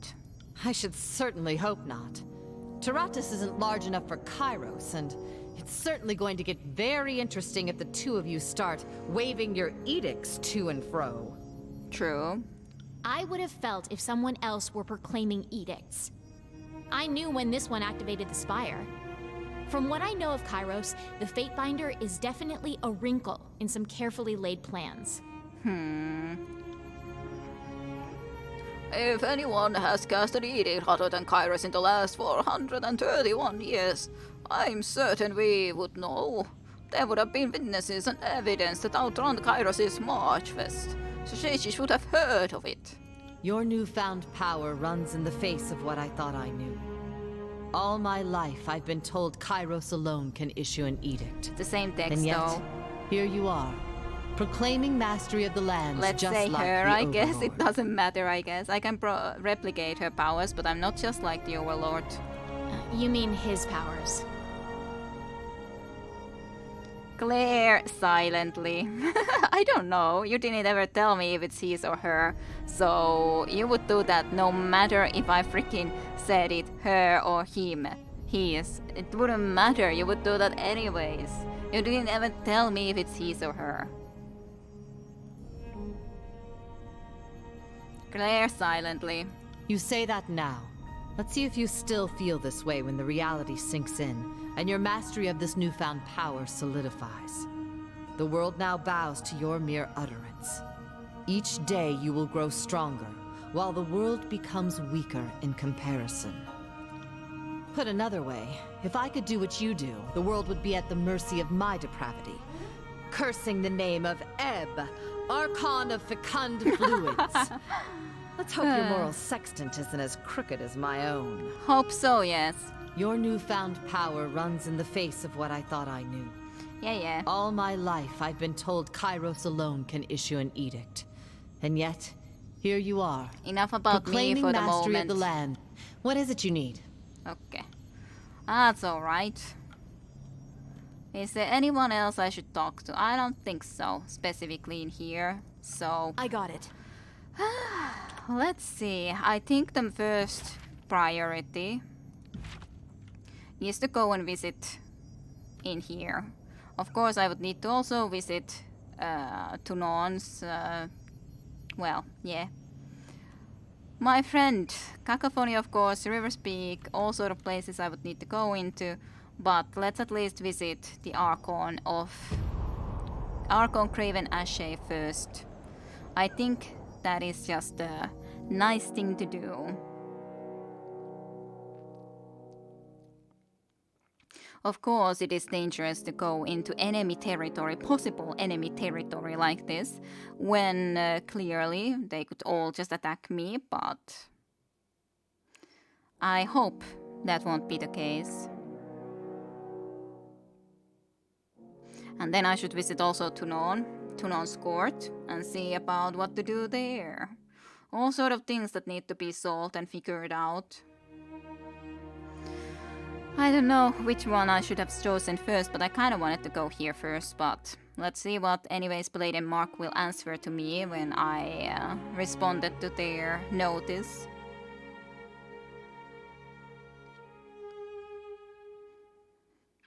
Probably also won't be playing that much longer, but this is interesting. We got into some new interesting stuff, so definitely would like to at least try to have a couple of more chats.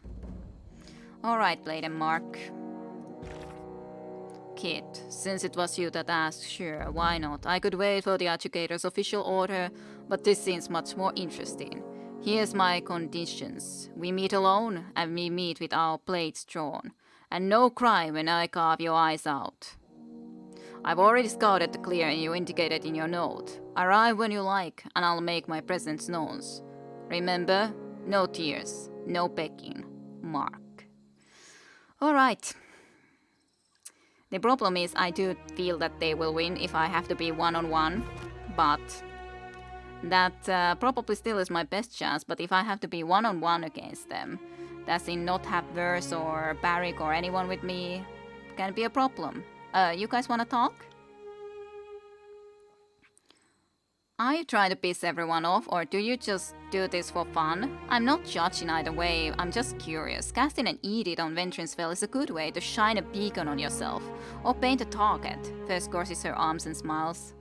I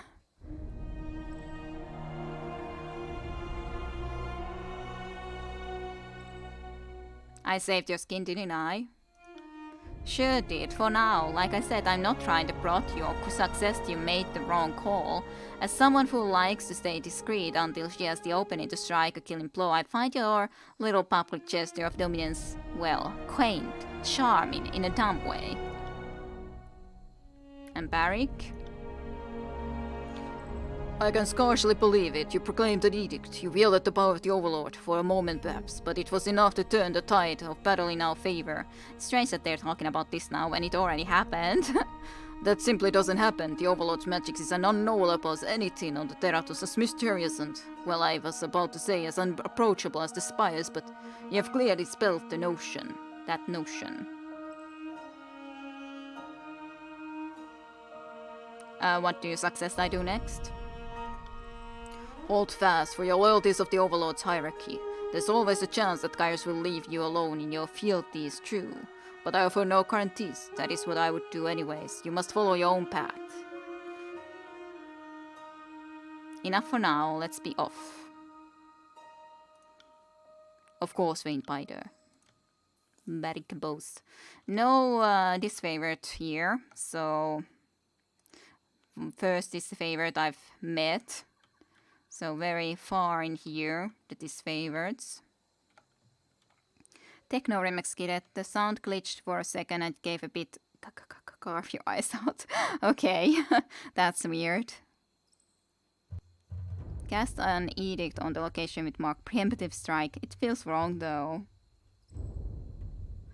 But if I can't beat them one-on-one, then I probably would have to try to think of doing something like that. We find ourselves at an impasse. You are no Fatebinder to be shrugged off, dispatched, or underestimated. No, that time is over. You are an Archon. That is true. Well, this is definitely a ceremony or another.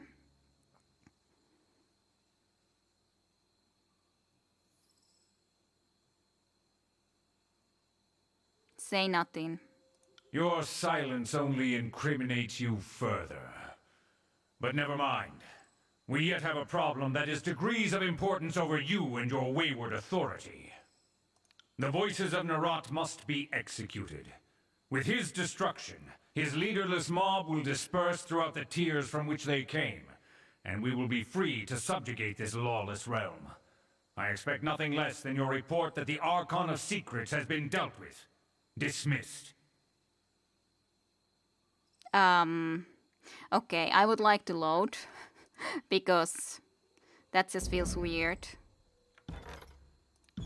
to do it like that. That just not say anything, but yeah, we are equal now. I am not a servant of his, so that's why it's like that doesn't exactly work. That's weird. And yeah, you're the lucky one to have a cacophony like that, or the glitch sound effect. How nice for you, Vissenekko. I'm so happy for you. You got to enjoy such a nice thing.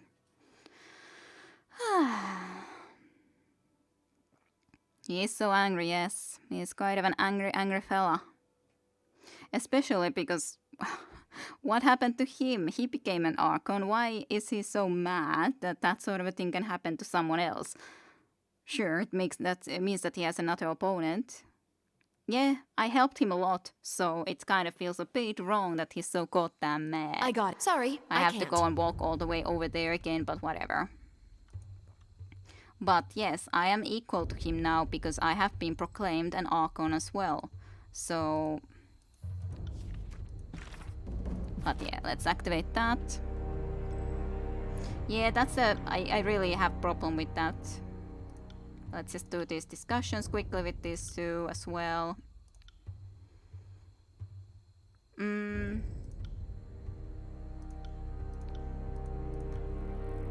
Like, yeah, I understand I am a threat now, but still, that just really rubs me the wrong way.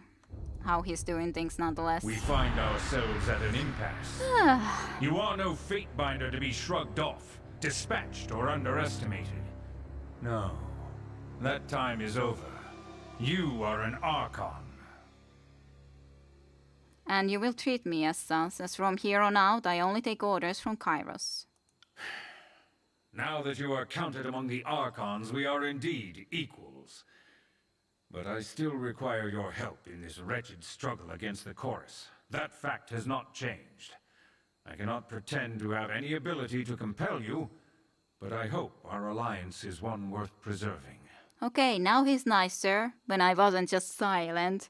Because I was considering either saying this or being silent, but I was just thinking that I would let him talk a little bit more, but this is better.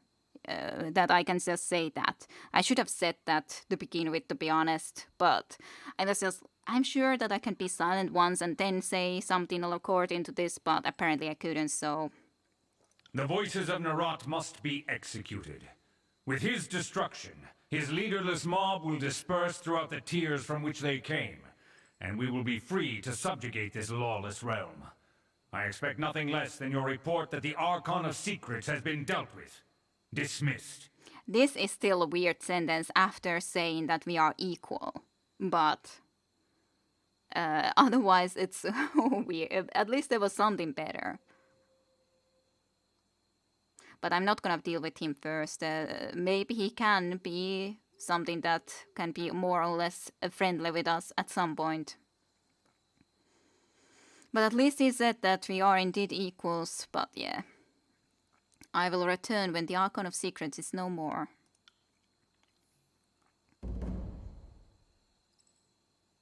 And yeah, that's the thing, he still orders you to do something. Anyways, he has plenty of soldiers, more than I do, and he wants me to go and deal with them. Is kind of funny thing anyways. Doesn't it mean that then he will indeed submit to us? That's how it should be, in all honesty. But fine enough. On it. Fine enough. I do wonder if I could be talking about his situation. I'll try quickly, We find ourselves at an impasse. You are no fate-binder to be shrugged off, dispatched, or The voices of Narat must be executed. Okay, it's just the same text. I can't talk about his situation in the least. So, that's how it is. But yeah, a strange situation to be sure. I wonder, I probably should try to see if I can deal with the Blade and Mark situation, because I guess we have to deal with the situation, and I don't know if I can alone beat him though. That's the main issue. I really wouldn't be able to say I would know if I could or if I couldn't. Let's at least get here first and foremost. But if I'm supposed to go there alone, I would assume that it really means that I'm supposed to go there alone and not have any companions with me. Which, as a mage especially, seems extremely difficult to do. But I don't know, does it mean that? Could I have at least my companions with me? The few that I do have? But I would assume not, so... I don't know. I trust all is well. What is it you need? Of course. I will meet you at the spire. Goodbye to you too. If I would be alone, I would go there. I'm sure I would so die. This small clearing is cloaked in the shadows of a massive cliff. The larger forest that contains its ashen wealth has been completely ruined by the flames that engulf the contested lands. Due to the intermittent fires that break out along the tier's edge, the area is occasionally blanketed by falling ash. Is that the place where Blade and Mark would then be?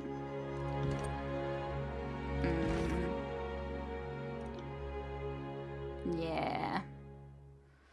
Tunons, of course, traveled to the Bastard City, and you have successfully coded Blade and Mark into challenging you alone. He has asked you to meet you in a short span of uncontested lands. But yeah, if I would be going there alone, I don't know about this.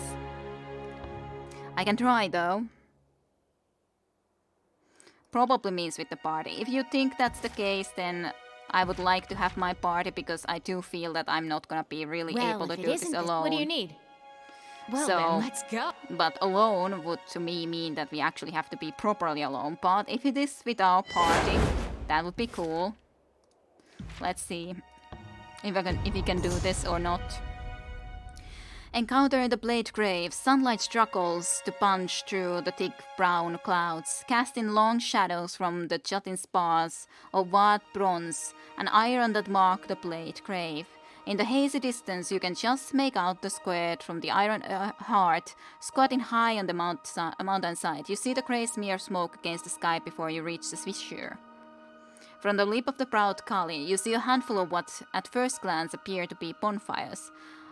But from the blackened skeleton limbs protruding from them, you guess that they burn on a fuel of human fat. The flames mark only a few of the bodies, however, dozens of corpses, perhaps more than a full 100, Carpet the land below you. Okay, investigate. The sickly sweet stench of carrion assaults you as you pick your way into the crevasse. From above, the body seemed a jumbled motley with no discernible heraldry. You realize why as you make your way among the bodies, many wear only ratty letters, only crimson chassis of face paint marking them as conscripts of the Scarlet Chorus. For every 10 to 20 members of the Horde, you locate a brutalized, disfavored legionnaire. Their armor rent in a dozen places, their wounds enough to kill, each 10 times over. Merciful Kairos, Barik mutters, kneeling by one of the corpses. He touches one's forehead. Telluria, I almost cannot recognize you, sister. He looks to you. Archon, these soldiers died in service to the Overlord. They deserve better than to be left to the elements. Verse notes. You're planning on burying them all, big boy. Horde and Furies included. Don't be ridiculous, the Stone Shield Don't be ridiculous, the Stone Shield answers. Everyone here died, sworn by Kairos, right? She crosses her arms. If one deserves burial, don't they all?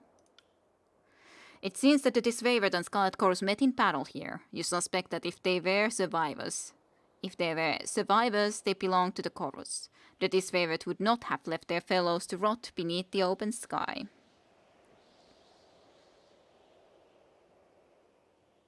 Let's bury them both then. Let's use a lot of action and time to this. It feels right. It takes hours, but you manage to dig bare of mass graves, one for each of the two forces. Sweaty, filthy, and sick with the smell of your enterprise, you mark each mound with a set of standards. You leave the Valley of the Dead, your back aching but your resolve bolstered. Oh well, we have that now.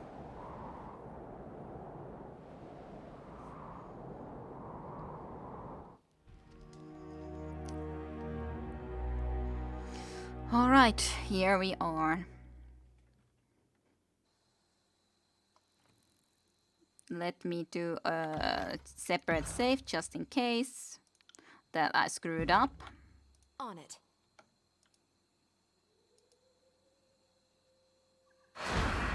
Hello, Blade and Mark. The dark silhouette before you coalesces into the form of Blade and Mark.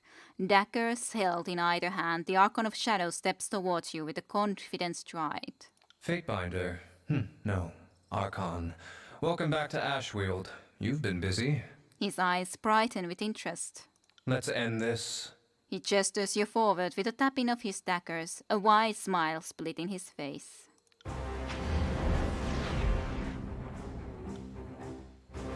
Well, this is gonna be difficult, nonetheless, even with our party. I'd have to say, because we don't even know where the heck he went. Well, there he is apparently still. But again, couldn't really even see. I think you could be definitely using your bow.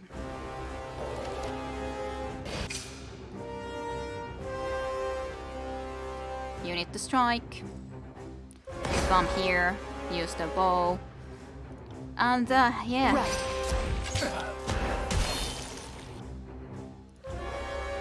On it.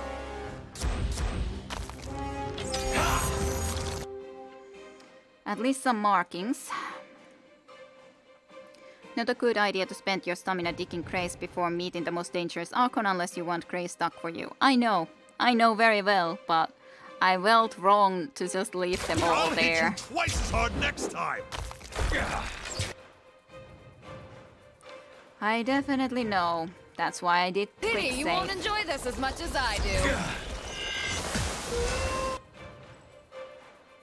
Let's boost your Will bit. do. That one rattled me hard. Go a little bit different direction to shoot.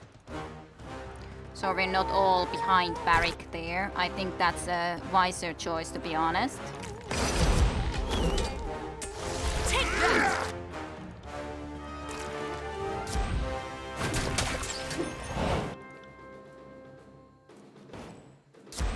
Goddamn Sirin, On being your foolish. knees, worm! Yep, he's going somewhere. Or doing something weird, yep. Something weird, definitely, is the case here, I could say.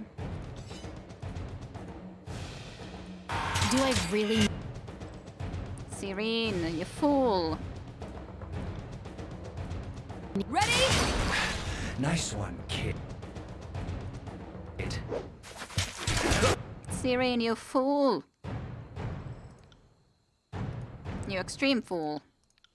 Take a potion right about now. Nothing stands in our way.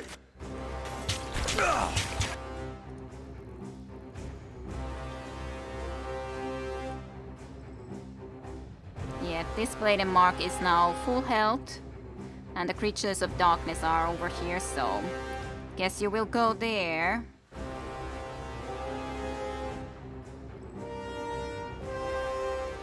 Sure.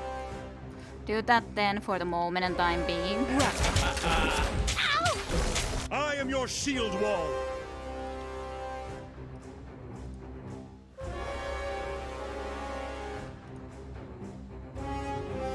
Those guys are really shooting a lot, which is really not fun.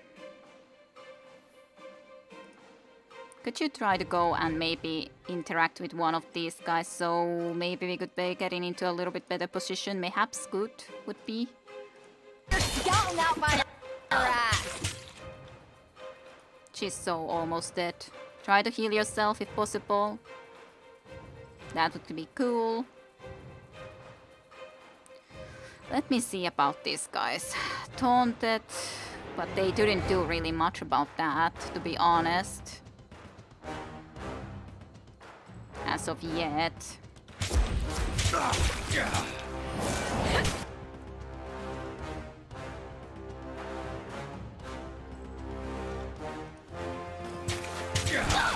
Keep your filthy hands off. At least this thing is starting to get injured. Even if barely, but it is starting to get there. Oh yeah, Embodied Nightmare. That's nice that at least we got that into the battlefield. Not that it necessarily helps that much, but still. At least we got it into there. Actually, heal just her now, because she does seem to be needing healing quite a bit. At least he's surviving okay against these goddamn two darknesses. Of course, Blade and Mark went elsewhere and appeared here in front of us now, which is not cool. Okay, we got one kill. Serene, you really would have to move. Right. I'd rather have you over there. Nonetheless, you have a better chance of surviving. We could try to kill another one of these goddamn things.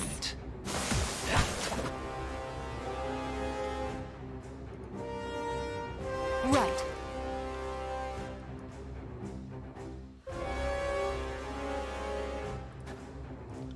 Do this. Not happening. Fall before me. Okay. Give her this, because she's actually fighting the Blade and Mark at the moment. Twisting. Yes, the trick, yes. Okay, one kill in there. You come here now, Barrick. I need you here. For certainty. Verse can actually now leave rather into here, to be honest, to kill this thing to the end. Think that's gonna be fine. It's better that Barrick is here to keep this thing occupied. You heard that, right?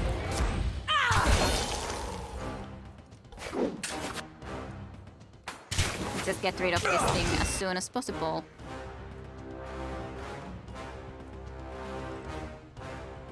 That's probably not gonna work too much. Okay.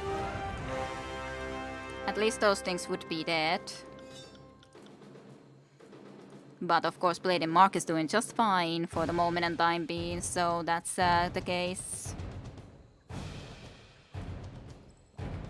Your first attempt to fight Blade and Mark went really badly, mostly because I forgot the bracelets I got from him on Verse. I still have the shadow thingy also on me that he gave me, so that might be indeed a problem that I do still have it on, because I know I have it. Like, Here, I have the Bindings of Shadow Shade Skin. So that's a good question, but I'll let it be in this fight. If it does something really bad, then can't be helped. That's how it's gonna be.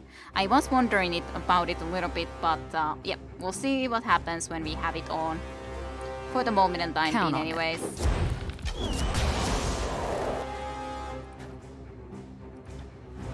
On it. At least we survived from those shadows for the moment and time being. So, we'll see.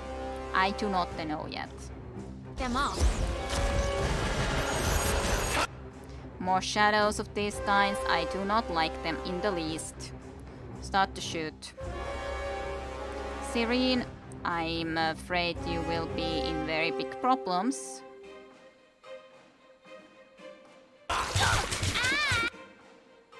And she even complains, ah! Ow! It feels so weird that it's always Serene that is targeted really badly by those. Kind of understand. Ah, really, this seems to go a lot easier, so I thought you didn't have it on. I do have it on, indeed. For the moment and time being, at the very least, I do. I certainly do.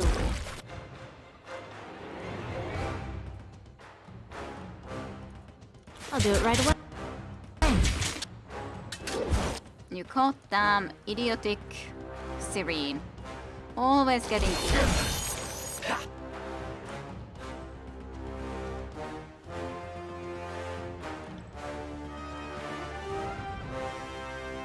Could you at least try to taunt one person? That could be cool, so maybe she could actually try to survive a little bit. Will do. That's so not gonna work out, is it? I just want you to run, to be honest. You won't enjoy this as much as I do. Okay, this game to you, so you gotta be now then starting to actually fight it properly, so to speak. By the way, do you have a stable weather in Finland? I guess. At least Denmark is okay with you arriving with reinforcements, yeah. At least. At least so.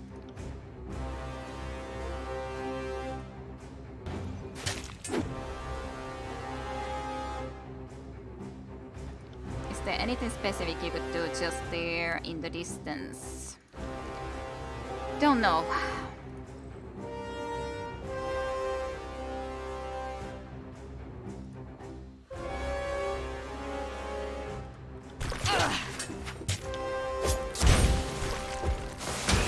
I got it. Okay, nice, one dead. But he's moving again. Probably... No, actually not to me exactly.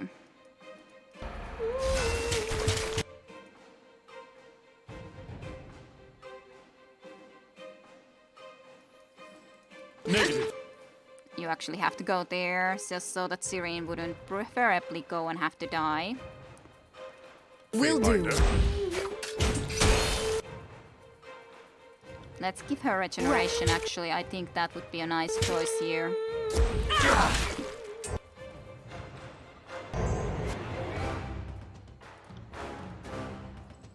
Give her the flaming weapons, mayhaps. Fucking hurt. Do I have some nice potion for you that would just boost you a little bit?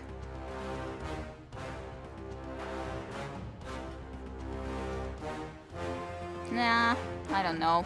I don't know about that. I don't know.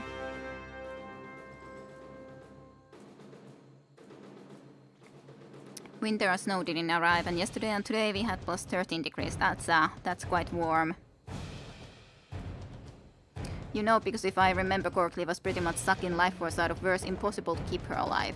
Okay, I can keep myself alive. Somehow I'm not being sucked out of life. I don't know why. But definitely don't notice that on myself. So, don't know why that is then. But on the other hand, it's not like we're doing that much against him.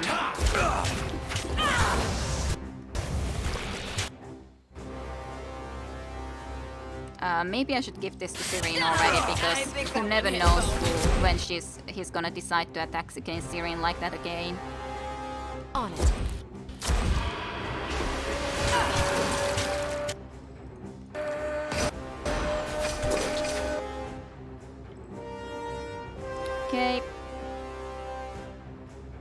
You need to attack there anyways. Are you doing this to Serene? I tried to at least start doing it. This is at least almost dead. Nice.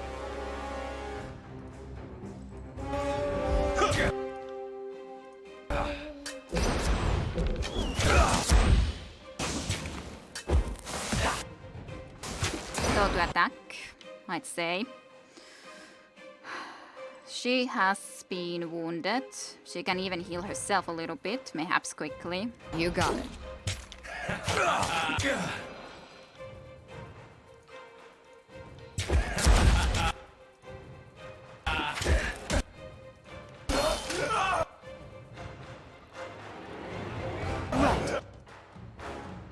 Attack. Give polished arms to her.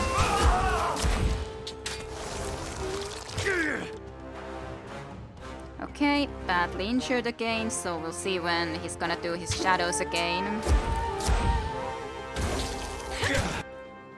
We'll see. Let's see, is there something otherwise that we would like to do? Let's do this for Fury, as in for Verse. Get even more fiery maybe weapons. Okay, now it happened again, so... Was expecting it to happen sooner or later. This way you can at least kind of attack too, so that's not too bad. Not too bad.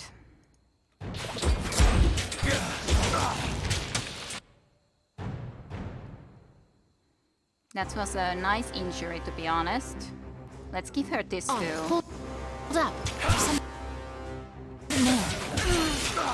That one wrapped me hard. I don't know where he went. He went there. That's okay then, I guess. We'll go and target these two with you. For the moment and time being, I guess.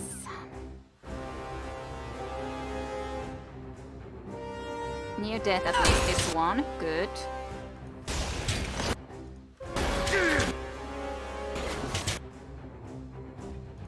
Actually, you go there. No, actually, Verse should be the one to go there because Verse has all the stuff right now. You stay there to keep those occupied and we're just gonna do our things otherwise.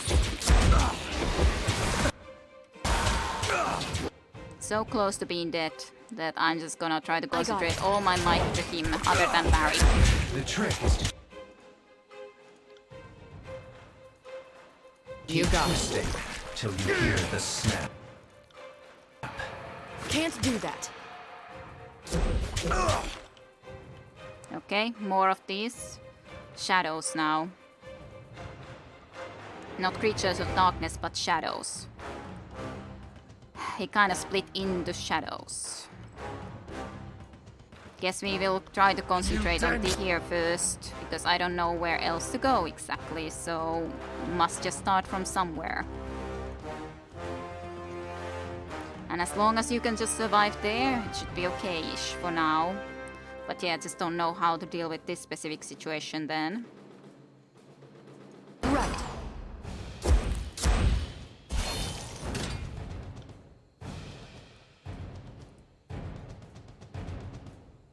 So to speak, frozen, you say. I got it.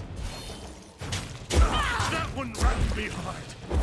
Just have to be paying attention on how everyone's health is doing.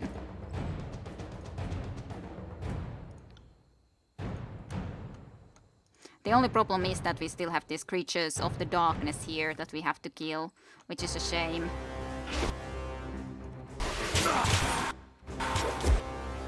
If we didn't have any of those to worry about, it would be a lot easier to try to kill these shadows. We don't really have any spells at the moment to cast, so just better just concentrate on attacking.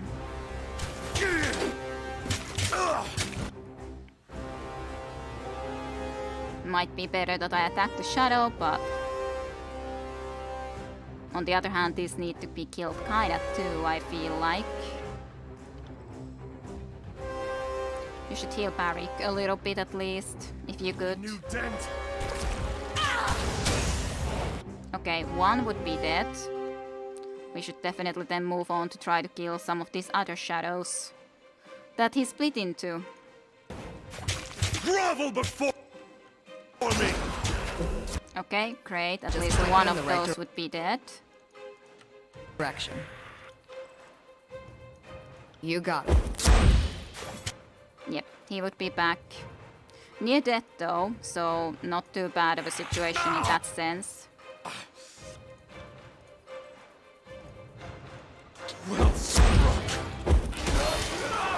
Final judgment completed. We destroyed Blade and Mark first try. Yay! We did it! I'm pretty happy with that, even wearing his goddamn clothes. Somehow we did it. I don't know how. Golden clover in eyes, wide with surprise, the Archon tumbles to the ground, coughing blood as dark as the shadows that billow and ebb around him. He clutches at his shattered ribs and grins. Look at you. The surprise of a lifetime. He gasps, drowning as his lungs fill with blood. The light in his eyes dims as his pupils sip blackness, expanding to fill the pool of his eyes. A look of meaning passes between you, his fingers digging into the ground. Don't die too easily. Won't look good for me. You have gained wrath with Tunon, but hey, he himself said that it would be coming to it. Don't die too easily, won't look good for me. I definitely don't try to plan to die easily, considering you are the first Archon to fall, and you are supposed to be the toughest. I don't plan to go easily down. And goodbye, Blade and Mark. You were pretty good for us in the end. This brightness is blinding.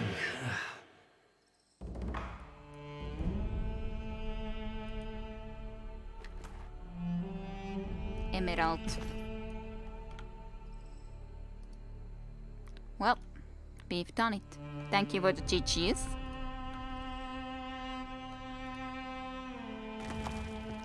Just some supplies, random supplies.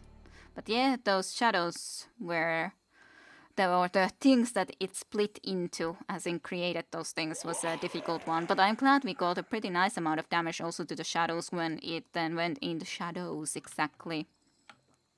I don't know if you were then supposed to find the correct one to destroy specifically, or what would be the case, but pretty satisfied, especially when considering we are even exhausted. So there's that. There's that. I kind of want to visit the Bastard City. Yeah, that shouldn't be accessible without Lantry, of course. So, should we visit Tunon still for today, before we end? Mayhaps.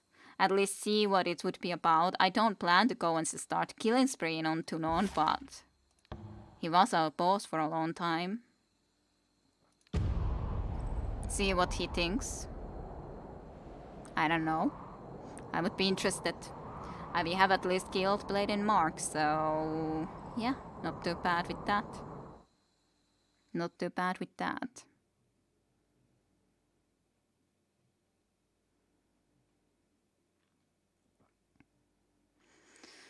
Oh, the spell sigils. Definitely the Scarlet Army, Scarlet Chorus, we will be going and trying to defeat only later. Definitely not at this point. There is no reason to think of going and defeating the Scarlet Chorus now, because it would take a while anyways. But I was interested in trying to do the Blade and Mark fight, and yeah, I'm glad that it went well enough.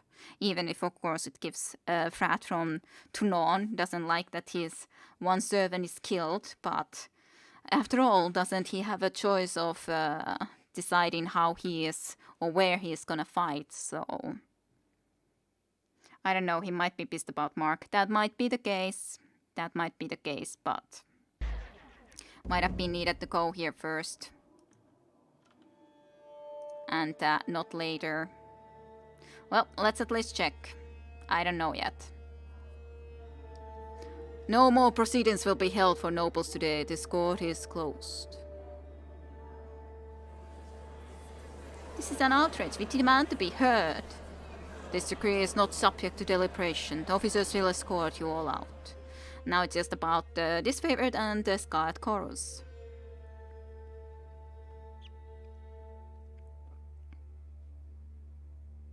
Fatebinder, thank you for answering my summons. This could very well be the defining hour of the conquest. Now I only came here to kill you. Farewell, attack. I only ask how you will proceed with your trial if your headsman is dead. My headsman? His life was not yours to take. Oh dear. Behind Tunon's anger you detect a more subtle reaction. Disbelief. He cannot believe it.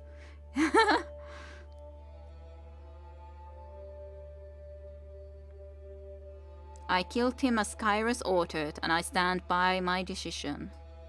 I will determine if you are as loyal as you claim to be, Fatebinder. We are not finished here. So, probably should have done this the other way around. You have made quite a name for yourself, Fatebinder. Stories of your deeds have spread through the tiers, and all of them have reached this court. Some actions have consequences. We will see what your actions have wrought. Of course, Tunon. The court has its own charges to present, and invites you to answer for yourself.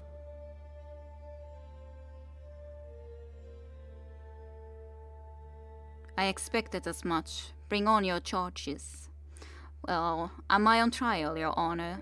Yes, and I would ready yourself to form a defense, because your testimony could augur your doom.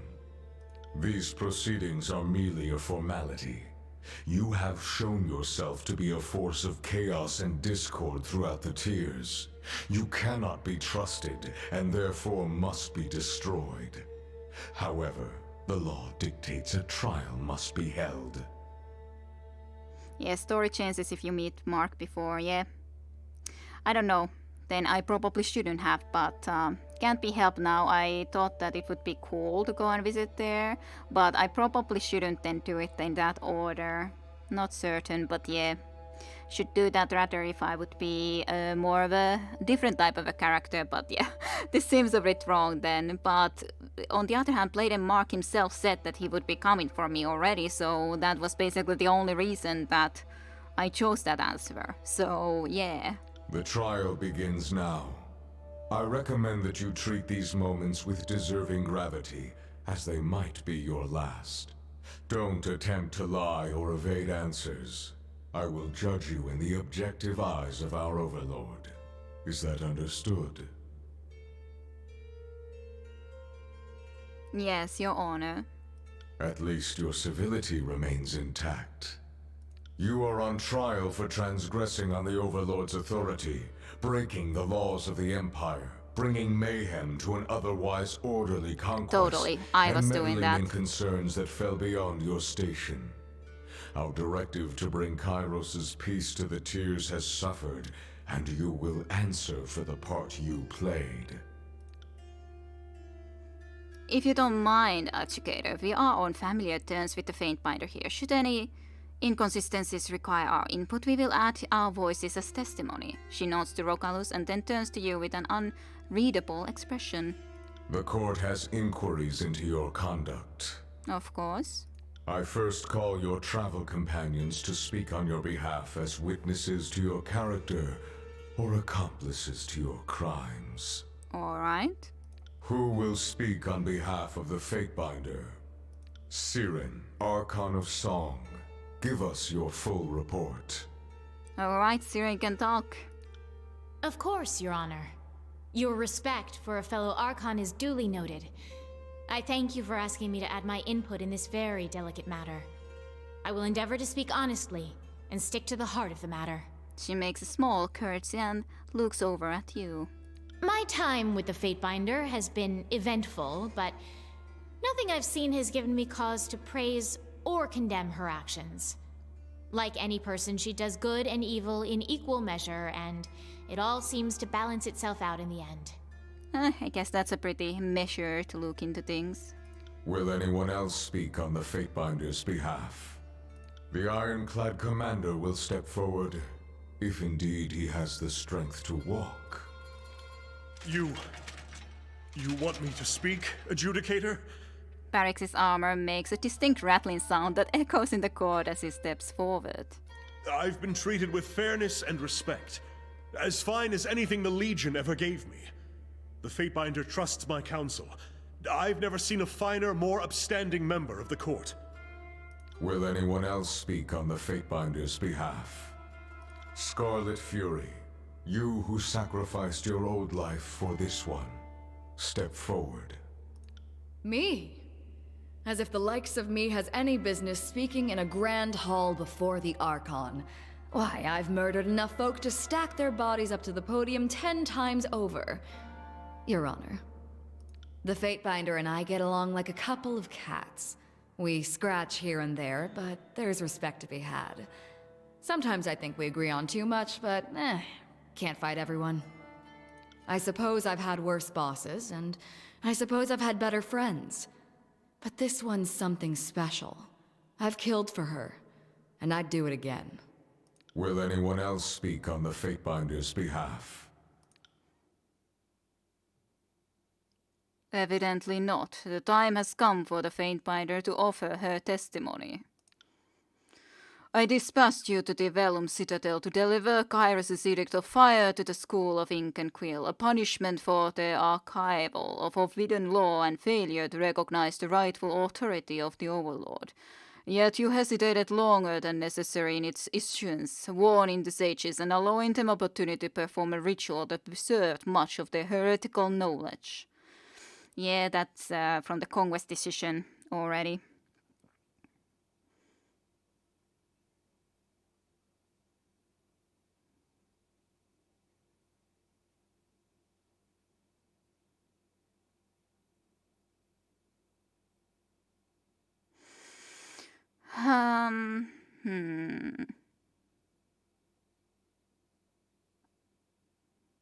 What would be the best answer? It's a little bit of all. But yeah, there were spies. Yes, that's one of the things. I don't think Archon of Secret specifically requested me to do it, but I knew that there were spies. I think this is the worst response. It's just simply, well, I thought it was left to my judgment, and then I should have done it immediately rather than later.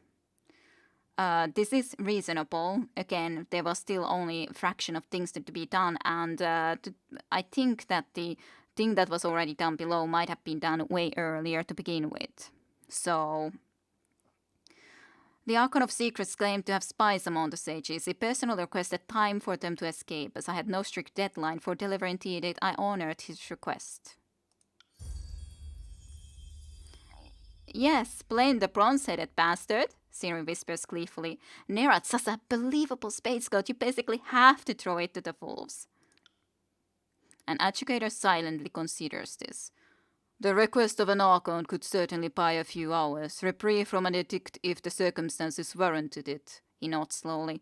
You showed appropriate judgment in this situation, though I harbor suspicions of the Archon's motives for the entreaty. You restored Kairos' Edict of Stones with a legal contrivance. What's more, you spared stalwarts ruling bloodlines circumventing the edict's very purpose. Did you think the Overlord's fury was a riddle for you to unravel?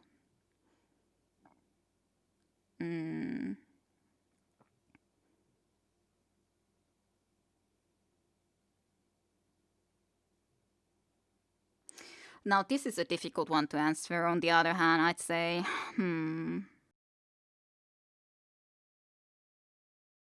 But yeah, I would have to say that I am very interested how the story would have gone if I didn't go meet Mark first. I kinda would want to see that because this is gonna be so different now. But on the other hand, Mark wanted to fight me.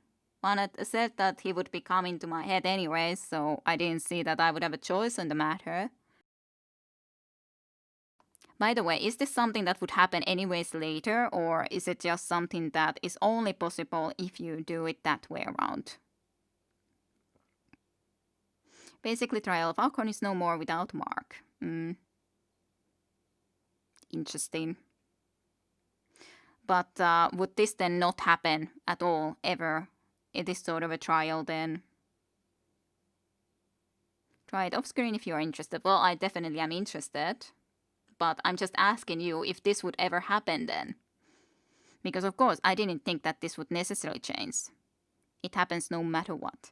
So this would happen regardless, even if I didn't kill Mark. So yeah, well, yeah.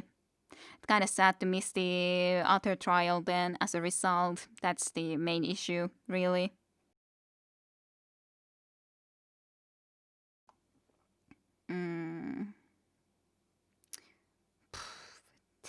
Sure.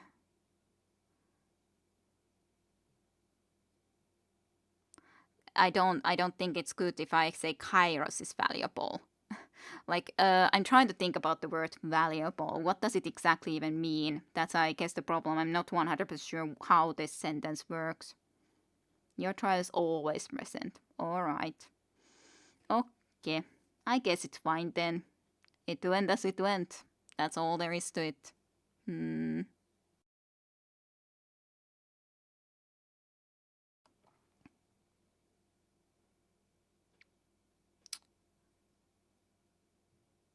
Kairos didn't, I guess I would say this, Kairos didn't intend for the edict to last forever. No, indeed, but there were conditions to be met and you cheated them. Can you say so? You subverted the Overlord's will to suit your design that cannot be tolerated.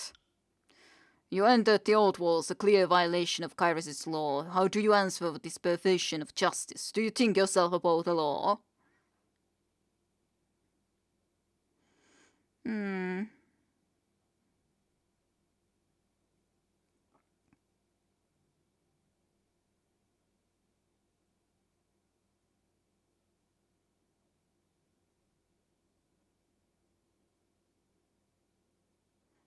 That's a good question. Like, there's quite a few possibilities. Does Archon's privilege not grant an Archon the right to administer domain as they see fit?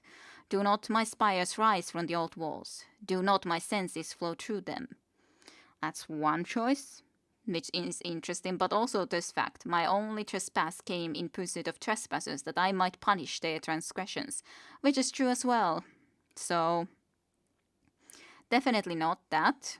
And this is okay, I guess, but law stood in the path of justice seems like something I shouldn't say. And I wouldn't say this one. So, fallible, capable of making mistakes or being wrong. Maybe I should have said that one. That would have maybe been okay. But on the other hand, it seems a bit wrong to say that about Kairos. But on the other hand, why can it be broken like that if it cannot be, it shouldn't be broken like that? And anyways, I was trying to do a service to the other Archon again. Does Archon's privilege, well, let's go with this. Does Archon's privilege not grant an Archon the right to administer the domain as they see fit? Do not my spires rise from the old walls? Do not my senses flow through them? The educator's head declines slightly as he listens. A long moment of silence follows. An interesting premise, albeit one that assumes a great deal about your station and the spires. At the city of Halkid, you killed the garrison corpsman who lawfully claimed it. A dozen of Kairos' servants bloodied the streets in your wake. So what?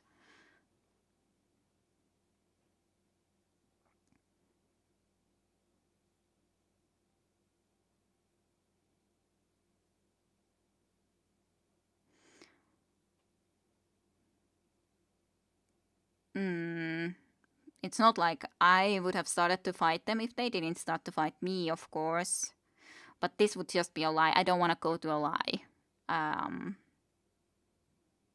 They attacked me and hence violated Kairos' peace. I defended myself appropriately. The educator nods. I suspected as much. A pity you could not do so without eradicating Kairos' presence in the town. Ever since you arrived at the Tears, you have proven stubbornly tight-lipped. Your speech is often stilled as if by some great terror or apprehension. Can you even answer for this anomaly, or are you too simple to manage it? Say nothing. That would be great here.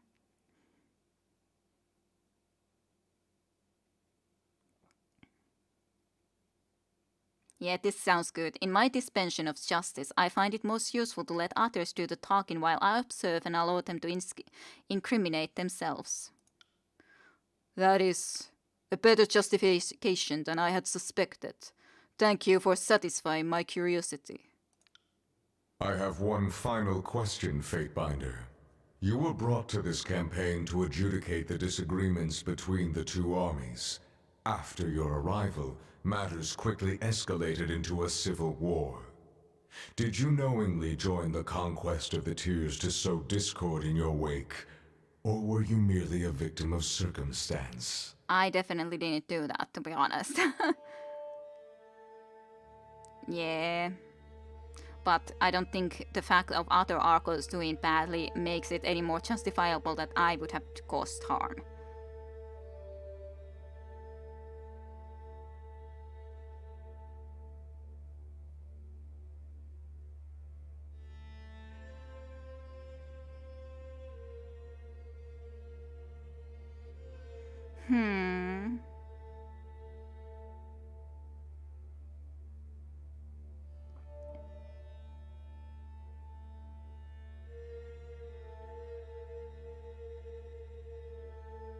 It's either the second one or the number 3, I'd say, that I would say here.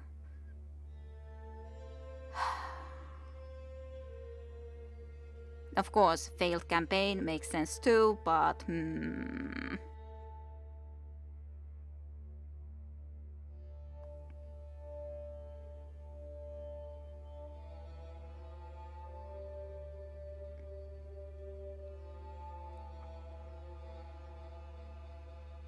they had already turned for each other's way before I ever even came to the picture, to be honest. That's the thing. They had turned to each other's, unless we talk about already the conquest decision. But even then, I just were put into situations where I had to make a choice, make one happy and other unhappy. So they just never would be getting along. That's not really my fault that they are just like oil and water. They don't get along. They just simply do not.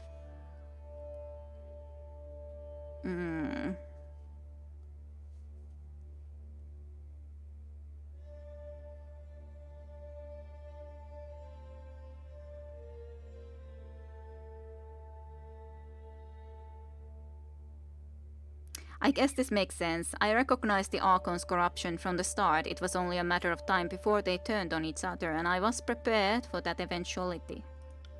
If you anticipated a failure on this scale, you should have informed me. Or else worked to avoid it rather than pit combatants against each other. I didn't pit them against each other, though.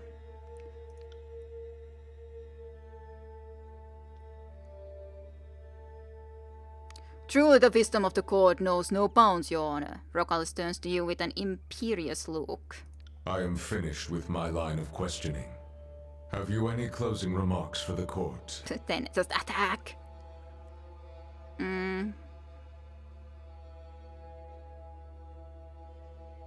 Though I have ever tried to bring peace and order to this shattered region, I recognize that our work is an uphill battle and well worth the struggle.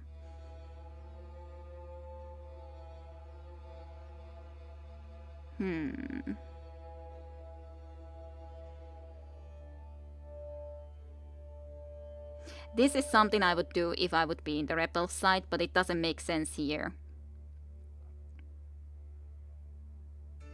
Though I have ever strived to bring peace and order to this shattered region, I recognize that our work is an uphill battle and well worth the struggle. The way you frame it, the conquest sounds like a matter of true personal investment. Most curious. True personal investment. Alright, good night, Milan. Have a great weekend and week. See you another time. After weighing the charges, this court finds you innocent.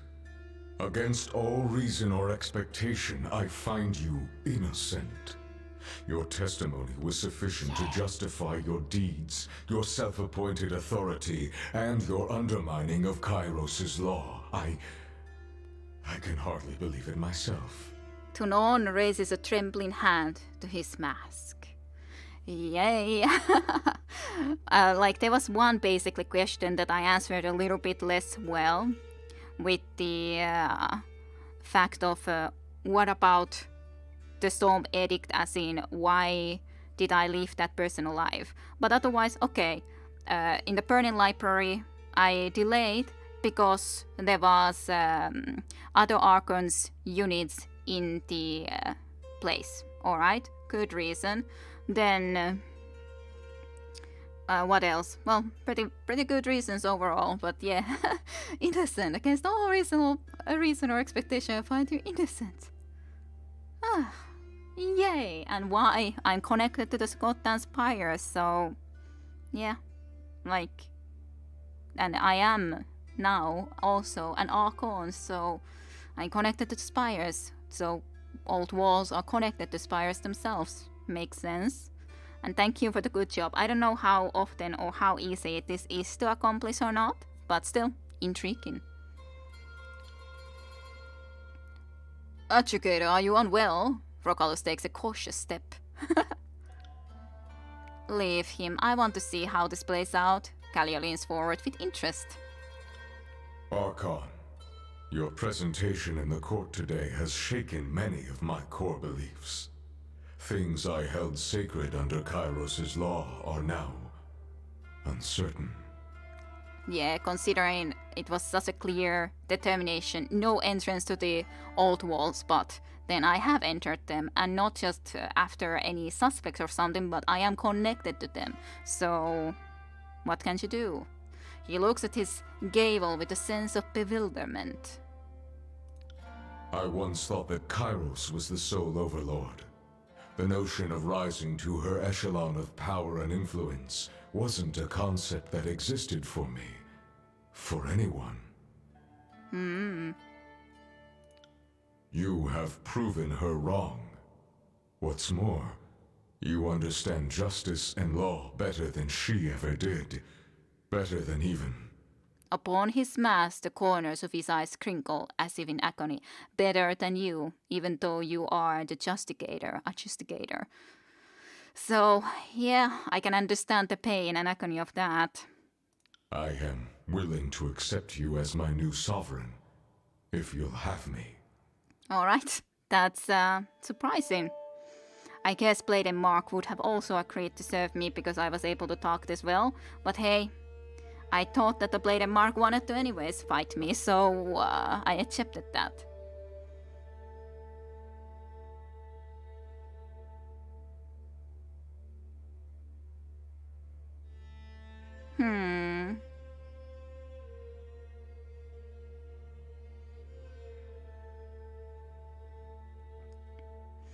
Now that's a good question, but I don't think this makes sense for the fact that I'm not gonna be rebelling against Kairos myself either, unless Kairos forces my hand.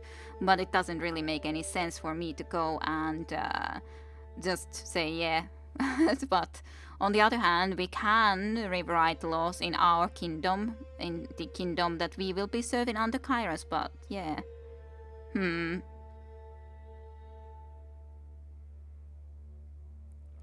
I guess this is okay. Serve me as you served Kairos, I ask nothing more.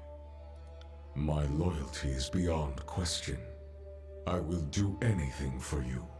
Unfortunately, we don't have Blade and Mark anymore, so that's unfortunate. Just try it someday and you'll see. I can spoil, but what's the point? Yep. Funny thing to say when you just turned cold on your old boss. What say we kill him just for the fun of it? I want to see what's under the mask. Nah, no worse, the educator is ours now. My gavel and my justice are yours. I will execute your laws as you draft them, show mercy as you see fit, and bring to ruin all who would reject you. Yay. Master, if you'll join me upstairs, I will pledge fealty to you in the lawful manner. That sounds suspicious though. But sure, I guess, maybe.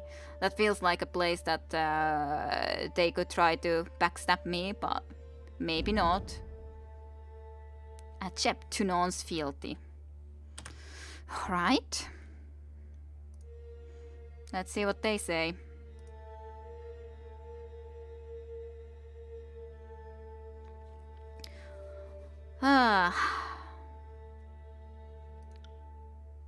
How do you think the court will fare without Blade and Mark?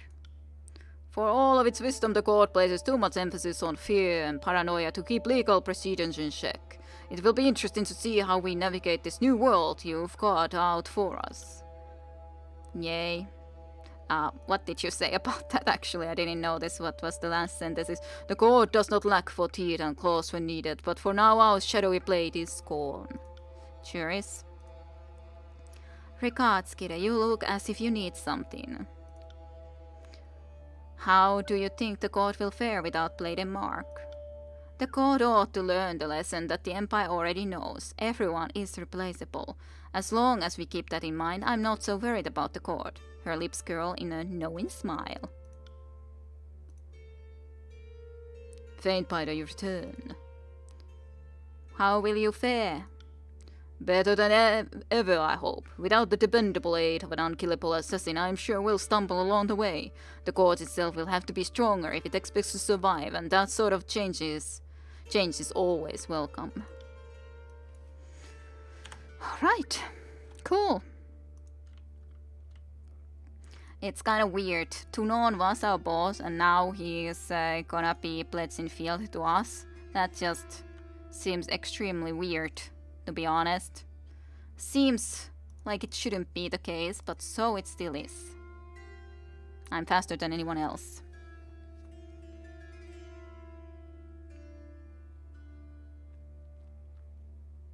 Archon, change has come to the Tiers, and in time it will reach the Empire itself. You are the agent of that change, and even I could not have predicted what impossible heights you would reach. The time has come to take up the gavel and usher in a new age of structure and law to the Tiers. Lots of people. All the court. And other peoples, nobles and stuff. You will henceforth define justice for the rest of us. I will follow your lead and endeavor to follow your design.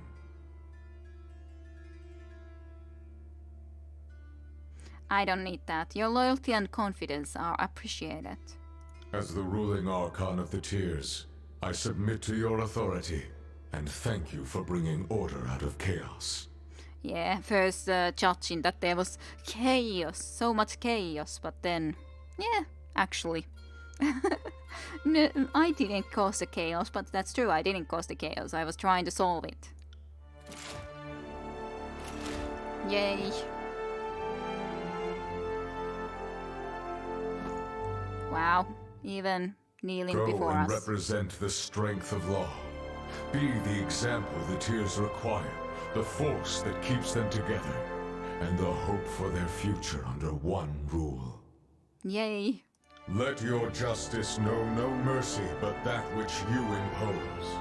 Civilization itself will bend according to your design. Never forget this. I shall not. Final judgment, achievement unlocked. Yeah, 548 rings for judging.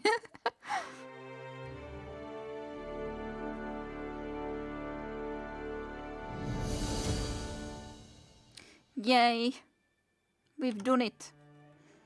We have done it indeed. Tunon, uninjured, but can't speak. Right. That's fine enough. Let's get the heck out of here, or at least get to the door so we can leave from here later on. I think we will be ending here. Then we have the couple of other Archons to deal with. So that's something to do. So yeah, that was quite a bit different sort of a result. So I hope you guys enjoyed the stream of Tyranny here on the Twitch and later on in YouTube as well. I hope you enjoyed. I hope you all have a great new year, and just thank you for watching. I'll end the recording here, so bye bye until the next time. See ya.